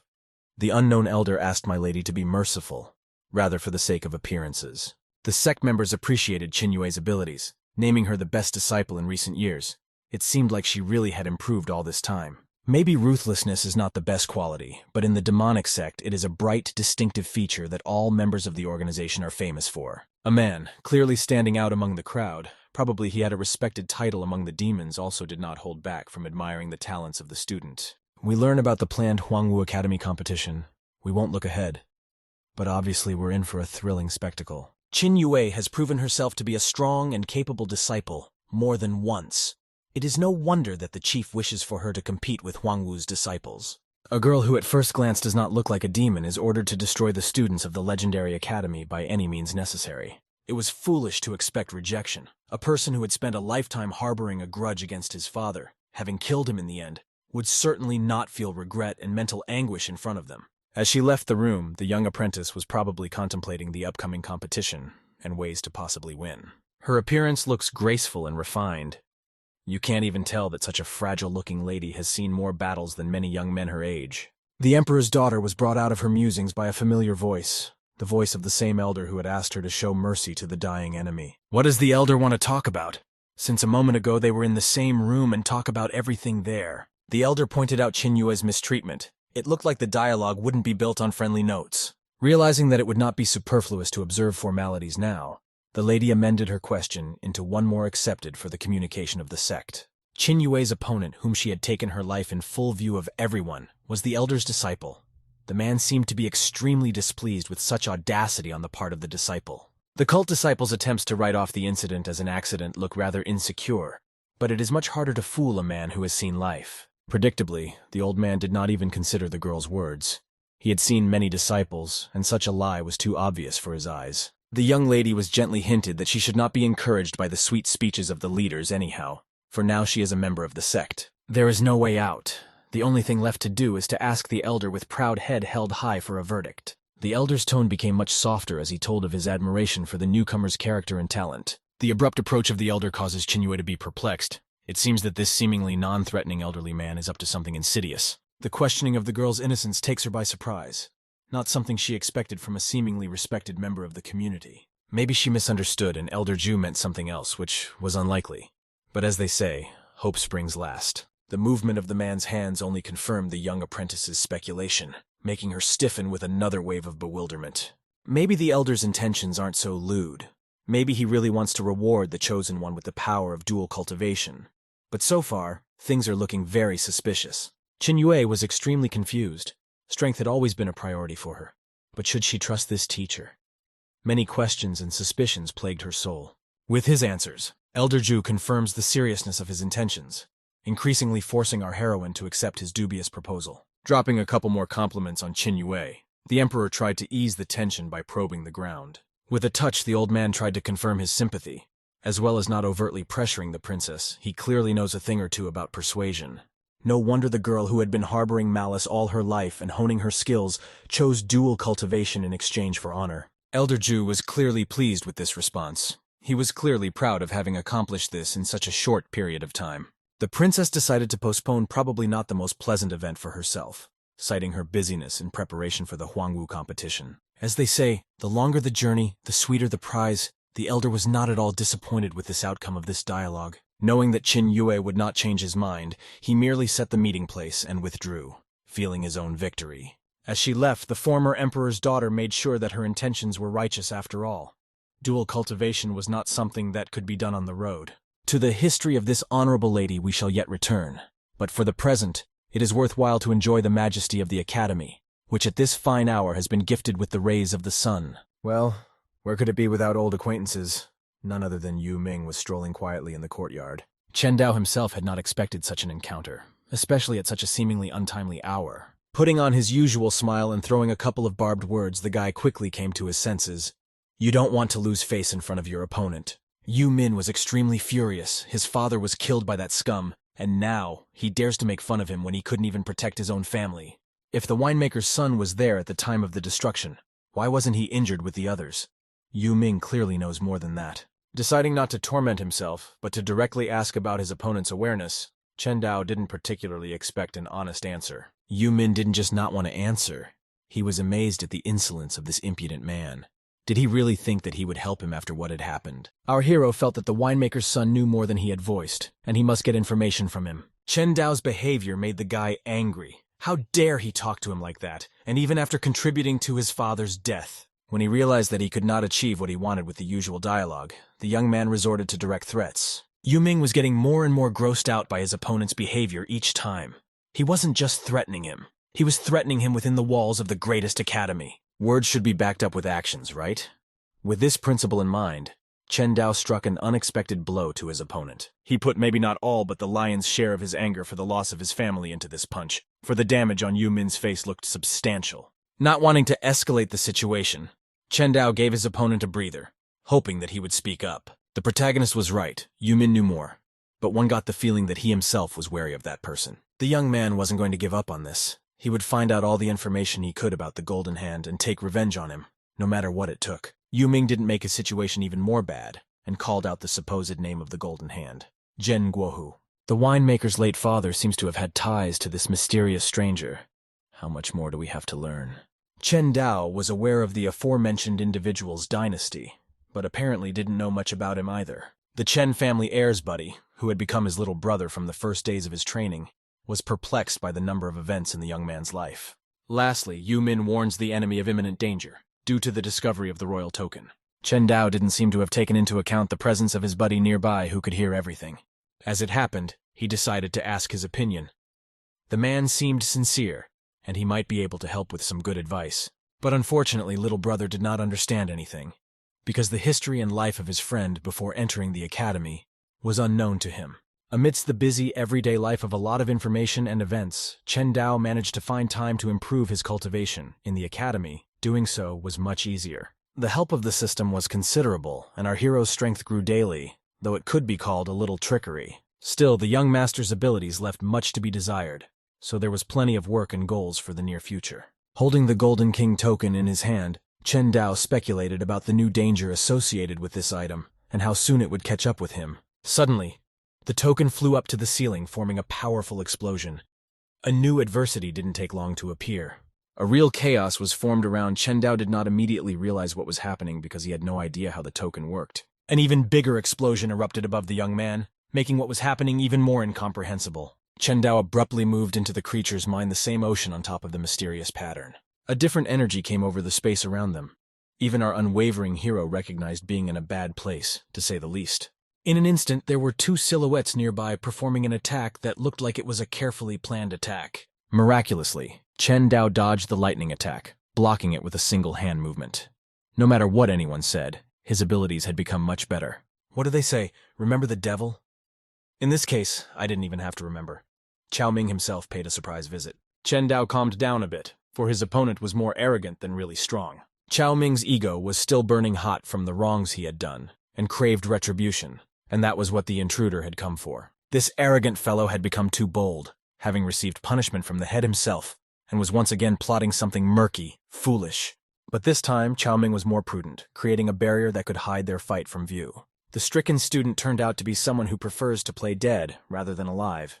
Our hero naturally was not going to give his soul to some upstart. He was confident in his abilities. Min clearly didn't expect such fierce and confident resistance, making him even a little confused. In the student's eyes, Chen Dao was just a beginner. Despite his brilliant results in the library, Min didn't believe in his abilities. One of the attendants suggested favoring the battle over idle chatter. Everyone seemed to favor it. Chao Ming could be said to rush into the attack with a roar, but it brought him nothing but cheap pathos. The attack practically didn't hurt Chen Dao. He was clearly prepared for such a scenario. The power of the young man's sword easily threw the attacker back to a safe distance. Even in this state, Yu Ming had the strength to be puzzled. A new recruit can't physically be that strong, right?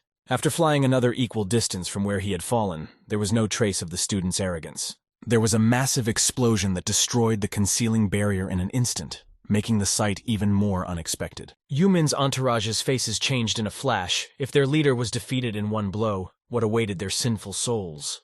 The trio found nothing better to do than fall to their knees, hoping that by showing them deference, the newcomer would not harm them. Chen Dao didn't intend to remove anyone, but only asked this company to hurry up and leave before they caused trouble for themselves. Yu Min was still on the verge of losing consciousness as he tried to comprehend what was happening.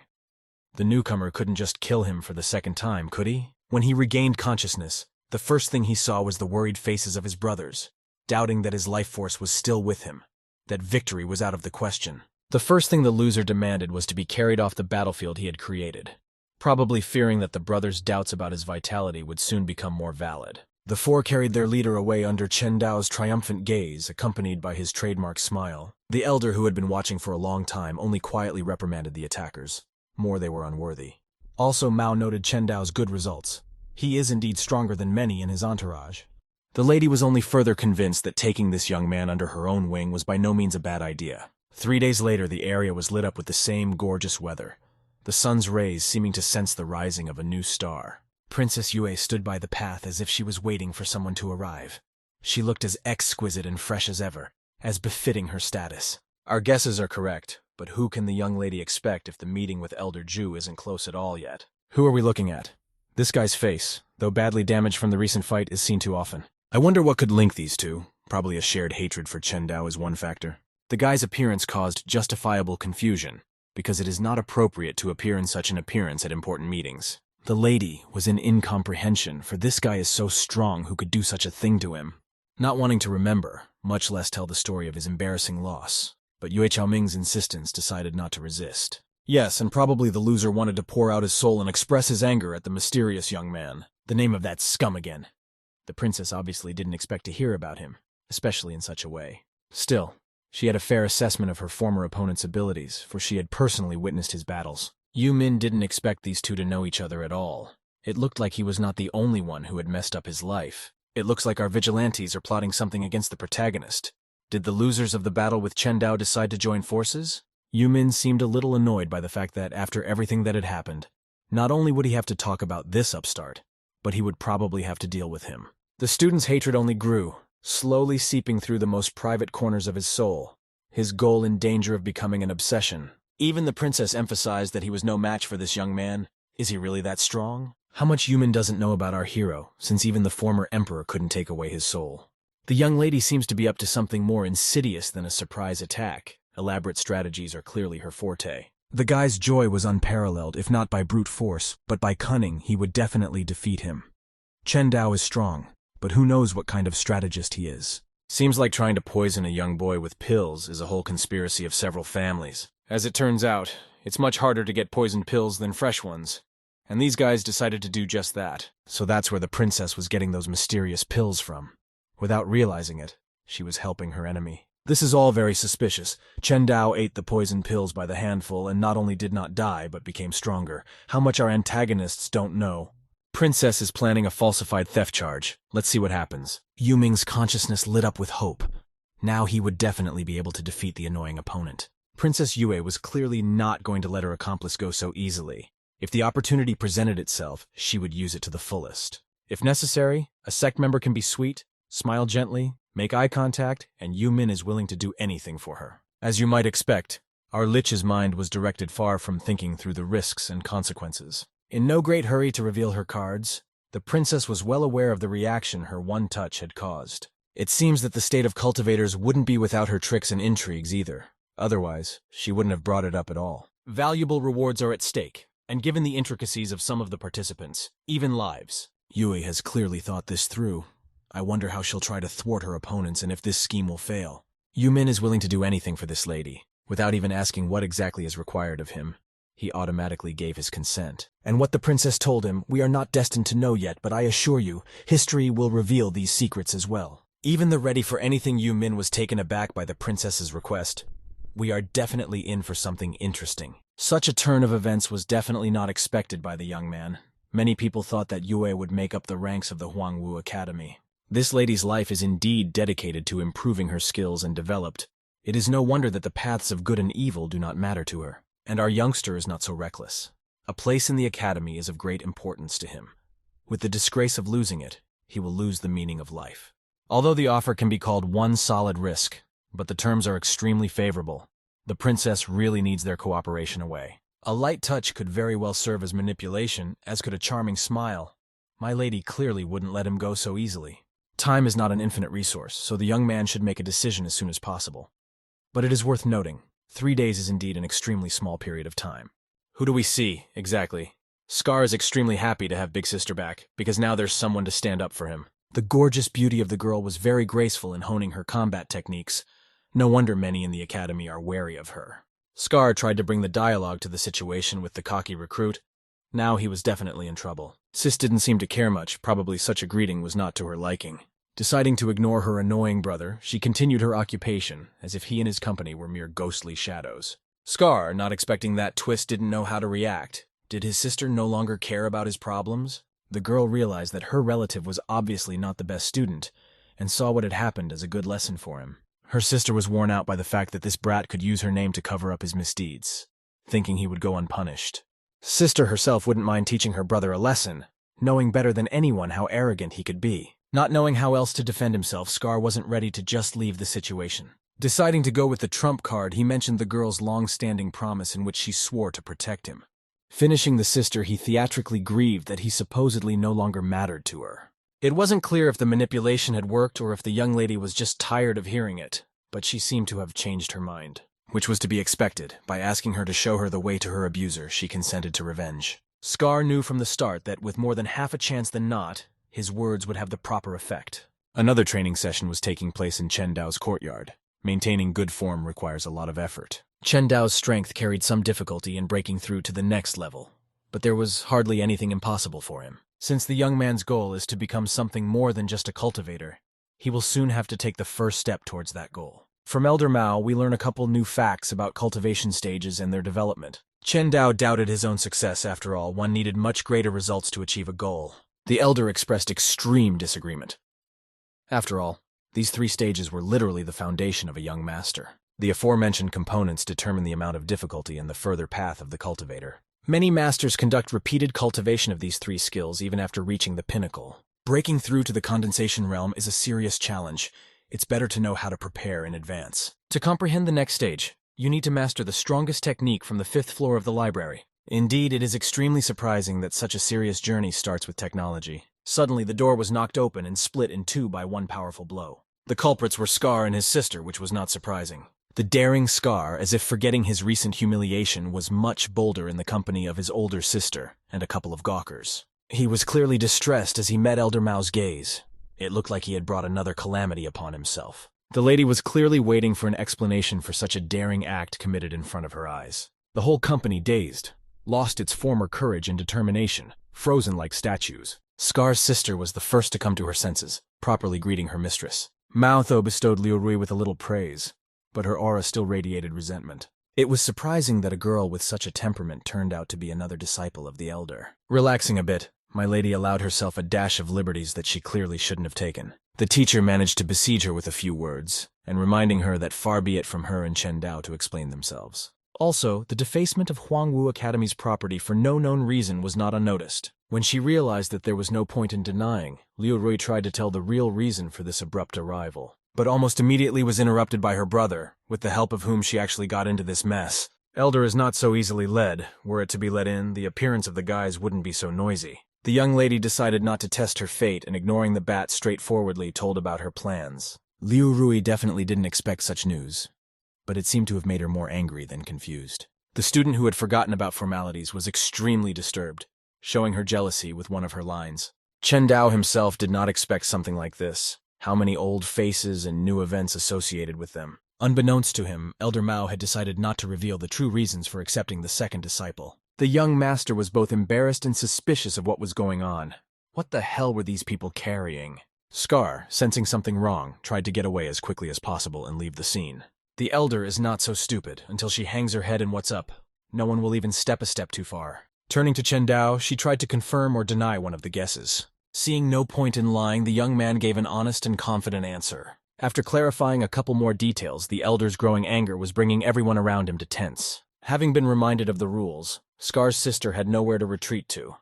All that was left was to accept the nature of the game. The elder was probably up to something because the offenders couldn't just get away with it. In a world where force is the main advantage and this conflict was proposed to be solved by competition, Chen Dao had no reason to retreat. His answer was once again clear and confident. The sister had no choice but to accept the situation, and Scar was in an extremely difficult position.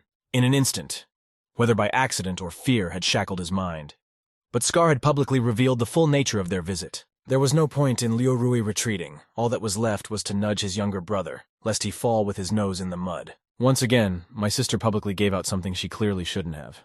I guess it's a family habit. Chen Dao finished his brief warm-up and rushed into the attack without a second thought.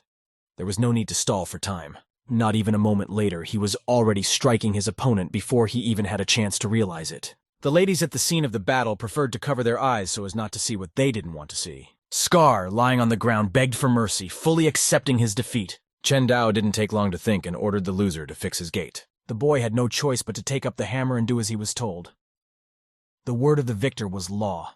Soon the final touch was put on. Surprisingly, Scar had some pretty good repair skills. Dade was not in the best of health, but Scar preferred to keep his courtesy so as not to cause further trouble. The incident exhausted the loser, and he again attempted to leave the place. Only the robot appeared to be completed, as the gate was once again affected, but already by Yu Ming's foot. There was no limit to the indignation of the guys. They had just settled the dispute. How come? The arrogant young man once again intended to utter another nonsense, but his gaze locked onto Elder Mao. His body stiffened with fear. Trying to solve one mishap, he was in very serious trouble. After asking one of the dumbest questions ever, he continued to resemble a surprised little puppy. The teacher was more than a little seething at this audacity. It seemed time to remind the students of the rule book. In an attempt to juxtapose the image of a holy benefactor, Qiao Ming embarked on a devious plan. The elder could not be taken by such cheap tricks, and the situation looked too obvious. Not knowing how to divert the attention of those present, the young man immediately spat out the falsified accusations. Mao held her line, reminding her that there was little to justify defacing the academy's property. The stubborn student had no choice but to agree with Mao, wondering how not to make his situation even more dire. Without letting the focus of attention shift, Qiao Ming was ordered to fix the gate. What a lot they had gone through in the last hour. The sun was scorching in the backyard. Probably little pleasure in physical labor in such weather. Having finished, Qiao Ming also didn't neglect the formalities so as not to test fate. Job done, but the question remained as to why the hell he was here. Still, Qiao Ming had a clear goal and once again continued to recite the memorized legend. Without providing a single piece of evidence, the young man had already asked in an orderly tone to capture Chen Dao. Holding absolute calm, our hero was sure that irrefutable proof at most, a squishy judgment. So far, success is on Qiao Ming's side. It seems like he and Princess have clearly thought out a plan. Hate, a powerful engine indeed, is what made the student think things through. Even though Chen Dao had revealed the essence of the conspiracy of the thieves, but it could hardly be of any help now. Feeling victorious for once, Qiao Ming openly enjoyed it. Realizing that he was not in a good position right now, Chen Dao made the decision to stall for time. So far, nothing interesting was happening. The discussion wasn't gaining any new momentum. Realizing that this way he was only delaying the time, Qiao Ming made an attempt to ask the elder for help. Chen Dao seemed to be up to something as well, clearly not intending to give up so easily. all the stolen pills were tainted, which was also not in the protagonist's favor. The older brothers from the pavilion confirmed Cao Ming's words. They had no reason to lie. Realizing that Chen Dao was also up to something, his enemy demanded every second to present the ring. Chen Dao tried to make the offender doubt his resolve, but it hardly helped much. Fully confident of his victory, Cao Ming throws an extremely bold promise. Without a moment's hesitation, Chen Dao hands the foe his ring. Things can't be that simple. Anticipating victory for more convincing, Cao Ming suggested that Mao personally search the ring. The elder refused the student's request, for if he made accusations, he must argue them in his own hand.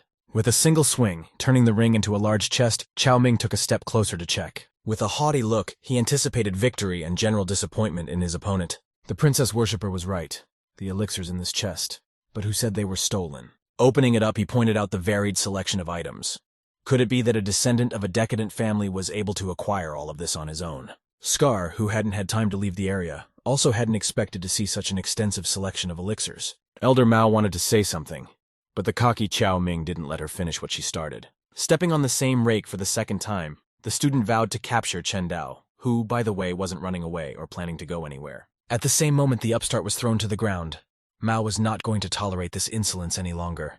Not realizing what the blow was for, Cao Ming burst out in indignation. The student didn't understand why, even after seemingly irrefutable evidence, Mao took the side of his enemy. Without hesitation, Elder Mao expressed her true attitude towards Cao Miryu. The ambition of the loser was clearly not small, for he was going to attract the director. Another blow, much stronger than the last one, was thrown towards Cao Ming. Unable to tolerate what seemed to him to be unfair treatment, the student continued his indignation. The head was utterly outraged to hear something that a priori did not exist. After realizing his stupidity, Cao Ming still couldn't believe what was happening. He rushed to the trunk, trying to find at least a couple of tainted pills. Barely standing on his feet, he didn't understand how this happened. He had personally delivered these pills through the princess. Looking through each pill, Cao Ming couldn't believe his eyes, not understanding how this happened. His mind felt as if it had short-circuited. There was no way those pills could just vaporize. Losing his temper, Cao Ming demanded an explanation with Chen Dao, forgetting his recent promise. The protagonist was extremely indignant at such insolence, which stunned everyone present. The descendant of the Chen family rightly refused to say anything after all. This is not the student's business.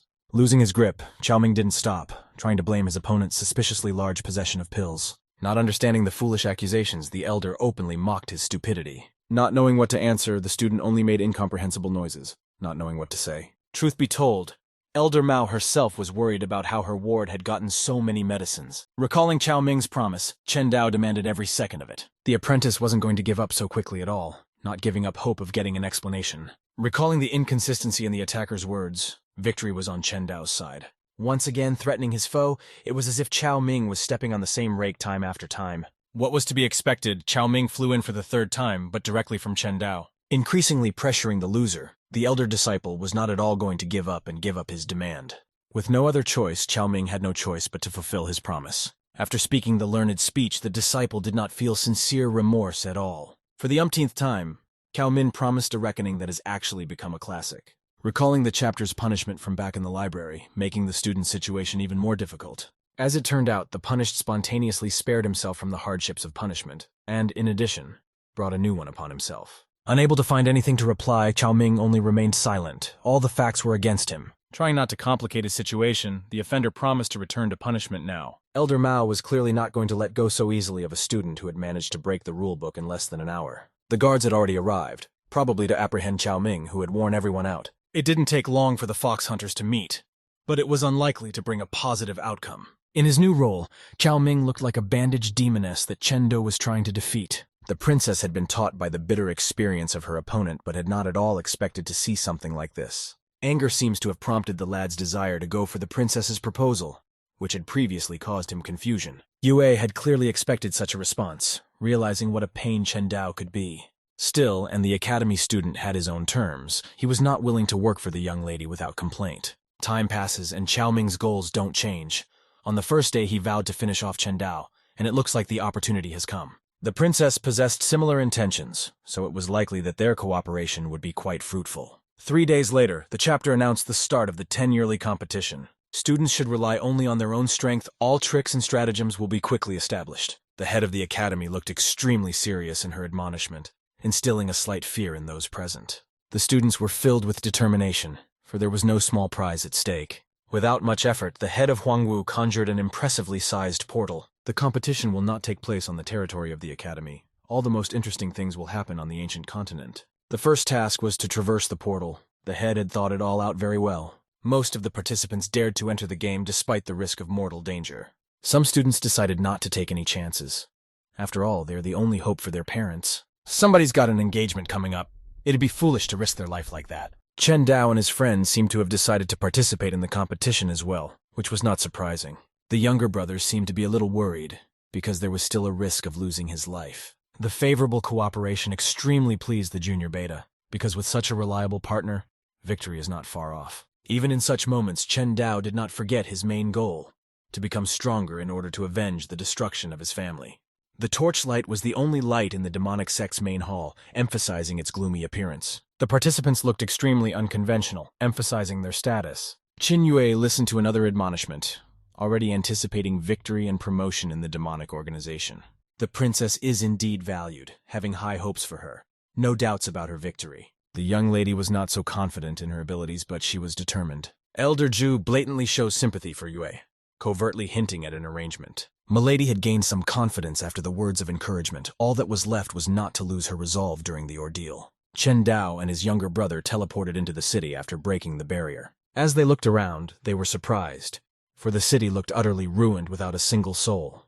It's not clear what to do yet, so you can just tour the ruins, imagining what this city was like when it was alive. We learn that in addition to training students, the academy specializes in the study of ancient cities. But where is the barren ancient continent itself? Scientists have no idea. It seems that the head is carefully hiding this place, because you can only get there through the portal she created. Perhaps the location of the test is in another dimension, making the test even more difficult. Among the many ruins, it seems impossible to find anything, especially something the students have never seen before. His younger brother decided not to trouble himself with unnecessary speculation, suggesting that we simply search the ruins, looking for anything of value.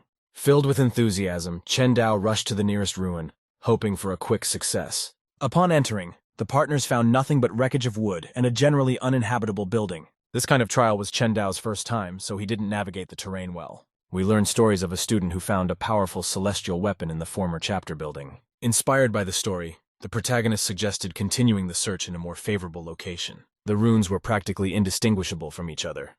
It seemed like you could loop around in circles for hundreds of years here. A monster that remotely resembled a crocodile appeared extremely unexpectedly. This was the danger that the chapter had warned about. The dazed group of students tried their best to get away, realizing that they couldn't defeat the monster. The beast moved extremely fast thanks to its considerable muscle size, chasing after the disciples. There was a rumbling sound, and there he was, a couple steps away from the small group that had lost all hope. It was foolish to expect mercy from the demon. Apparently he hadn't met anyone he could have fun with in the abandoned area for a long time. Junior brother Chen Dao watched on in horror, glad that he was not in the shoes of those unfortunate students. The younger brother's resolve dropped significantly, not to mention his buddy who was already preparing for battle. Ignoring his comrade's fear, he sprinted into the attack, not the least bit worried. The demonic beast probably counted him as another victim that would soon attempt to escape. But soon, a powerful attack of surprise pierced through him, not even giving him a chance to win. His silhouette immediately vanished into thin air as if he had never existed before. Chen Dao himself had not expected such a quick victory, so he initially suspected something wrong.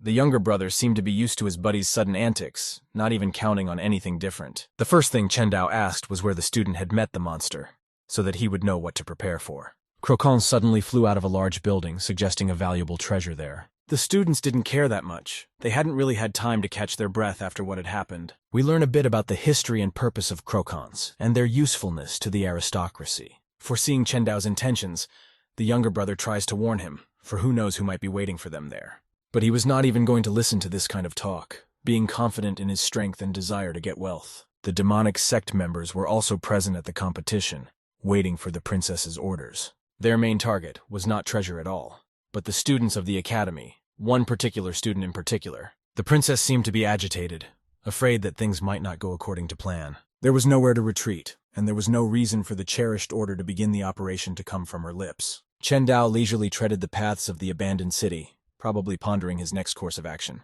Reaching their destination in front of them was a much more decent building than all the barracks they had previously passed. The greenery was blooming all around. Still, the absence of people had a positive effect on the fauna around. His gaze fell on a sword stuck in the ground, which did not look to be of cheap material. These hunches were confirmed by just groping the sword, but there was one thing about it. The spiritual energy in him appeared long since dissipated. He could hardly do any good. Chen Dao already knew how to rectify the situation. Not the first time he had encountered something like this. The first thing he did was ask the system to rewind the sword's term back to the maximum available time, 50 years ago. The sword was immediately filled with energy, illuminating the entire courtyard of the abandoned building. Little brother, though, he was used to Chen Dao's unusual actions, but this had become beyond reasonable for him. Not wanting to reveal his own abilities, the protagonist lied on the fly about the supposedly unseen seal by his brother. The young man trusted the elder, but he began to suspect something, because it was very difficult not to notice the seal. Without giving them time to think, another Kroken pounced on the boys from behind them. Without being confused, Chen Dao attacked him with his newly acquired sword. One move and the monster was decapitated before it could even scratch the protagonist. Noting the unusual origin of the sword, the enthusiastic young man offered to examine the runes. The city was gifted with rays of sunshine, making conditions more comfortable and making treasure hunting noticeably easier. Upon entering, they found an armory with an impressive assortment. The younger brother complained again about the lack of power in the weapon, rendering it completely useless. In one fell swoop, Chen Dao gathered all the weapons, probably to bring them back to working condition later. The younger brother realized that if he started to get this junk back to normal, it would take a lot of time. Chen Dao was of a different opinion, realizing that this weapon could bring a lot of benefits in the future. Without dwelling on the weapon, the young man offered to continue his search, pondering the sword technique given to him by the prince. The broken weapon made it much easier to elevate the second sword technique. The boys found themselves at the bridge leading to the island, faced with a choice. The younger brother was wary of the idea, going to the side of the bridge for fear of demonic beasts. Even the unwavering Chen Dao doubted the safety of this venture. Would his skills become sufficient? But still, he ventured out to scout without even explaining the plan of action to his comrade. Stepping onto the bridge, he was extremely careful. Danger could be waiting on either side. The demonic Krokan burst out from under the water, destroying part of the bridge with its weight. Chen Dao, who was expecting something like this, immediately swung his sword at the demonic creature. This Krokan was much stronger. The sword of the main dragon was shattered against its torso. The young man was confused for a moment, not expecting such strength and such a strong rebuff from an ordinary beast. The monster was only amused by the situation and the easy prey in his view. It's worth noting that it was far from an ordinary sword that was damaged, which meant the situation was even more dire. The crocodiles Chen Dao had caught before did not possess such strength. Now he was stunned to say the least. The younger brother panicked when he saw his disarmed buddy with the monster coming after him. Gathering his thoughts together, Chen Dao made the decision to use his blade, hoping that it would at least wound the monster. The attack was successful, and Krokan was badly wounded, but not fatally so far. The second blow was decisive, finally taking the life of the demonic creature. Having defeated the monster, the apprentice was entitled to a well-deserved respite. The fight was clearly not an easy one. After estimating the power of the blade, his fighting spirit rose extremely, for he now possessed a weapon far more powerful than before. But there was no need to relax. There were already 3 monsters like the one he had defeated earlier. The impact was extremely powerful. Spiritual energy spread out in all directions, not sparing any enemy. The opponents appeared defeated. It remained to consider the further plan. For now, there was a lull, letting me exhale a bit and gather my thoughts. The battles really wore the young man down. It seemed going further was a self-signed death sentence. A sudden fountain of water made the new enemy known. There was plenty of life in this lake. The Krokan was even more fearsome, as it looked much more massive than its kin. Even the confident Chen Dao was taken aback by the threatening sight of the rapidly advancing opponent. His younger brother was worried, realizing that he could hardly do anything to help. Up close, the monster looked much larger and dangerous, taking away the last hope of a successful outcome to the fight. It was much harder to dodge such a giant as his torso took up most of the bridge. A single blow from the demon spawn made the entire bridge shudder, creating several small waves in parallel. Chen Dao was surprised that he was still on his feet and conscious. But what was happening was becoming much more dangerous. Part of the bridge was broken, reducing the battle area by the lion's share, and with it, the chances of victory. The younger brother didn't deny the option of the elder's death. After all, a lot of people aren't capable of surviving a blow of such power. Hope always dies last, so now it was worth focusing on thoughts of a different content. Unsurprisingly, Chen Dao suffered several injuries in the fight, giving off severe pain in different parts of his body. He really isn't at his best, but that doesn't mean his resolve is just as at zero. The battle turned out to involve an orb given by the princess. This artifact helped withstand most of the attacks. Not for nothing our hero has made such a thorny way. It is worth looking around. There is definitely something valuable here. What we saw was truly a beautiful sight. All the challenges on the way to the island were definitely worth it. The armory was far better than the one found earlier. Now it was clear why it was guarded by such powerful beings. For the first time in a long time, Chen Dao was visited by sincere joy. The path had not been traveled in vain. The sight spoke, nay, screamed of his power. It was worth it just to get him back into working shape. With the system, this procedure won't take much labor and time, so at least here you can relax. The sword chosen by the young man immediately transformed, gaining strength thanks to Chen Dao's little trick. Having tested the ability on one sword, it was fashionable to proceed to other weapons. There's no need to bother reeling off the time of each item individually, as everything can be done in one fell swoop. A charge of spiritual energy swept through the entire warehouse, lifting dusty weapons from their seats. The younger brother sat between the two statues, contemplating what had happened the day before. He was tormented by the not-so-pleasant thoughts of his elder brother's passing, sadness overwhelming him more and more. Only a fraction of the weapons were able to be restored. Some items 50 years old was not enough. This once again reminded Chen Dao of the importance of updating the system, and the sooner he did so, the better it would be. Taking advantage of the opportune moment, Chen Dao began activating the second sword.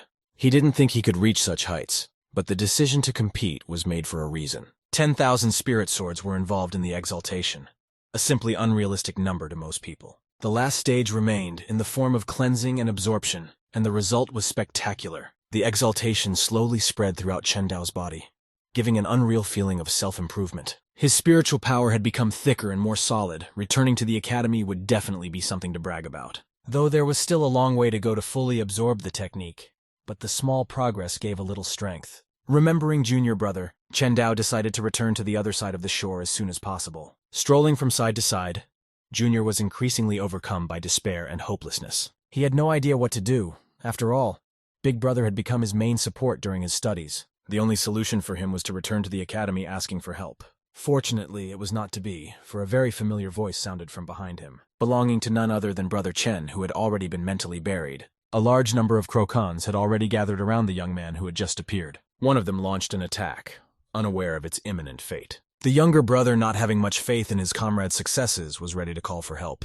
The position was extremely risky. Summoning 10 swords at once, Chen Dao was plotting a clearly not ordinary attack. The ring of swords was aimed at the enraged crocodile in one motion. The young man was successful in his task, stabilizing the situation little by little. The swords struck the demonic creature in a flash, though some of them were broken. But that didn't prevent him from overcoming the giant without much effort. The monster's body went to the depths of the lake. He wouldn't hurt anyone else. As it turned out, the demonic beast that was defeated turned out to be the King of Crowns. In order to avoid questioning, Chen Dao suggested that he immediately continue his search in the next house. Around the same time interval, a couple of disciples caught sight of a group of demon sect members. It seemed like they were just waiting for them to launch an attack without sowing panic among the competitors. The bolder student volunteered to hold off the malcontents while his comrades went to get reinforcements. The princess's order to start the operation rang like thunder, and without it no one dared to lift a finger. The bold student lunged at the young lady, unaware of her incredible strength. Yu didn't even try to pretend that it scared her in the slightest.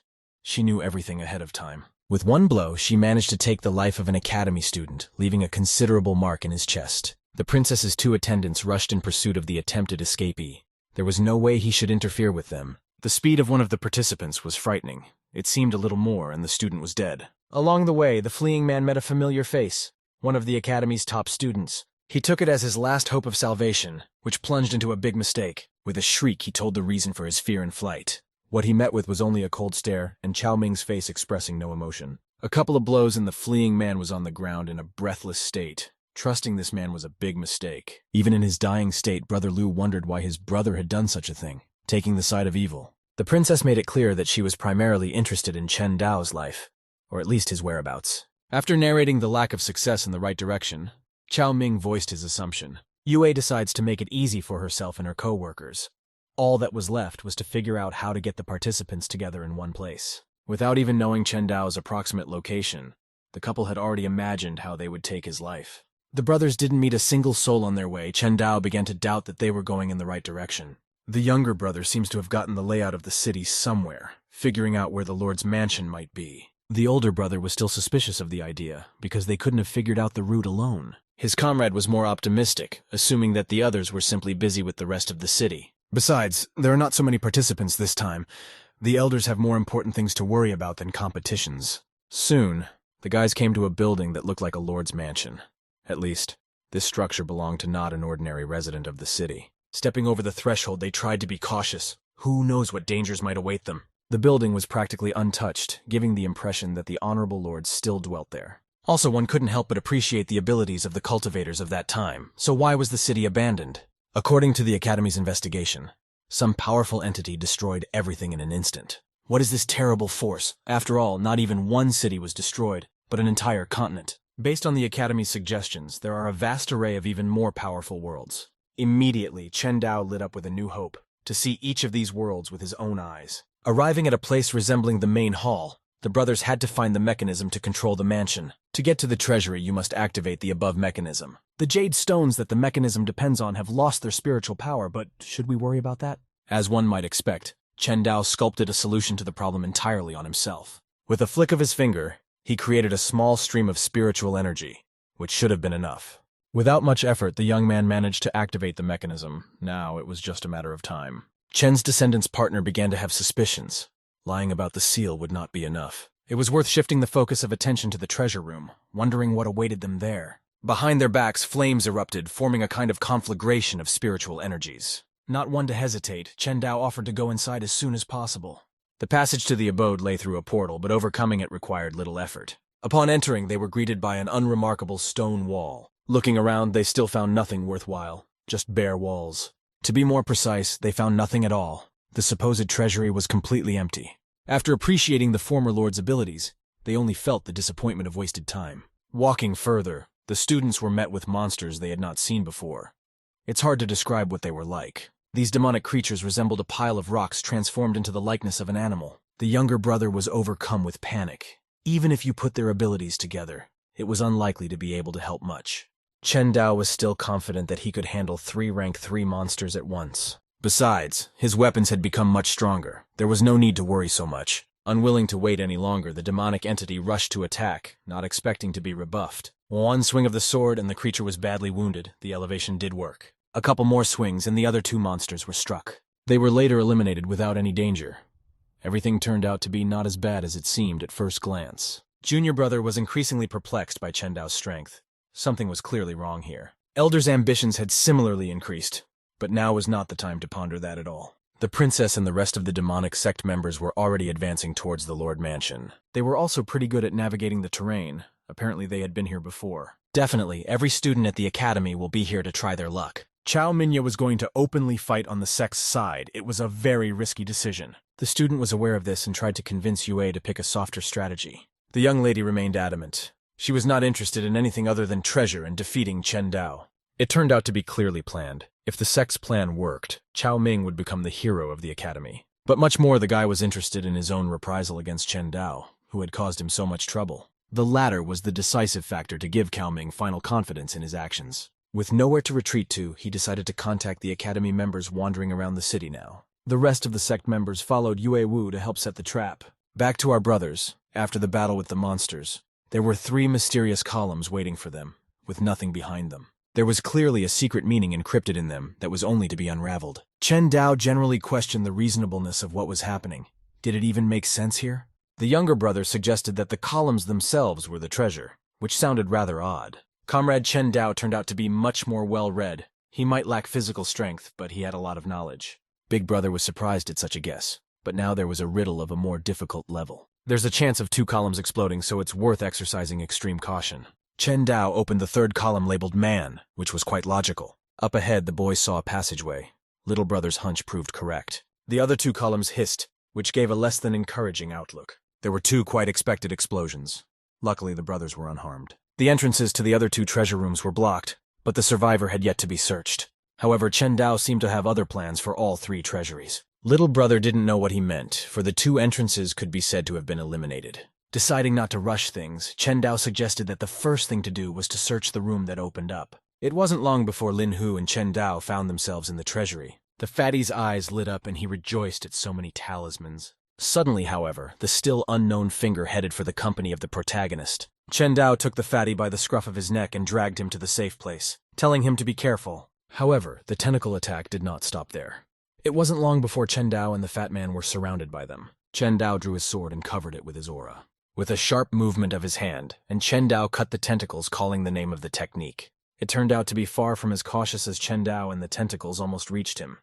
The guy realized that he couldn't dodge. Immediately after that, the huge tentacle made its strike, and even though Lin Hu tried to defend himself, it was in vain. It wasn't long before Lin Hu found himself on the floor unconscious. Chen Dao checked the fatty's pulse and realized that he had passed out from the blow. Pretty soon the tentacles began to gather in one place. With a distinctive sound, many tentacles formed an unknown monster with many eyes. Chen Dao was surprised as he didn't expect to find a guardian monster here. Chen Dao squinted his eyes and said that it looked like he would have to finish him off. It wasn't long before the guy defeated the monster, however, it wasn't easy for him. Chen Dao realized that the monster guards were incredibly strong. Chen Dao walked over to the shelves and noticed many talismans. The boy took one of the talismans in his hand and realized that the spiritual power in such talismans was weakened, so it would be necessary to turn back time to restore their former power. Chen Dao turned to the system and told it to roll back the time of the talismans in the treasury by 50 years. A bright light came on, and the treasury began to look as if it were new. Chen Dao walked out of the portal while the other two slabs exploded. The guy took care of the fatty's body and left it outside the treasury. As soon as Chen Dao stepped out, he was almost toppled over by the explosion, and he made an effort not to fall. Chen Dao looked back and realized that he had succeeded. The guy asked the system to rebuild the slabs, which it successfully did. Eventually, the guy left the fat man's body behind and approached the already new columns. Chen Dao walked over to one of the slabs and placed his hand on it. Chen Dao squinted his eyes and ordered the stove to open. Immediately after that, the other two slabs exploded, and a portal was created on the slab that was touching Chen Dao. The guy looked around and realized that the other two columns had indeed exploded, and he needed to go after the treasure of the land column as soon as possible. Chen Dao stepped through the portal and found himself in the treasury. The boy didn't look up and realized that the treasury was filled with elixirs. However, things were far from simple. This treasury, like the previous one, was guarded by the monster guardian. Some semblance between a turtle and a giant shouted that those who invaded the treasury should be killed. Chen Dao squinted his eyes, took the sword in his hands, and told the monster to close and die. Chen Dao concentrated the aura in his hands and told him to look at the sword. However, what the guy did not expect is that the monster will not pay attention to him at all, and with all his might will hit the protagonist, because of which he will go to the other end of the treasury. However, Chen Dao managed to slow down and stop his fall. Chen Dao was extremely surprised as he had not expected such a beastly strength. The guy smirked and realized that the monster stranger in the Earth treasury was far more powerful than the human pillar. Chen Dao stood up and said that a naturally speaking monster should be different from an ordinary monster. A crowd gathered in front of the square. The people were extremely dissatisfied, but they said that Brother Cao Ming had told them to gather here. It was rumored that there were many treasures locked away in the Lord's mansion, and they were gathered here to overcome the hardships and divide the reward for everyone. At the same time, Chen Dao continued to battle alongside the monster. With a sharp jerk, Chen Dao headed towards the creature. Chen Dao extended his sword in front of him and shouted a war cry. With a sharp movement of his hand, the guy made a clear cut and found himself behind the monster. The monster said that Chen Dao was very good once he was able to injure him. However, he was clearly unable to break through his defense. However, Chen Dao was extremely calm and asked if it was true. The monster, as far as it could be called, took a strange stance and was about to jump. He shouted to the protagonist not to pretend to be so calm, for he had lost all his trump cards. The monster made a sharp tug toward the protagonist and said it was his turn.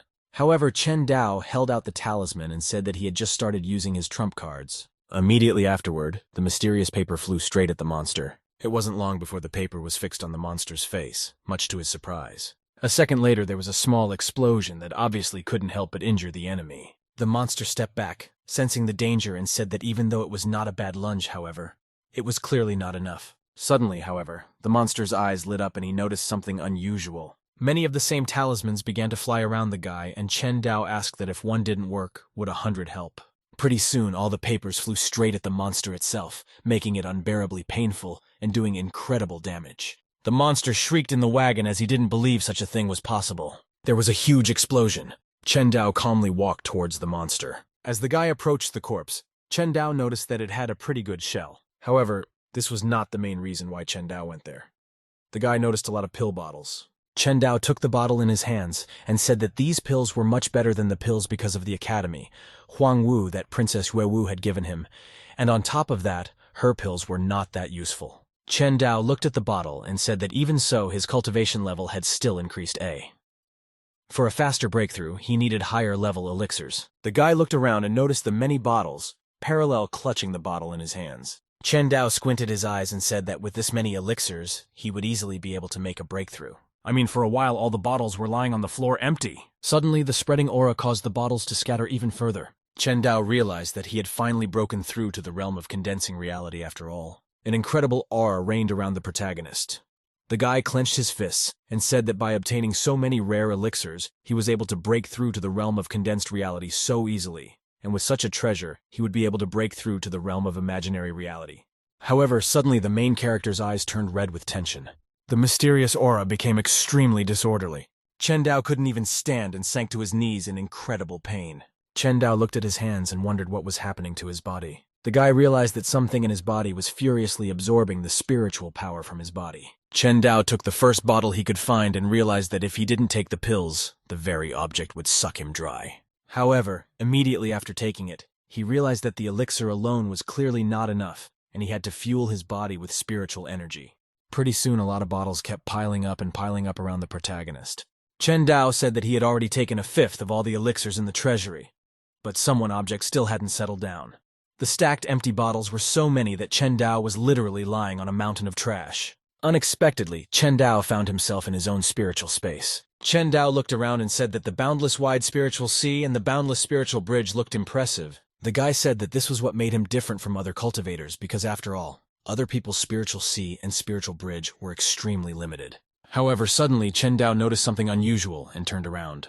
In the middle of the vast landscape flew an incomprehensible island surrounded by an unknown aura. Chen Dao realized that the island that appeared out of nowhere had been absorbing his spiritual power all this time, and he was demanding more and more of it each time. The guy thought about it, and realized that the floating island only appeared when he broke through to the realm of imaginary reality, and wondered if he was in the imaginary realm. The guy remembered how a master had once said that condensing reality was to transform the spiritual power in a cultivator's body into reality, and Chen Dao wondered if the floating island was his reality. At the same time, the island flew right up to the protagonist, and the sudden pressure made the guy drop to his knees. Chen Dao realized that he was still continuing to absorb his spiritual power. It wasn't long before Chen Dao returned to reality. The boy looked around and realized that since this was the case, he was obliged to feed him to his heart's content. After a while, the guy lay calmly on the pile of bottles and said that he had to take all the elixirs in the treasury, and most likely the floating island wasn't going to absorb his spiritual power any further.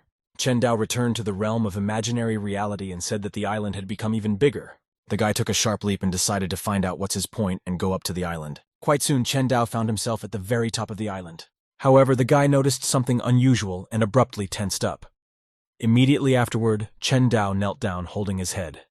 The guy surrendered to the question of what had happened. However, after feeling Chen Dao's aura, he realized that it was willpower and suppressive spiritual power. Sitting in lotus pose, the guy said that his soul is constantly growing while under this pressure. Chen Dao realized that the realm of imaginary reality had condensed the floating island. He smiled and realized that the purpose of this island was a way to strengthen his soul. At the same time, the crowd was not going to disperse. However, she noticed something strange because even though everyone had gathered together, people didn't understand where Chao Ming had gone. Suddenly, someone noticed something unusual. Brother Liu Rui turned to the girl and said that Elder Miao wasn't here right now. The guy didn't understand why she needed to restore his reputation as well. Liu Rui said that she understood what the matter was and mentioned that the guy was mumbling about something while on the road. With tearful eyes, the brother said that he couldn't help but talk about it since Chen Dao had given him such an insult. The guy's face darkened, and he asked his sister why did Chen Dao want her, and could he make him bow down and admit his mistake. However, Liu Rui waved her hand and said that once she met him, she would teach him a lesson and told him not to bring it up again. The boy grinned and said that this was exactly what he expected from his sister. He also said not to worry because in the future he would assess the enemy's strength before intimidating them. However, Liu Rui said with a calm expression that the guy wouldn't even scare a dog, let alone everything else. Immediately afterward, the company approached the crowd, who were clearly delighted at the girl's appearance. Liu Rui asked about the whereabouts of Chao Ming and where the treasure was. The man said that he had not seen Chao Ming. Not hearing an adequate answer to her question, the girl asked what was wrong with the main character. However, as it turns out, no one has seen him either. The girl immediately hesitated, however she said be patient and wait a little longer. Chen Dao sat in the lotus posture and continued his training. Suddenly, a sphere of energy surrounded by a strange aura emerged from the main character's body. Chen Dao looked up and realized that it was his soul. The guy stood up and said that his soul could now appear outside his body, and such a technique could only be possessed by great cultivators. Chen Dao was still looking at the sphere and said that the floating island was the truest treasure. Because of such a short time, he had made his soul so strong that it could appear outside the body. However, Chen Dao decided to stop there since he had already achieved a lot by tempering his soul in the sea of knowledge. Chen Dao found himself in the middle of a stone column and other shattered slabs. The guy called up the system and told it to roll back the time for the blasted columns by 2 hours. Pretty soon all 3 columns were standing as if nothing had happened. Chen Dao once again placed his hand on the mysterious sign and told the treasury to open. Immediately afterward, a mysterious portal appeared in the slab that led to another treasure room. After that, the other 2 plates exploded and Chen Dao was forced to cover himself from the shockwave. Immediately afterward, the lad found himself in a treasure trove of weapons. He looked around and marveled at the quality of the weapons assembled here. A mysterious energy poured out of the main character's hands, and the guy decided that he should absorb everything here as soon as possible. At the same time, the atmosphere in the square was peaceful. However, this did not hide the fact that many of the people were irritated. People still couldn't figure out where Cao Ming was and were outraged that the guy had gathered everyone, but just took off. Brother Liu Rui turned to the people leaving and asked where they were all going. The people naturally told him that they were leaving. However, suddenly there was a loud voice that asked everyone to stop. As it turned out, it was Cao Ming. The people had already waited for the guy and were staring at him. However, people's outrage was not lost on him. Someone asked where the guy had been and asked where the treasure in the city lord's mansion had gone. Cao Ming looked around and asked him not to hurry since they would need to work together to get them. However, Liu Rui was extremely displeased with the guy's negligence and told him to come to the case as soon as possible. Cao Ming looked over and realized that everyone was here except the protagonist. People didn't understand what was wrong and asked him to start already. However, even then, it had already discharged and Cao Ming shouted to no one in a hurry. The guy from anger began to bite his nails, because she realized that he had arranged all this on purpose to get rid of him. However, after failing to see any decisive action, Liu Rui and his brother headed towards the exit and said that they had no time to argue with him. The guy got angry and told Liu Rui to stop, but the girl didn't listen to him. With a gloomy expression, Liu Rui asked how Cao Ming had the right to speak to her with such a tone. Cao Ming pointed his finger at the girl and ordered her not to pretend that she was taller than him and asked what was so bad about him talking to her. The guy was clearly out of his mind and shouted if it was because she was ranked higher than him. Cao Ming asked if she was ignoring him because he hadn't loved her for a long time. Hearing such a speech, Liu Rui's brother asked him if he really had been cheated to death and asked if he wanted Liu Rui to cheat him to death. However, the guy wouldn't budge and said that no one was leaving here anyway. Hearing such a speech, the other participants asked all the questions I had about whether Cao Ming had lost his mind. However, it was not surprising since he had already been decorated twice. Cao Ming smiled evilly and said that they would be begging him soon. Liu Rui's brother was extremely angry and told his sister to hit him. At the same time, Liu Rui herself was not in a good mood. Liu Rui said that if anything goes wrong, there is a demon involved and her premonition confirms it. However, as soon as the girl tried to leave the site, a giant magic circle formed under the feet of the participants. No one expected this development, and with their eyes open, how could this happen? Suddenly people began to kneel down en masse and grab their heads. The mysterious formation began to suck the strength out of the crowd. Realizing the magnitude of the situation, people began to lose control as they realized that this way they could die. Liu Rui picked up her long sword and shouted that she demanded an explanation. Despite the angry girl, Cao Ming only calmly called out her name. Licking his lips, Cao Ming said, looking at her figure, he thought of the widow's enjoyment while he would kill her. Such impertinent words made the girl extremely angry to the extent that the vein at her temple showed. Liu Rui made a sudden dash towards the guy, shouting that she would kill him. However, the man was not at all frightened by such a lunge. Immediately after that, a sharp blow in the shape of a crescent moon was made. Right after that, a small explosion occurred, and Liu Rui was forced to fly away from the shockwave. The girl barely slowed her feet down and asked what was going on and who was there. Behind Cao Ming stood a mysterious figure. The outstretched hand was covered in incredibly powerful energy. As it turned out, Yue Wu was standing behind the guy's back along with the team and telling Cao Ming that he had done a good job. Liu Rui was extremely angry and realized that the demonic sect disciples were standing in front of her. The girl was extremely angry that Cao Ming had colluded with them. Brother Liu Rui, even under the pressure of information, shouted how he dared to betray the academy and collude with the demonic sect. Cao Ming began to realize that Cao Ming was a traitor. People began to censure the guy and asked him if he wasn't afraid that the academy would find out about it and his corpse would be made into thousands of pieces. However, the man was extremely calm and asked who would know about his shenanigans if they all died. At the same time, Chen Dao was still in a state of training. The guy realized that he had absorbed a huge amount of spiritual sword essences, and his spiritual power was starting to deplete, becoming more and more viscous and stiff. Chen Dao stood up and realized that he had absorbed almost 15,000 spirit swords, if not counting the former 20. And although he was still far from reaching 100,000 spirit swords, his strength still increased slightly. The protagonist calmly opened the door and realized that he was now free to go out. At the same time, the elders of the academy stood near the entrance and the realization that something amiss was happening. It had taken too long to participate in the contest, and she couldn't share that much. The protagonist's teacher said they had been there for about 10 hours and looked into the portal with a thoughtful face. The head elder realized that something was wrong since the last time the disciples had come out after 3 hours at most, but it had been so long since anyone had come out. One of the elders suggested that since it was taking so long, could it be that they were facing a great opportunity? The elder waved her hand covered in a mysterious aura and said that the probability was extremely low. The woman closed her eyes and began to focus, trying to figure out what was going on in the portal. However, the woman's face instantly darkened.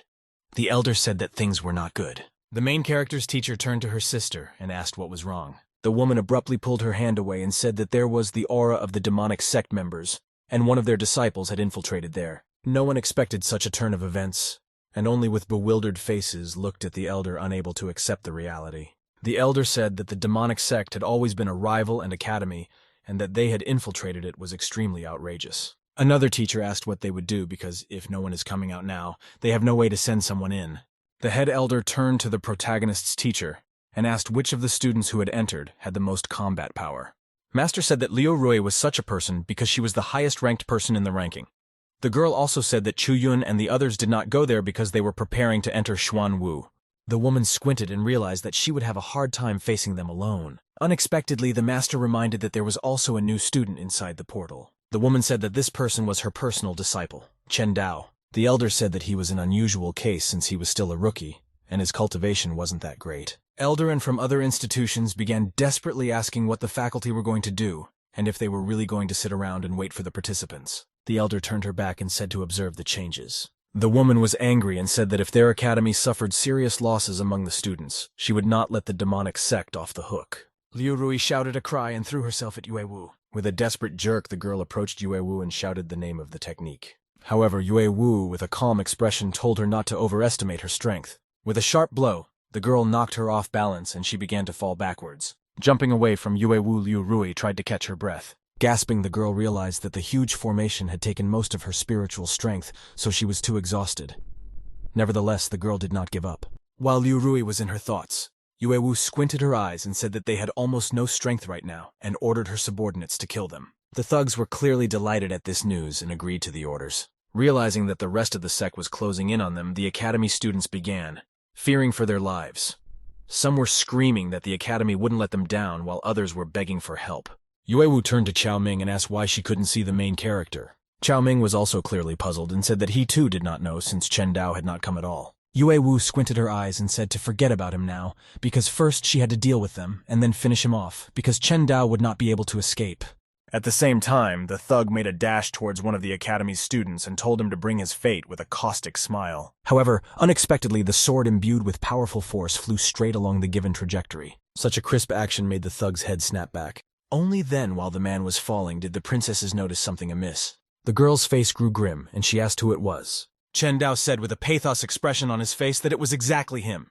Essentially, the main character stood Lin Hu. The guy's hand was covered in mysterious energy. Yue Wu instantly recognized the main character's guise. At the same time, Chao Ming smiled evilly, and because he realized that the main character himself had come to meet his death. However, all this time, the title character was worried about Liu Rui, who told him to stay back and go get reinforcements. The main characters told her nervous so and did a confident step up. Immediately afterward, the guy was in the middle of the information, still stepping confidently towards the villains. Liu Rui tried to warn the protagonist that this formation was siphoning off spiritual power, but Chen Dao did not listen to her. The guy smiled and said that if he didn't step up, he couldn't have fun with them either. At the same time, the other disciples were perplexed. Why did Chen Dao make such a grave mistake? However, they were not the only ones who were puzzled. Chao Ming also wondered if the protagonist had lost his mind. Chao Ming pointed at the protagonist and told him to finish him off since he himself had fallen into the trap. Yue Wu smiled evilly and said that she would run the information at full power, trying to turn the main character into a turtle. Liu Rui got into a defensive stance and said that Chen Dao was extremely inconsiderate because after entering the formation, his spiritual power would be siphoned off in an instant. Chen Dao smiled and said that since this was the case, he would just make her disappear. Just a second later, the guy called up the system and said to roll back the time of this formation by 5 hours. At the same time, Chao Ming was still in ignorance of what Chen Dao was up to, and angrily smiling said that when he did not even have the strength left to slaughter a chicken, then he would kill him. Suddenly a wind blew and the formation under the feet of the protagonist and Liu Rui literally vaporized. No one had expected such an outcome. Even the students of the academy wondered why the formation had disappeared. However, the one who was most surprised was Cao Ming, who literally jumped up in surprise. Yue Wu hesitated and said that it was the same as last time and Chen Dao made the formation disappear. The girl sank into her thoughts and wondered how Chen Dao could do such a thing, and whether he had some special artifact. Liu Rui, overcoming her general fatigue, thanked the protagonist for a good job and said that as soon as she came to her senses, the first thing to do was to finish off the traitor Cao Ming. Realizing what was happening, Cao Ming turned to Yue Wu and told her to hurry up and kill them.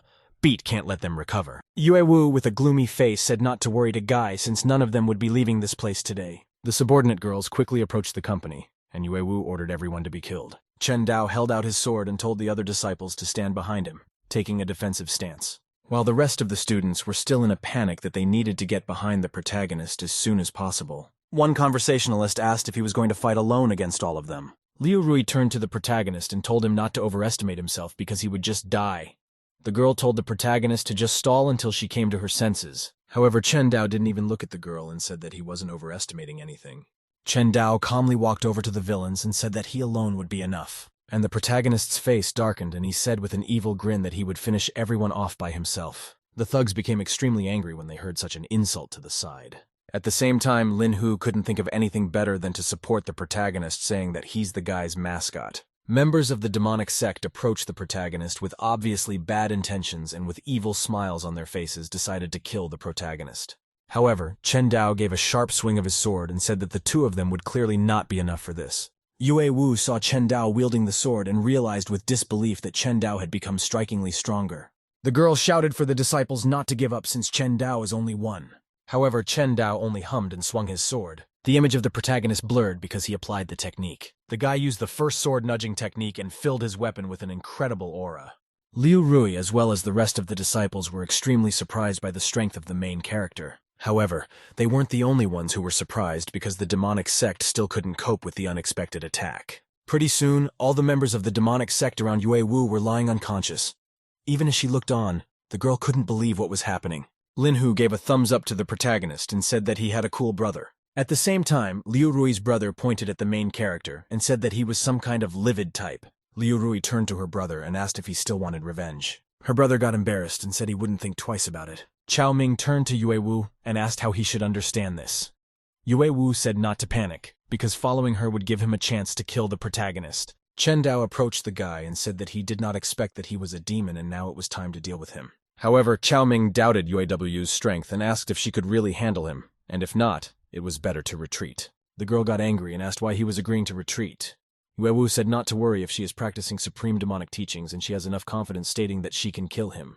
Immediately afterward, the guy said that in this case he would not put up with it since he believed her. Yue Wu shouted for them to launch a joint attack. Cao Ming made a sharp jerk towards the protagonist and said that there was no way he would believe that he had managed to deal with the two of them. However, the protagonists exhaled and asked which two the guy was talking about and told him to turn around. Cao Ming turned his head and couldn't believe his eyes that Yue Wu had literally run away from him. The man was extremely angry, and with eyes reddened with anger, he shouted that Yue Wu had lied to him. However, no sooner had the man this done how Chen Dao swung his sword and triggered a small explosion that threw Cao Ming back. Chen Dao said that he would follow Yue Wu while Liu Rui would handle everything else. The girl agreed to this division of tasks. It wasn't long before Chen Dao began to pursue Yue Wu. The girl, noticing the pursuit of the protagonist, stopped running away. Chen Dao didn't expect her to do that and was surprised. The guy asked why she didn't run away. The girl, however, wryly asked why she should run away if she couldn't do it anyway. Chen Dao said that the sly rabbit is 3 probably, and she has 30 of them, and there must be a reason why she stopped running away. However, the guy wasn't at all interested in that reason, so he decided to just stab her. The girl tried to stop the protagonist pressing the memories. However, this did not stop the protagonist, who made a sharp swing of his sword that struck at his opponent. Chen Dao said that there was nothing to talk about it. After all, he used to be a trace. But things are different now. Yue Wu jumped away from the protagonist and asked how he managed to increase his strength so fast since she couldn't stop thinking about it. The girl said that until a few months ago, he was quite destroyed by it and was unable to cultivate. The guy stopped and wondered where he should start. Seeing that this way she could delay time, Yue asked if he wanted revenge. Chen Dao, all with a calm expression, asked if she knew who was behind the destruction of him and the family. The girl, already anticipating safety, said she knew it well. However, Chen Dao smiled and said that he also knew this, so she could say nothing and just die. While Chen Dao swung at the girl, she said with all the fright that it was not the Hao of Gen country. Here from Chen Dao stopped at the very last moment when the blade of the blade was right in front of the girl's face. Chen Dao was interested and told her to continue. Yue said that the crown prince is behind this, and even if Hao of Gen country had a hand in this lesson, he is not the true killer of the Chen family. Hearing such a revelation, Chen Dao even lowered his sword since he didn't expect this. The girl clarified that he was the crown prince of the Tianshui dynasty, and it was more appropriate to call it the Tianshui divine dynasty because it was a very ancient nation. Yue said that although she was no longer the same as before, but she still strived to restore her greatness. Chen Dao squinted his eyes and asked why the girl was telling him this. Yue smiled and said that she was doing it to make a deal with him. Chen Dao got angry and said that he didn't even know who she was, and he must be crazy to agree to a deal with her. When she saw the protagonist pull out his sword, the girl jumped back once more and said to listen to him because she wanted to unite to destroy the demonic sect. These were exactly the words Chen Dao completely did not expect and asked for a repeat. Yue once again said that her goal was to destroy the demonic sect. She, as Chen Dao, was perplexed as to what this would do for the girl herself. The policewoman said not to worry about it because if he agreed, she would prepare the time for his academy's ability to attack them. Chen Dao squinted his eyes and said that there was no way he could figure out her snake nature, and asked what was the difference between cooperating with her and persuading Tiger to take off his skin. Yue said it wouldn't be superfluous to ask and wondered if he would agree or not. Chen Dao pointed at the girl and said that he would wait for news from her because even though she is a tiger, he is a tiger rider. Chen Dao realized that regardless of her goals, this would be extremely beneficial to the academy, so he agreed. It wasn't long before aura began to pour out of the mysterious information. The elders were already whispering amongst themselves, for it was likely that something irreparable had happened. The elders began to say with one voice that there was no point in waiting for their return. They needed to attack the demonic sect as soon as possible, because even if they had to exterminate it all, they had to get justice. Most importantly, the elder said to get ready because they're going on a crusade against a demonic sect. However, the master of the protagonist asked her sister to wait for a while. The girl pointed she the information and said that someone was coming out of there. The information did indeed show barely visible silhouettes. The elder was relieved to say that they were indeed coming out. The participants helped each other. Some of them cried while others helped their comrades. However, they all had the same thought that if it wasn't for Chen Dao, they would have been terrified to think how it would have ended. The elders were glad that they had returned, but they had a mute question as to how such a crowd had managed to get out of there alive, and if it was not the demonic sect members who had attacked their disciples. After a while, the protagonist's master said that she had figured it all out, and only 3 students from their sect had been killed, but the others were fine. The woman said that almost all the members of the demonic sect had been killed. The elders didn't understand how such a thing was possible since the members of the dynamic sect were never weaklings, and besides, their disciples weren't ready for this. The other elder asked if Liu Rui was able to settle the situation, since she still ranked quite high among the entering disciples in the cultivation ranking. However, the main character's master said that Chen Dao was the reason. The woman turned around and said that Chen Dao appeared the critical moment and averted the danger from the demonic net and saved everyone. The head said that Chen Dao had already amazed her many times before. The woman said that with the exception of Chen Xuan, Chen Dao is the most outstanding disciple of their academy in recent years. At the same time, the demonic sect was extremely depressed. The sect head said that she was obligated to handle it. The man was extremely dissatisfied with UAW's success and said that she had failed. The girl kneeled before her patriarch and said that something unforeseen had happened because Cao Ming named Chen Dao had appeared and killed everyone. However, the sect head was not going to listen to the girl's excuse and said that the demonic sect only look at the results, they are looking at the process. Yue said she wasn't going to dodge and asked to be punished. The patriarch said they're all who had not endured such humiliation for a long time, and no one but her had come back alive. However, the elder stopped his patriarch and said that although there were no high hopes for her, she had only recently joined them and was just starting out. The man tried to ask for a new chance at her. The patriarch scratched his beard and thought deeply. The patriarch said he would spare her punishment this time. However, the man added that her promotion to Heavenly Demon would be delayed. The girl clearly did not expect such a development. Noticing the girl against the man asked, "Does Yue have any objections?" But to which the girl replied that there were none at all. Having voiced his verdict, the patriarch said tread. The man said that their sect spoke of ability, and if she wanted to ascend to the celestial demon, She had to prove her intentions with deeds next time. Right after that, Yue-woo walked out of the hall and someone called out to her. As it turned out, she was called by the very elder who had stood up for her. The man asked if she was busy. Yue-woo said that she just wanted to pay her respects to Elder Ju, and anyway, she had already been punished by the patriarch. Immediately afterward, the elder placed his hand on the girl's fur. With a wry smile, the old man asked how the girl was going to thank him. With a grim expression, the girl squeezed out that she would naturally obey him. The elder stroked his beard and called her a sensible girl. The elder closed her eyes and told her to remember to come to his residence. Yue-woo, with a gloomy expression, said not to worry because she would definitely come. The crown prince turned to his favor and told him to look at the tens of millions of insects living in Guanxia. The man asked him what the meaning of their lives was. With a gloomy expression, the prince looked into the distance and asked if they could understand the crown prince. The counselor chuckled and said that what only purpose can insects have since the crown prince is aiming for the heaven like majestic dragon, and how should insects understand the dragon? After a verbal altercation, the crown prince asked if there was any news from Wang Hulin. The counselor was covered in sweat and said that most likely the old servant's business was not going well because too many years had been spent searching for him. However, the turning point was that the young head of the family Chen left at the last moment. The crown prince turned to the man and asked where he was now. The counselor folded his hands respectfully and said that he was at Huangwu Academy, and that was the very reason why he couldn't do anything.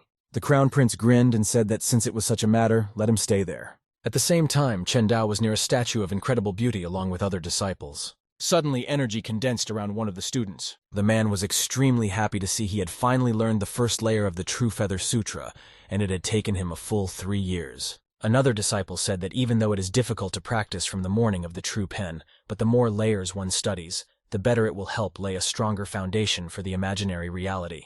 However, the guy grinned and asked what he was talking about since it took him 3 whole years to comprehend the first layer. And he is to me a genius like Chen Suyan, and he has no idea how many years will it take to reach the second layer. The disciple told me to wait, but to go straight into the realm of condensed reality. Suddenly, someone recognized the main thing as a hero. The guy said that Chen Dao was the one who got them out of the mess and saved them, and he still had no time to thank him. Chen Dao said that they were only fellow students, so he could forget about it. Another disciple said that Chen Dao had also come to understand the True Feather Sutra, and perhaps he had already reached the realm of condensed reality. People began to praise the genius of the protagonist. One of the students unexpectedly asked the protagonist how he was doing with comprehension. Chen Dao smiled and said that he still hadn't gotten the realization yet. Very So said not to take offense because with his data he can easily comprehend in the first layer in a year. Chen Dao looked at the mysterious pillar and pondered. The guy realized that since the morning of the true feather was really complicated, and with his understanding, he wouldn't be able to comprehend it at all. Chen Dao realized that if he didn't use the system, he wouldn't be able to comprehend the first layer even in 8 to 10 years. Chen Dao closed his eyes and decided that he had to compromise with reality.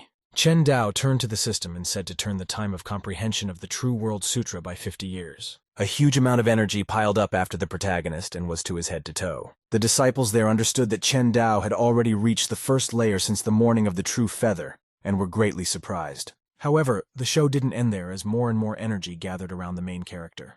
While people were looking at the main character, they realized that the aura of the second layer was manifesting. One of the disciples pointed a finger at the protagonists and asked how long it had been since he had started, since his speed of mastery was similar to Chen Suyan. It didn't end there. The energy still continued to flow to the protagonist. Literally, his eyes fell out because Chen Dao had comprehended the third layer in one go. Chen Dao exhaled in frustration. The guy looked disgruntled at his hand and said that it was only the third layer. Chen Dao understood that the system could only correct 50 years, and if it was 500 years, he would be able to internalize all 9 layers at once. Write the main character in the comments. And the rest of the crowd fell out because even that result is beyond reality. People started surrounding the protagonist and pestering him with questions about how he did it. The guy said there's nothing wrong with it and it's a cakewalk. After hearing the main character's answer, everyone had different opinions, but everyone clearly admired the main character's actions. At the same time, Yue Wu stood at the entrance of the elder's villa. The girl tapped her finger at the door. Yue Wu looked through the opaque panes and called out to Elder Ju. The elder allowed the girl to enter. When Yue Wu entered the room, the old man was sitting on a bench drinking tea. The man smiled lustfully and said he was having a very hard time holding back. The man invited her to sit down. With excitement on her face, the girl sat down beside the elder. The man tried to put his hand on Yue Wu's arm, clearly not with the best intentions. However, the girl didn't give him any sign and told him to take his time and talk first, pulling his hand away from the table. The elder smiled and said that since this was the case, they could chat about feelings. Yue Wu picked up a shot of alcohol and said that she would drink to the elder. The elder also took a shot glass in his hand and said that it was not bad at all and that it was exactly what he expected from the girl he liked. Yue Wu said that she was fully responsible for her rights because she did not expect such a debacle this non-student academy. The girl was clearly unhappy because she had lost the promised promotion to Heavenly Demon. Yue Wu took the shot glass in her hands and said, "From now on, she will stay. All of you will be served by the elder." At the same time, Elder said that actually her ascension to Heavenly Demon wasn't really that hopeless anymore. The girl didn't understand what the man was talking about, and they were interrogated about what he meant. The man said that the reason she could be promoted to Heavenly Demon was because there were important people in their sect who respected her for killing her own father. The elder said that the Heavenly Demon order that she wanted to be promoted to had already reached the Demon Man sect a long time ago. Hearing such information, the girl was extremely surprised. Repeat. She said that therefore, once the Patriarch makes a nod of the video towards her promotion to the Order of the Celestial Demon will be assured. And she said she should thank the elder. The man said she was very good at being obedient and serving him well, and as soon as the opportunity presented itself, he would ask the order for her. The girl said she would honor him with another shot. However, the man put his hand on the girl's shoulder and said that they had someone to stop and get down to business already. The girl put the alcohol on the table and stood up. Yue Wu picked up the stoichi and said that she would help him. At the same time, and said that he hadn't met an intelligent student like her in a long time. Blushing and grabbing the girl by the chin, the old man wondered just how good she was in bed. The girl gave a strained smile and said that it wouldn't be long before he found out how good she was. The elder finally unraveled and asked what they should expect then. With a sharp movement of his hand, the man closed the veil in his bedroom. The man snuck up on the girl and told her to go to him. Suddenly, however, the veil was covered in bright bloodstains. Yue Wu hit the man with such force that he flew to the other side of the room. While the man was still making his flight in the other direction, the girl gracefully rose from the bed. The man cried out in pain, but the elder was more concerned with where his friend was and how the girl dared to cut him off. With a fierce expression, Yue Wu said that she was pretty good and asked if she was beautiful now. The elder was covered in sweat and yelling at the girl how she could treat him like that and he would kill her. Abruptly shortening the distance, the man swung a flaming fist at the girl. However, Yue Wu was only waiting for such a move. The girl smiled maliciously, with a motion of her hand, the girl gave him a loving slap and the elder went back to flying. After the old man was on the ground, he asked what had happened. As it turned out, the elder's true ki had stagnated. The girl only grinned as the man yelled at her and asked when she had time to poison him. Yue Wu walked up to the elder and asked if he wanted to fight some more. Realizing that things were bad, the man begged that he would make it up to the girl and begged her to let him go. However, Yue Wu opened her eyes wide and said that when he died, all his possessions and such would become hers. The elder's eyes turned red and involuntary tears of pain flowed from them. Still Masha with her dagger, the girl asked who he was to destroy her plans since she, Yue Wu, had not even given herself to Qin Wang, and who did he think he was? The old man barely got up and said that he had indeed underestimated the girl's strength. The man said that if she grows up, she will definitely become a big shot, and you're in their cult. However, the man asked if she was sure she could kill him. The man took a sharp step to the side, and even the princesses didn't realize what he was trying to do. The elder smiled and said he didn't believe she would be able to apprehend him. However, Yue Wu was extremely calm and gave the order to capture him. Here the elder realized that the girl was far from alone and his face darkened. The elder was grabbed by the throat by an unknown man. The elder was clearly not expecting this and tensed up. The man opened his eyes wide in surprise as he hadn't expected such speed. Yue Wu's servant grabbed the man's throat and squeezed him with all his might, saying that he would not be able to escape. However, the elder was still curious about who was able to stop him. Cautiously turning to the man, the elder pleaded that he was wrong and begged him to be spared. However, the girl was adamant and told the servant to break his arm. Hearing such an order, the elder was extremely frightened and covered in sweat. With a sharp movement of his hand, the guard broke the elder's arm. After both of his arms were broken, the elder only screamed frantically in pain. Yue Wu walked up to the old man and asked if he was in pain. The elder smiled nervously and asked what kind of pain it was. The girl pointed at her servant and told him to feed him the blood goo pill. The servant held out a mysterious pill to the man. Abruptly grabbing him by the hair, the man brought the pill closer to the elder's mouth, forcing him to swallow it. Still, the man wondered what the elixir was. Yue Wu asked, wondering if he would refuse to eat if it was a deadly poison. Immediately afterward, the man snatched the pill from the servant and said that he would naturally eat the whole thing. Yue Wu squinted her eyes and said that after he drank the blood goo pill, his life was now under the control of a woman. At the same time, the elder was willing to do anything as long as he could live. A tinge of gloom formed on Yue Wu's face, and she ordered her to call her mistress. Immediately afterward, The elder bowed at the girl's feet and called her mistress. At the same time, Chen Dao was calmly strolling around the surroundings. Chen Dao realized that the true spirit items he used in each realm were the most powerful. And if he wanted to, he would easily become the strongest in the condensed reality realm, because he only needed to master the 9 layers of the True Feather Sutra. Chen Dao logged on and said something that he could only reel off 50 years too little, and it wasn't enough for him. Chen Dao looked around and realized that he was on the spot. The guy asked the system how he could increase the amount of time he can rewind, because the current amount of time is not enough for him. The system replied that this was only possible with items with the appropriate true spirit, as well as a complete breakthrough to the realm of condensed reality. Chen Dao realized that it was a vicious circle, because without enough time, he would not be able to make a breakthrough and asked if there was any other way. However, the system categorically cut it off. Chen Dao realized that this was a problem because he needed to collect the true spirit items first. The guy asked if he would thus achieve a breakthrough to the condensed reality. However, Chen Dao realized that he had already used the best items with true spirit in the past world, and if he failed at reality condensation, he would not accept it. The guy realized that it would be great if he could use the same relevant ones again. Chen Dao logged out and decided to ask the master since she often knows the solution to such problems. Chen Dao walked into the master's house. The woman said that Chen Dao had come just in time. Master said that the academy was now discussing what reward to give him for saving the students, and the woman asked what Chen Dao wanted. Chen Dao served his hands in reverence and said that he really needed something and that something was a method. Master didn't understand what Chen Dao was talking about and asked what he meant. Chen Dao raised his hand and said that he wanted an item with true spirit to break through to incidentally condensed reality, and if in the future he would obtain or attain even stronger items with true spirit, if some method to readapt items from the realm of true spirit to the realm of imaginary reality. The woman said neither was possible, at least not at their academy. Chen Dao smiled and said that since this was the case, could it be done elsewhere? Master said that since Chen Dao wanted a stronger and more suitable item with true spirit, the unsuitable one would not suit him. Master asked why he didn't want to fit, and then destroy the previous one to catch up in the future. Chen Dao smiled and told her to forget about the details. The guy asked how he could do it after all. The girl said that people don't usually do it, however, there was nothing impossible about it. The master pointed upwards and said that by taking the blood of the flame phoenix one could be returned by them, and exactly the same situation of the protagonist. Chen Dao asked, "Is the woman referring to the real flaming phoenix?" and asked, "Is there any in this world?" Master said in the world there are phoenix, true dragon, unicorn, and other mystical creatures. Right now, these myths have literally disappeared and can occasionally be found in the ancient ruins. Chen Dao looked at the girl and asked where he could get the flaming phoenix blood, because he would go right away.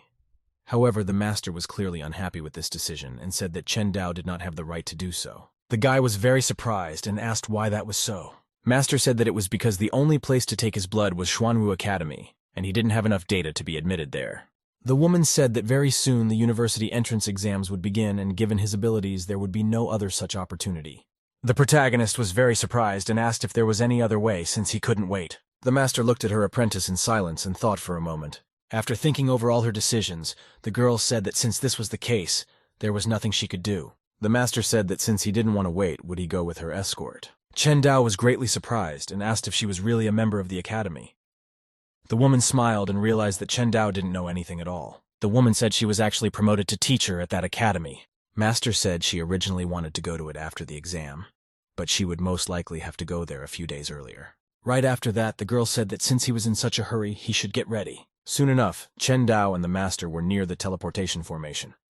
The woman said that Xuanwu Academy was quite far away, so they had to use the teleportation system, which was quite expensive to maintain. It wasn't long before Chen Dao, along with the woman, found themselves in the middle of pharmacy. The master poured her energy into the formation and tried to activate it. Suddenly, however, absolutely nothing happened at all. The master said that the formation had run out of energy, but it had only been recharged 3 months ago. The girl turned her head and said that it would be next time then, because it would take 3 days to recharge the energy. However, this was no problem at all for the protagonist, and he told the system to roll back the pharmacy time by 3 months. Chen Dao stopped the departing master.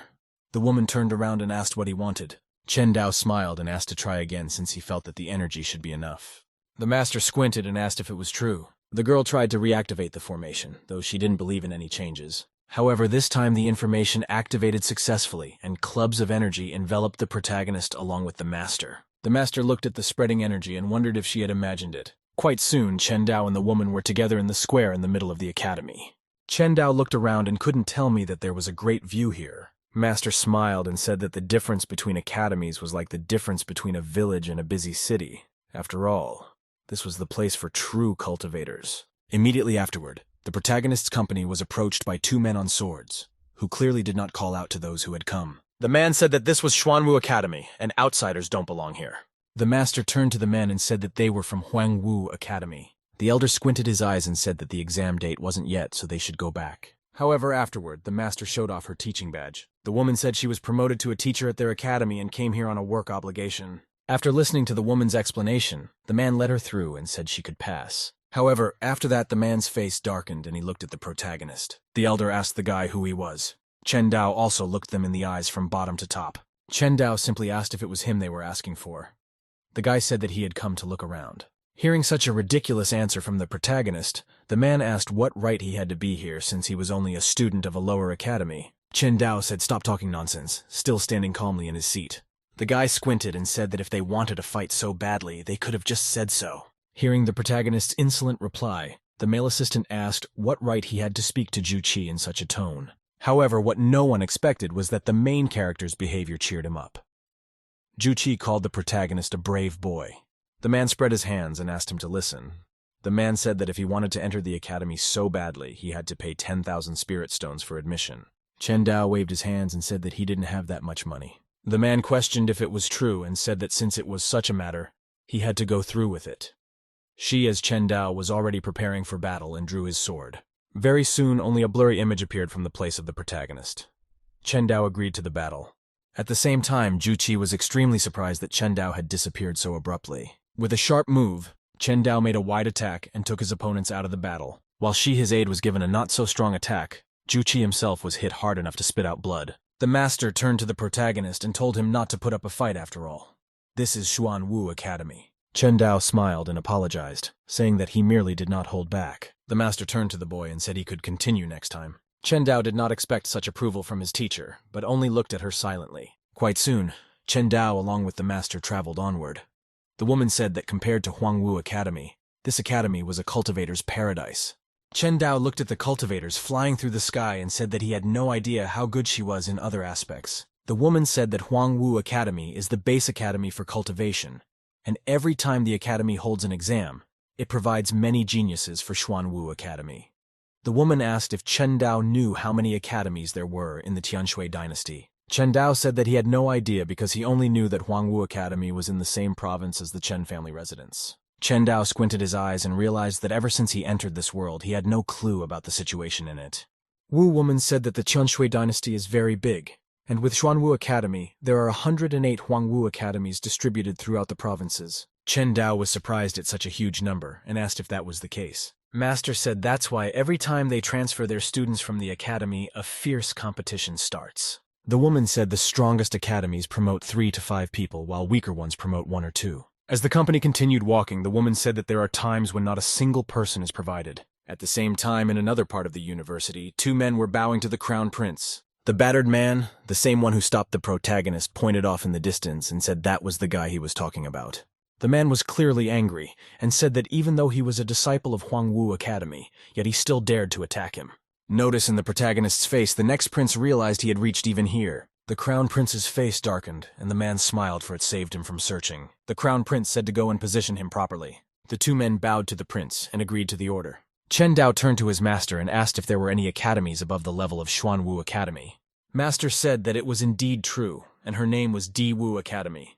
But right now, it was empty because no one had been promoted from Xuanwu Academy to Diwu Academy in almost 100 years. Chen Dao asked how the academy could exist if it hadn't had any new students for hundreds of years. However, Chen Dao changed the subject and asked where they were going. The woman said that the flaming phoenix blood was only available at the Wankang Pavilion, and that was where they were headed. Master said that if Chen Dao wanted to get it, he had to pass a test at the pavilion. The woman asked if he was afraid of it because the test could be very dangerous. Chen Dao clenched his hand into a fist and said that he was very excited. After a while, our company arrived at the pavilion. The woman said that this was the Wanqiang Pavilion, which is the treasure of the Xuanwu Academy that the students use. Chen Dao smiled and said that he liked this academy, where one can obtain everything at a single wish. The master said that the more valuable the treasures are, the greater the price they need to be paid, because the price could be something equivalent to an obstacle-type exchange or gaining pavilion recognition. Chen Dao listened to his master and said that in that case, he would come in. Suddenly, however, someone shouted at the team to stop. There were 3 men standing at the entrance. Let us already know them. They were the same men who greeted the protagonist at the entrance. The last one, however, was the elder. The elder introduced himself as a teacher at the academy.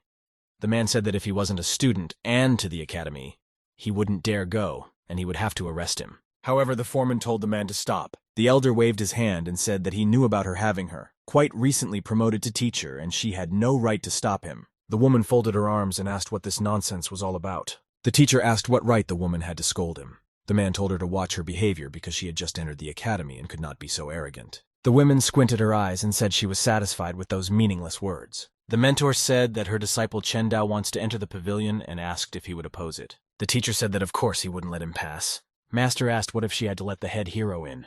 The man said that if that was the case, she was going to get in trouble and he would bring them both to the law enforcement hall. The master squinted and said that he still didn't want to open his eyes. The woman told the protagonist to walk because she had to see who dared to stop him. Okay.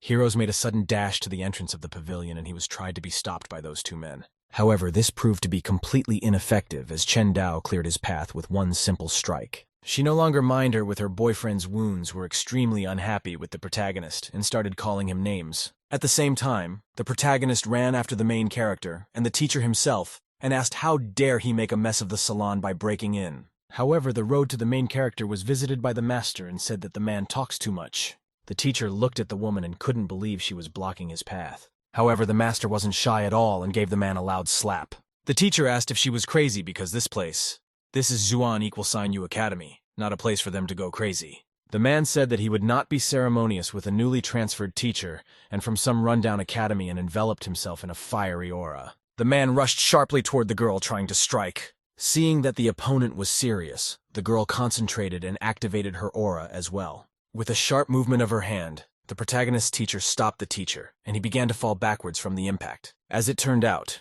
the blow was so powerful that the old man spat out blood from his mouth, while Chen Dao praised his master. Barely getting to his feet, the man doesn't realize what's going on. The teacher raised his head and asked where she got so much power from. However, the girl wryly asked why not ask him why he was so weak. The elder heard the answer and realized that the disciple was worth his teacher. Immediately afterward, the man yelled upward and asked where the members of the law enforcement hall were being carried. The crown prince had been watching the altercation the whole time and said that he could not even cope with such a young opponent or he had wasted his life. However, the guy had no doubt that this would alarm the Hall of Law, and once the representatives of the couple arrived, it would not be possible to escape because of the imprisonment. Immediately afterward, a jet of light appeared out of nowhere. Right after this buffoon were the 3 elders. The head of the Law and Order Hall was particularly annoyed about this situation. The teacher turned to the chapter, pointing his finger at the company of the protagonist, and there said that this couple without any thoughts is attacking the students of their academy, and asked to take action. The man turned to the teacher and asked him to tell him what had happened here. After a while, the head of Law and Order said that the master had violated the rules of the academy under the 127th article, and they, along with the protagonist, should be taken to the Law and Order Hall for trial. Immediately after the head of law enforcement delivered his verdict, the teacher approached the company. The man moved closer to the girl's face and said that she could be mad as much as she wanted the whole. She might not even expect to cry once she got to the law enforcement hall. Nevertheless, the girl took advantage of the situation and slapped the teacher hard. The man clearly hadn't expected such an action on her part, and the force of the blow caused him to almost fall over. The man opened his eyes in disbelief and couldn't connect a word with the insults. Master said that if he ever said she was crazy again, she would show him what real madness was. At the same time, Chen Dao only watched his mentor's actions and supported her, showing his thumb in approval. The man knelt down and said to the head of law enforcement, "Did he see it?" The teacher is extremely angry because she absolutely does not put the Hall of Law in anything. The head of law enforcement approached the girl and said he was at fault. Afterward, the man said to arrest them. Hearing the verdict of the head of law enforcement, the teacher laughed because he had already foreseen how she would pay for her impulsiveness. However, the girl said with a calm expression that they would most likely be disappointed. The girl showed a golden ID card with a dragon symbol on it. Members of law enforcement instantly realized what she meant.